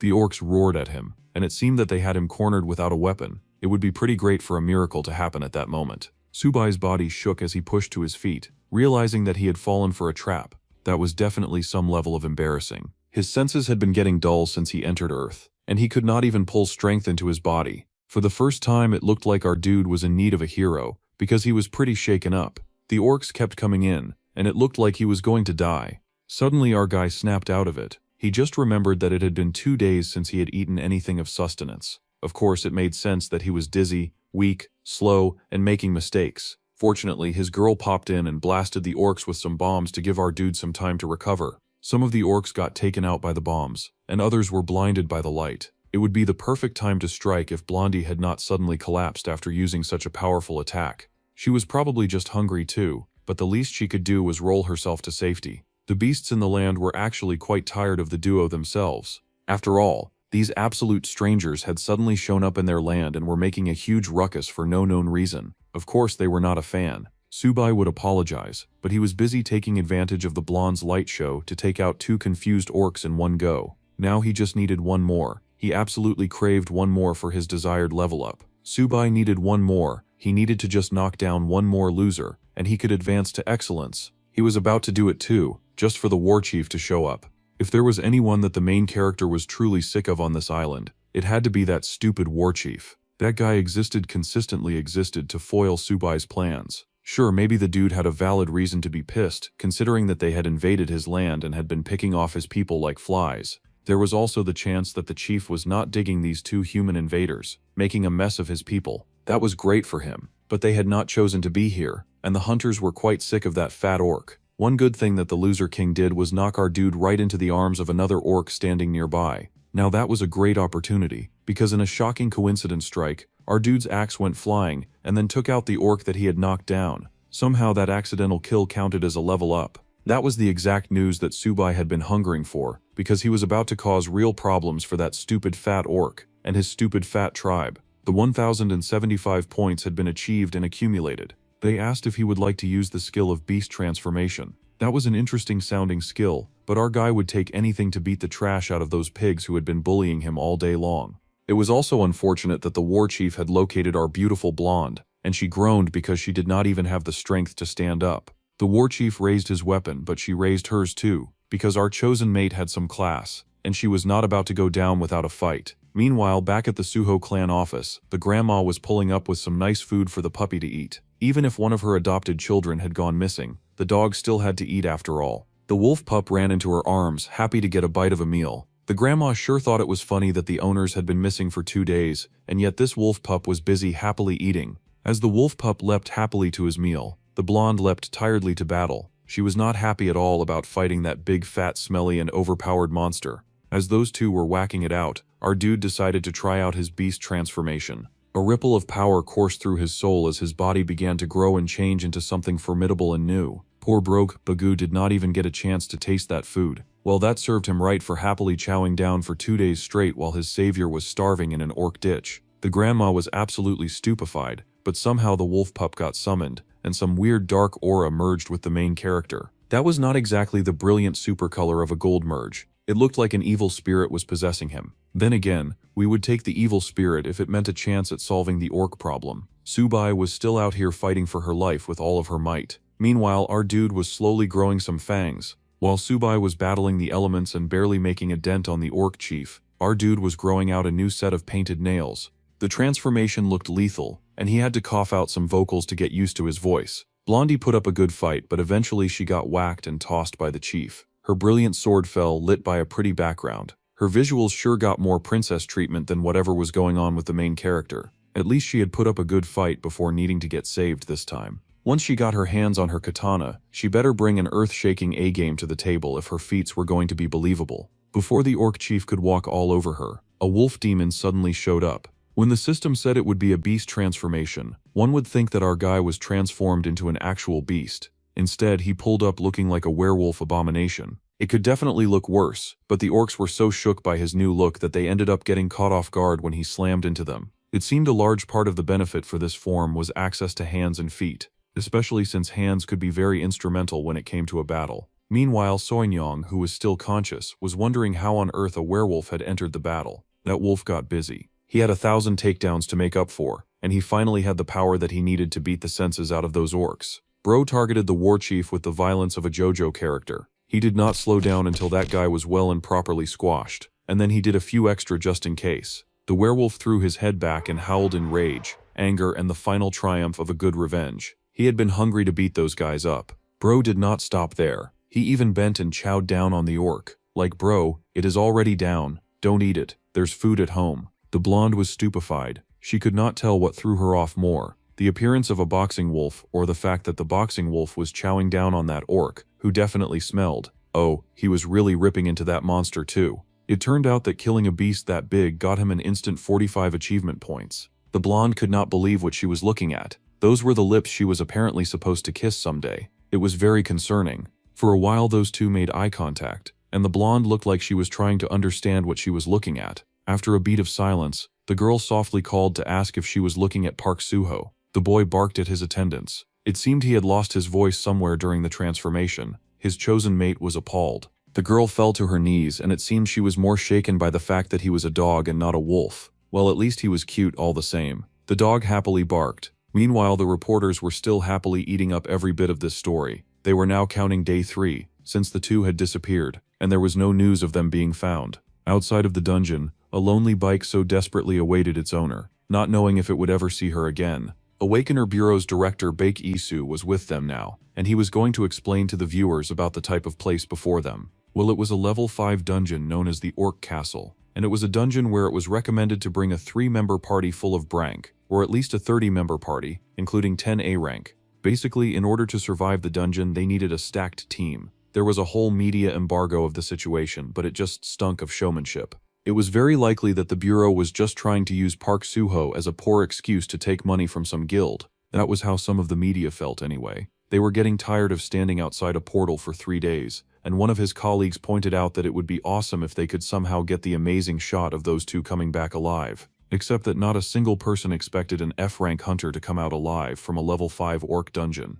In a couple of days, they would probably publish some stupid news piece about how they lost great potential and would then move on with their lives. Well, that shoddy cameraman was about to eat his words because the portal around them suddenly began to crackle and twist. The grandma was still staring at the vacated bowl in shock when the puppy suddenly came back. She had no idea what crazy thing had happened, but at least the wolf pup came home. Meanwhile, Subai was slowly coming back to himself as he marveled at his newly gotten skill. It seemed that he could somehow fuse with beasts that he successfully tamed. Man, that was a great level up skill. Now that the blonde had seen plenty of crazy things happen before her eyes, perhaps she would hesitate now before doubting the words that came out of his mouth. He asked what she was doing and said that they should grab as much as loot as they could so that they could go out to eat. The blonde shook and said that it was all pointless. The negative Nancy still refused to cheer up, and she insisted that the dungeon would be their grave for some reason. The boy stared at her and asked what exactly her problem was. So the blonde explained that the orc war chief had died, but the door was still not opening. Alright, so that was an interesting problem. The rains came down heavily around them, and our dude pointed at the huge giant passed out on the floor. They had gone through great effort to kill that guy, and he wanted to know if they had somehow killed the wrong boss. Unfortunately, that was true, and it meant that there was a stronger monster in that dungeon. Subai laughed in amusement, asking the blonde why she was already thinking about dying before they had even seen the monster. However, the girl already had an idea of what the monster would be. 3 years ago, when she had just ascended to a B rank, the Bureau had sent out a 20-man combat team with 10 A-ranked mercenaries to take on a level 5 dungeon quest. She had been walking around in there with her fine-looking colleague, who checked up on her and asked if her ankles were doing okay. The girl smiled and said that she was fine. There was no need for him to worry about it. That was a relief to the other boy. One of the girls teased that she could see them drooling from where she was standing. This was why couples should not enter a dungeon together. So the blonde used to have a cute-looking boyfriend. She was so cute back when she was happy and in love. The happy part did not last for long because there was suddenly an explosion. An army of orcs came raining down, and the men at the head told everyone to maintain formation and to charge to the center tower. Kim Miso had to block the orcs at 3 o'clock. That sounded like the director's name. It seems she and Subai were actually quite close, especially since they had gone on missions before the rise to power. The line of defense at 4 o'clock was crumbling, and the people handling that branch were getting clobbered hard and fast. Kim Jong-ho was injured, and they heavily requested some assistance. Miso yelled for Subai to get back so that she would not get hurt. The orcs were charging right at her, but her boyfriend leapt into the fray to protect her. Fair to say that Blondie had always needed protection since she was young. She could never stop herself from falling into the path of dangerous orcs for some reason. Her boyfriend back then was super strong too, so she clearly had a type. The orcs got decimated, and the order went out to clear a path so that the rest of the army could run ahead. The hunters raced forward, while magic was used to blast the monsters away. The formation had to be maintained, and soldiers were told to fall back to keep them safe and organized. The couple held hands and Taehun was ready to shoot forward into battle, but the blonde was hesitant. It seemed her hesitating talent was not brand new either. She had always been doing that. The man did not wait to talk about it, and he pulled her ahead. She had also dated someone not great at listening to her worries back then too. Still, the blonde could sense it. Another energy that sent a terrifying spike through her body. She feared what they would find. The couple ran, big ugly orcs chasing behind them. However, the blonde could still detect an energy coming this way. It was a monster. It could only be a monster because that creature was big and hideous. It had its big googly eyes staring at them with malicious intent, and in one gravity-defying leap, it had swung with remarkable precision. A hand holding a sword suddenly went flying, and the blonde went crashing to the ground. She coughed, pushing herself to her feet, trying to keep moving so that they did not slow down. That was when she saw the weapon beside her. There was a chill air that whipped through the entire battlefield as they all raised their heads to acknowledge the presence of this new enemy. The men stared, the women stared, everyone stared. Even the dead stared, the dead wide eyes of Blonde's first love interest as he fell injured before this giant orc knight. That thing was the stuff of nightmares. The girl cried out like she was begging for her boyfriend to stand, but even he knew that he was dead. He told her to get the sword. His sword, not like either of them could use it at the moment. Suijing did not care about the sword in that moment. Her boyfriend was getting publicly executed in front of her. He had told her in the past to put her emotions into the sword, like how yin could not be separated from yang. Her sword, her body, and her mind had to be one. He asked her to grab the sword. The monster knight swung his mighty weapon, a weapon smeared with the death of many, a weapon so ugly that it had taken from her the one that she had truly loved. That was a lot to suddenly unload on a person, and Subai had no idea what to say to that. Even the sky was so speechless that it suddenly started to rain. The girl was crying. How nice of the sky to offer her comfort and hide her tears. Fortunately, our dude was kind, and he came to bring her some comfort. He respectfully patted her head, and they found solidarity in the fact that they were both stuck in the exact same stupid situation together. Now he knew that something terrible had happened to her. It had been 3 days, and the Suho company was still crying every day in front of the dungeon, waiting for their leader to come back. They had no idea how to function without him, and Dongsu was one of those losers who loved to cry in front of the camera. The comment section was kind of worried because their favorite videographer had been crying for 3 days straight, and that was some kind of feat. They were worried because there was no way that 2 people could clear a level 5 dungeon. On the other side was the director Mizo, on the floor and crying over Suyong. There sure were a lot of sobbers and criers gathered in the crowd. The whole thing had become quite a spectacle because there was no reason to have a performer hanging around and entertaining the crowd that was waiting for those 2 to come back. However, money had to be made somehow. Today, Kim Yoshin, a great shaman of the national intangible cultural heritage, was holding a ritual in front of the gate to pray for the safe return of the missing people. The dance, which contained the wishes of the warrior's safe return, seemed to be heating up the atmosphere at the scene. Suddenly, an attack force made of high-ranking officers in the Seoul district was gathering in front of the dungeon on a quest for revenge. Those guys looked like they had only shown up just because they were paid to do so. As long as those 2 were still alive in there, no one else could access the portal. However, as soon as they died, the portal would open, and others would be given the chance to clear the dungeon. The other alternative was them achieving the impossible feat of somehow clearing the dungeon by themselves. The man from the Shinra Guild was a part of the revenge squad, and he sighed that this would not have happened if that guy had just joined their guild from the start.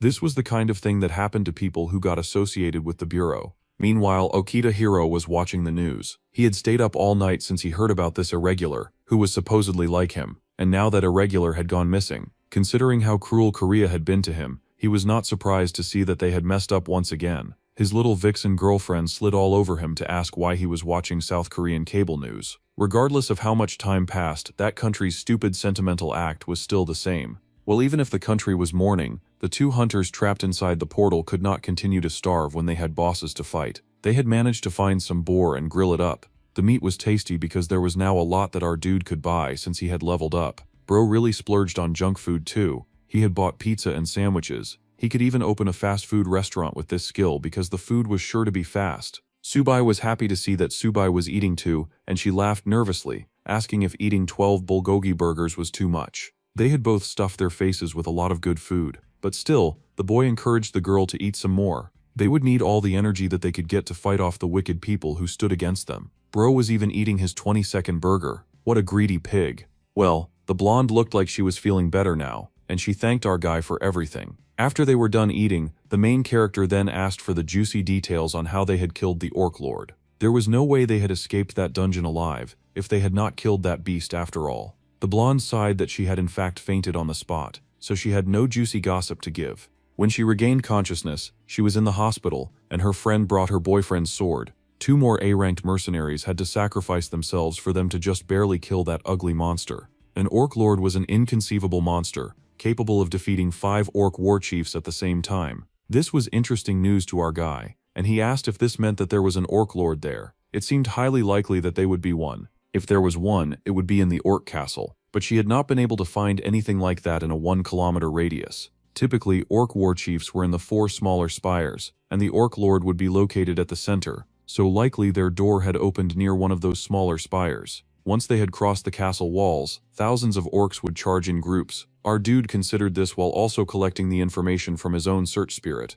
Then he beamed with joy. The orc castle had been found. The blonde was surprised at how quickly that was. Now that they had eaten and rested, the boy leapt to his feet, and he was ready to go and find it. Sujung was still a little cautious, so she asked if he had a plan. Sujung boy's plan was very simple. He would find the Orc Lord and then he would kill the Orc Lord. A very straightforward plan. The blonde sighed because she should have guessed that things would end up like that. She wanted to hit him, but she also could not think of a better plan. Meanwhile, the orc castle loomed wickedly in the distance. Inside of those heavy and huge brick walls, the main gate lowered across the moat. Once the drawbridge came down, the orc riders came out, charging on their wolves like knights. It was a pretty big fortress, and the number of riders that popped out were like ants rolling from an anthill. This was actually a big challenge for just 2 hunters to face. The castle stood high above the land, a large and intimidating structure. Our guys were really going to dare to go against that creature. It was not going to be an easy thing. As soon as they saw an opening, our guy leapt out looking like an absolute clown. He had his girl riding him like he was a horse,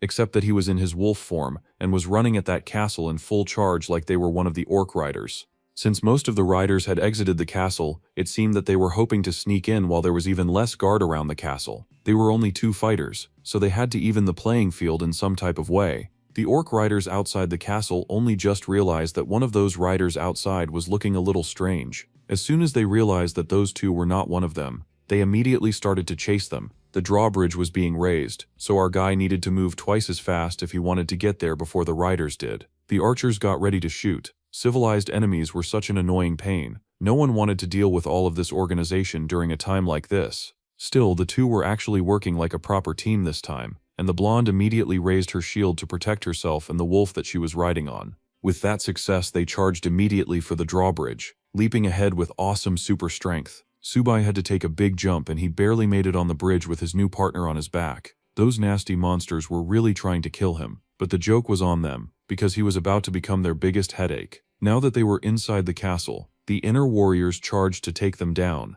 They were prepared for that charge too, so they blasted them back with a defense bomb. They had been fighting for about 3 days now, and both hunters were quite done with this toxic environment, so it should be no one's surprise that they were going all out to end this toxic relationship once and for all. They had to run to the center, and the wolf told the lady on his back to hold on tight. Together they charged at the castle and then started working crazy miracles because our bro was soon walking on the wall. The blonde was amazed, and then the amazement fizzled out because here came the orcs to ruin everything once again. Those guys were actually the worst. The monsters came tumbling down, so the blonde had to give them an extra push to send them falling down. One of those big ugly creatures actually knocked her off the wolf ride, which was a difficult situation. That clown should have held on tighter. Now our guy had to go back for her. Surprisingly, Suyong told the boy to do no such thing. He had to keep running, and she said that she would catch up eventually, but she needed him to keep going in the meantime. The orcs were tumbling from the sky like asteroids, but the blonde was able to catch herself. Alright, so Blondie was back in the fight, and it did not take long for her to run into more ugly Goliaths that were hungry for a beating.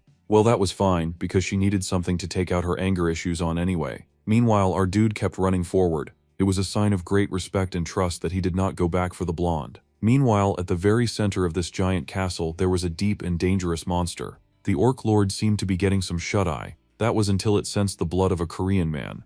Its eyes snapped open, all 3 of them, and it hungered for the kill. Man, that terrifying beast just got uglier with every panel. Its smile was unnerving, its eyes were open like it did not even blink. It looked like it had sacrificed its soul to the devil just to get that much power. The beast pushed itself from its throne, its long flowing red hair brushing its shoulders like a mane. It was almost a shame that it looked handsome from the back, and only the back. That giant monster looked down at its castle walls, trying to figure out more about whatever pest had invaded its castle. It spotted a mad wolf running up its walls. Now naturally, no big boss of a really big and dangerous castle expected to wake up one day and see a giant white wolf in a land that did not usually have giant white wolves. Naturally, the orc was kind of concerned by this new development. Without wasting any time, that little terrorist launched himself right at that giant monster and lodged his sharp teeth right into its neck. A genius move. Our dude was not going to give that enemy the time to actually properly trash him. He was going in for the immediate kill, and if that did not work, then he would have to figure something out,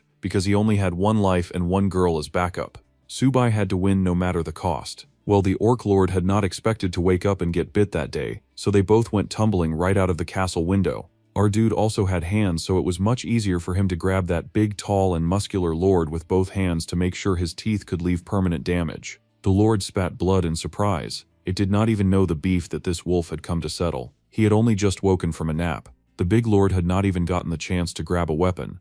The big guy fell, screaming in rage as our dude secured an immediate level up. It seemed that his crazy instant attack plan had worked. Hot dog. Subai should try being crazier with his opponents more often. Not only did that tall lord of the castle get his throat ripped out by the canine abomination, but he also got impaled by his own castle. The ultimate disrespect. That moment when your own building turned against you was a terrible and painful thing. Now that the big orc demon had been taken care of, our dude leapt off that guy, and the other orcs panicked as the giant castle came down. It had been 3 bloody days. 3 days trying to survive this stupid orc dungeon. It was a joy to see that deranged castle come down. The orcs were panicking, but no one cared about them anyway. Now that the lord had been taken care of, it seemed the entire castle was coming down. Partly helped by our guy, and partly thanks to his girl, because she was busy blowing things up too. The poor homeless orcs had barely processed Subai, when Sujung suddenly came falling out of the sky. The orcs raced to her, and it seemed that they wanted to take revenge on her or something. The girl was defenseless and powerless, and kind of tired.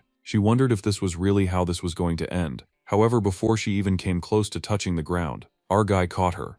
It was very rude of her to try to skip out of life when he was still hanging around. Once he had her safely in his arms, our guy charged ahead with her body in his hold. They rolled in a little bit of a crash landing, but the orcs were still chasing them. Those ugly green monsters should give it a rest already. The blonde was surprised to see the wolf. She asked for updates about that lord of the castle, but the wolf explained that he had dispatched that pretty quickly. If that was the big boss, then that should mark the end of this very tiring orc dance, and the front door should be opening. They did not have time to waste dealing with ugly, smelly, green-skinned monsters with anger issues, because they had a date to attend with the outside of this stinking portal. The blonde was amazed, wondering if that beast had really been dispatched that quickly. She had not even gotten the pleasure of seeing it happen. Subai told her it was done, and she should get busy scanning their ticket out of that stupid dungeon. The blonde checked around and gasped with shock because the door was in fact open. They were good to go. Even after all that she had seen, Subai was still shocked that Argai had taken down to Lord so quickly. Meanwhile, in the DGB truck, the portal detectors were sitting pretty when they suddenly started getting some portal readings that were off the charts. Those men bolted up with amazement and awe.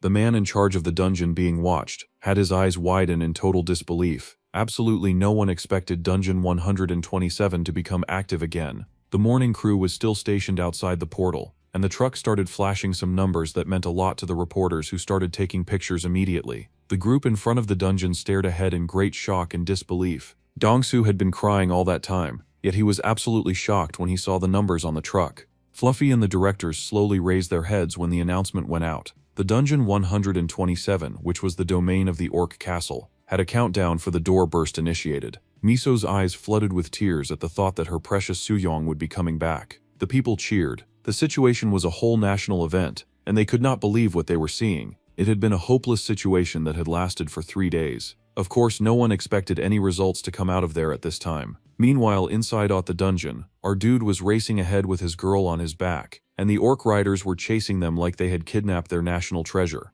This had been a very tiresome adventure, and all our guy really wanted to see now was the door. Fortunately, Subai knew exactly where it was and pointed Subai in the right direction to find it. They had to hurry because they had 20 seconds left before the door closed down, and if they did not escape, they would be stuck having to deal with those stupid orcs for a long, long time, and no one wanted to live like that. The heroes raced forward, and that was when a specific smell got into the wolf. The blonde complained, asking Subai where he was going. They did not have time for detours, and they had to stay true to the path. Yeah, that was all well and good, but our guy raced ahead anyway. He needed extra powers for him to stay relevant, and at the top after all. Borrowing Baiku's body was great, but the wolf was like a mix between a wild monster and a house dog. If he was going to win any real battles, our guy needed to tame something truly ferocious. Our dude came across the pen of the wolves that the orcs rode. Wild and giant beasts, perfect for adopting. Immediately our guy commanded his new recruits to follow him. Without hesitation,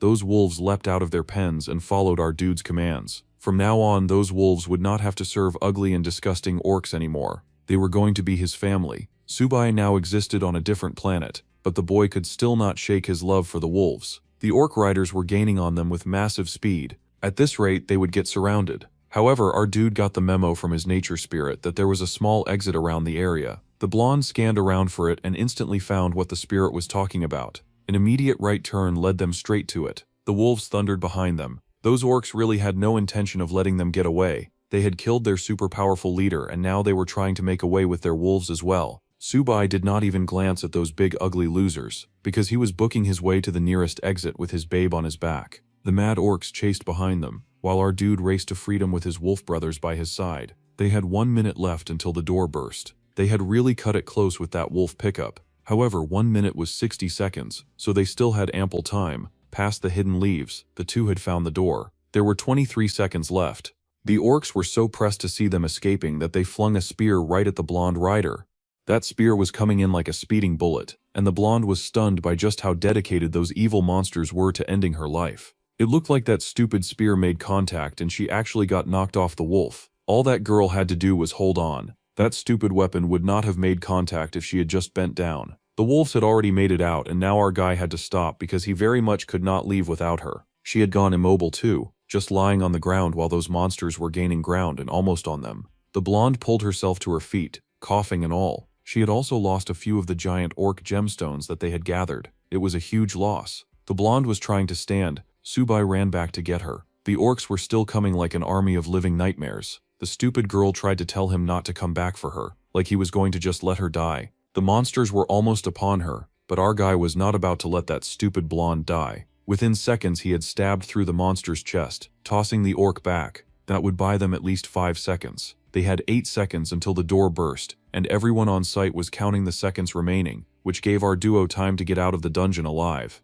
Everyone outside was praying for them to come out safely. The cameramen were still waiting, but 8 seconds was not looking good. But no one wanted to jinx their opportunity when they still had time. The entire area was tense. The ratings were currently over 60%. If those two came out of that dungeon like this, it would mean that the media team had hit the jackpot. They waited with bated breath for a win. There were 4 seconds left. These two were really cutting it close with all of this running up and down. Subai just wanted that blonde idiot to hold on tight, and he better grab her bag too, because there was no way they were going to lose the profit from everything that they had lost. Holding her close to him, our white wolf activated a burst of speed like nothing before. He zoomed forward like a living rocket, moving so fast that he blasted back their green enemies from the force of their speed. Time was still counting down, and the audience waiting outside was tense and afraid, wondering if there was really time for them to come out. Meanwhile, the orcs at the other side of the portal stared in dismay as it started to break away. Everyone was out of time, and there was a huge explosion throughout the orc land. The monsters that were near the portal ended up getting knocked back by the force of the door disappearing, and anyone who tried to pass through the portal immediately got torn in two. As the countdown ended, filled with everyone's heartfelt wishes, Park Subai and Choi Soo-young were still scarily nowhere to be found, and the people outside were worried. Where were the people that they had so desperately waited for? There was silence, and people wondered why they had not come out. Suddenly, they noticed a spark from the edges of the portal. The first creature to emerge was of course a wild wolf. Sure hoped no one in the audience shot our guy's new family, because that would be unfortunate. Lots of wolves were coming out, but it did not seem that anyone was panicking just yet about it. They were in awe as the dogs came out, but before they could even think of being hostile against these monsters, the last two escapees shot out of the portal like tumbling dolls. It was the flying bodies of our guy and his chosen mate. They were cuddled together like a pair of lovers, and everyone stared.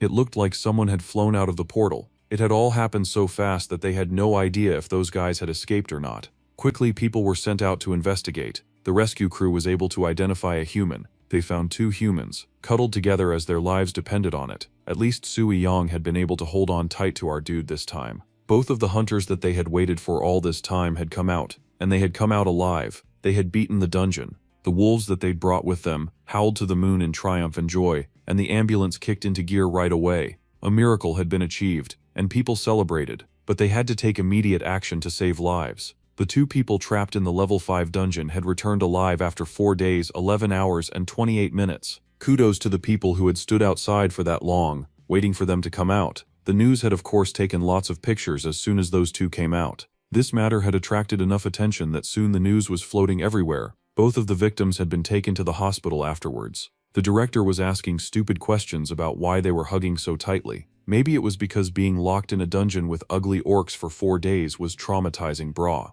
There were lots of internet articles about the incident with all sorts of titles. A lot of them were being called miraculous and all that. The reporters were being too openly provocative. Miso pointed out that if someone had not blown the whistle, things would not have gotten to that level. Now the Awakener director wanted to change the subject. They needed to figure out how to resolve the situation instead of assigning blame. The briefing continued, and they covered the newly arising problems. As mentioned before, the news reported concerning the 2 hunters had become widespread due to this incident. Scouts from several countries' intelligence agencies had been arriving in the country. The director could not believe how rude they were all being. Those jerks had clearly come in with the intention of stealing their newly found and publicized talent. There was an agent from Russia, another agent from Israel, and the vice chairman of Tokyo's Awakener Federation, Murakuji. Those shameless thieves had clearly come all this way for one reason alone. They were especially not happy to see anyone from Japan here again. After all, they had been the person to take Lee Sung-woo away. Miso personally suspected that America was a bigger threat now. They had likely heard of the Lee Sung-woo drama, and understood that Korea was a great place for harvesting talent.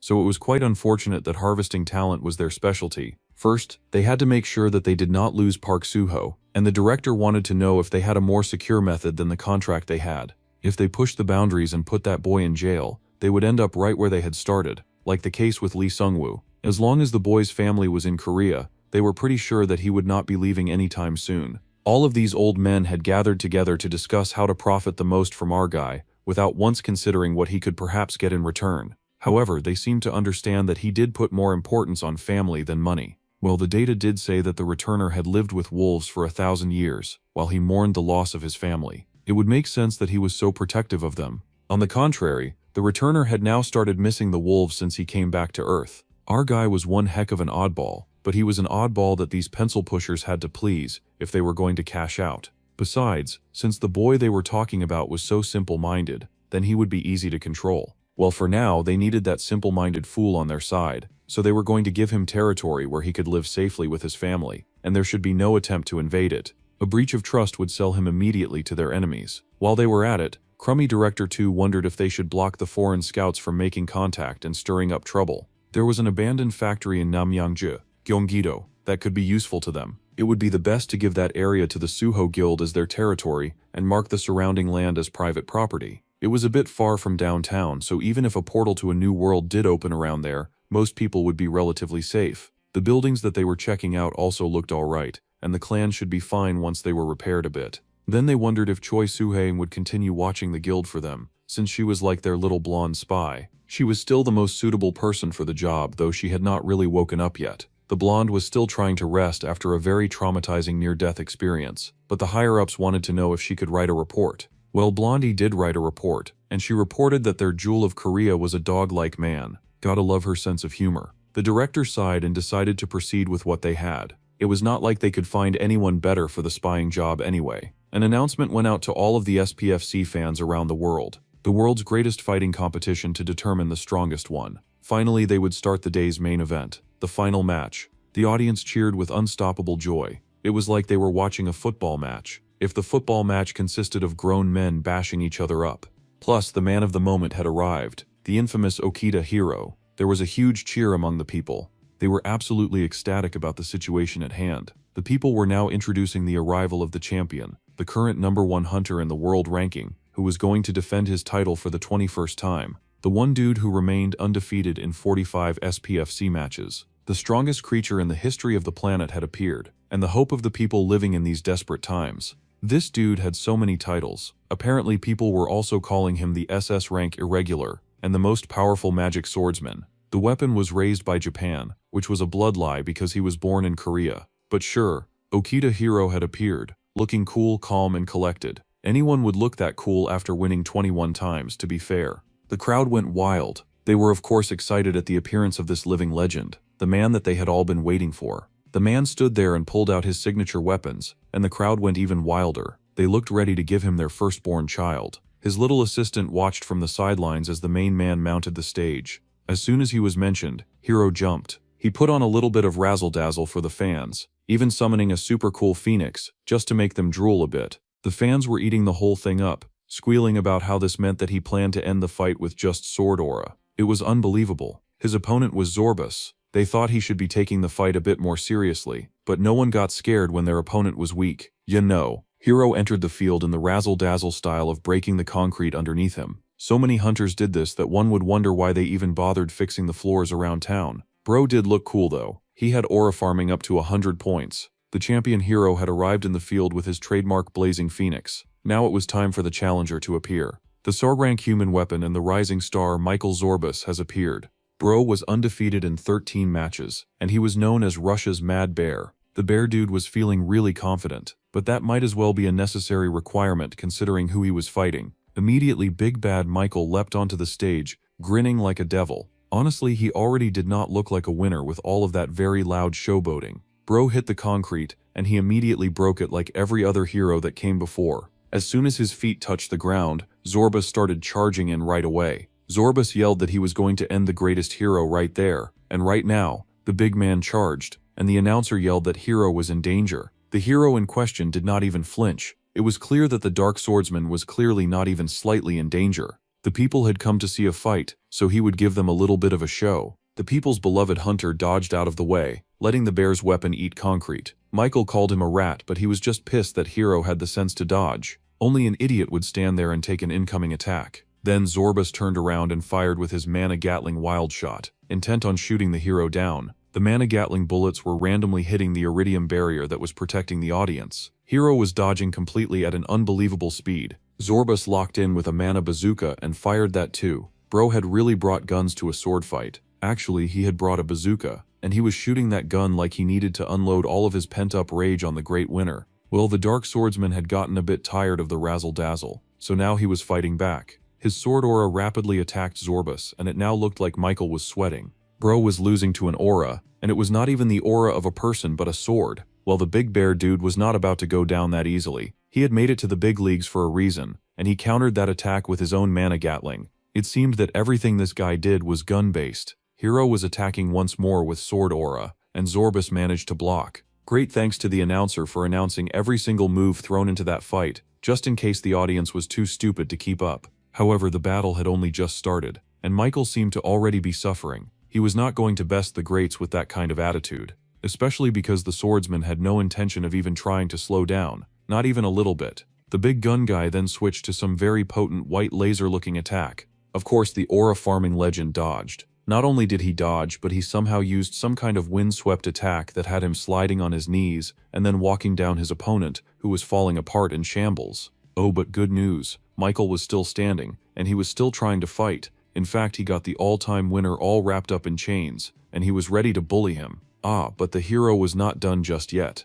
Zorbus was giggling a bit that he had caught the bro, and now he was going to crush that hero once and for all. His biggest stupidity was believing for a second that it would really be that easy. Hero's hair was not even messed up. The hero sighed and noted his opponent. The seventh villain, Michael Zorbus, was already dead. The man stared and then coughed up blood. The hero sounded like a villain from the 90s, but he was right all the same. The big warrior was indeed dead, and he went crashing down, blood gushing from him like a giant vampire fountain. Well, the chains all fell from Hero, and the crowd was stupefied. The announcer dude was also suspiciously silent. It seemed that the resident hero had moved a bit too fast for anyone to keep up with. The big dude came crashing down, and the people went wild. The crowd was cheering, and the announcer went wild.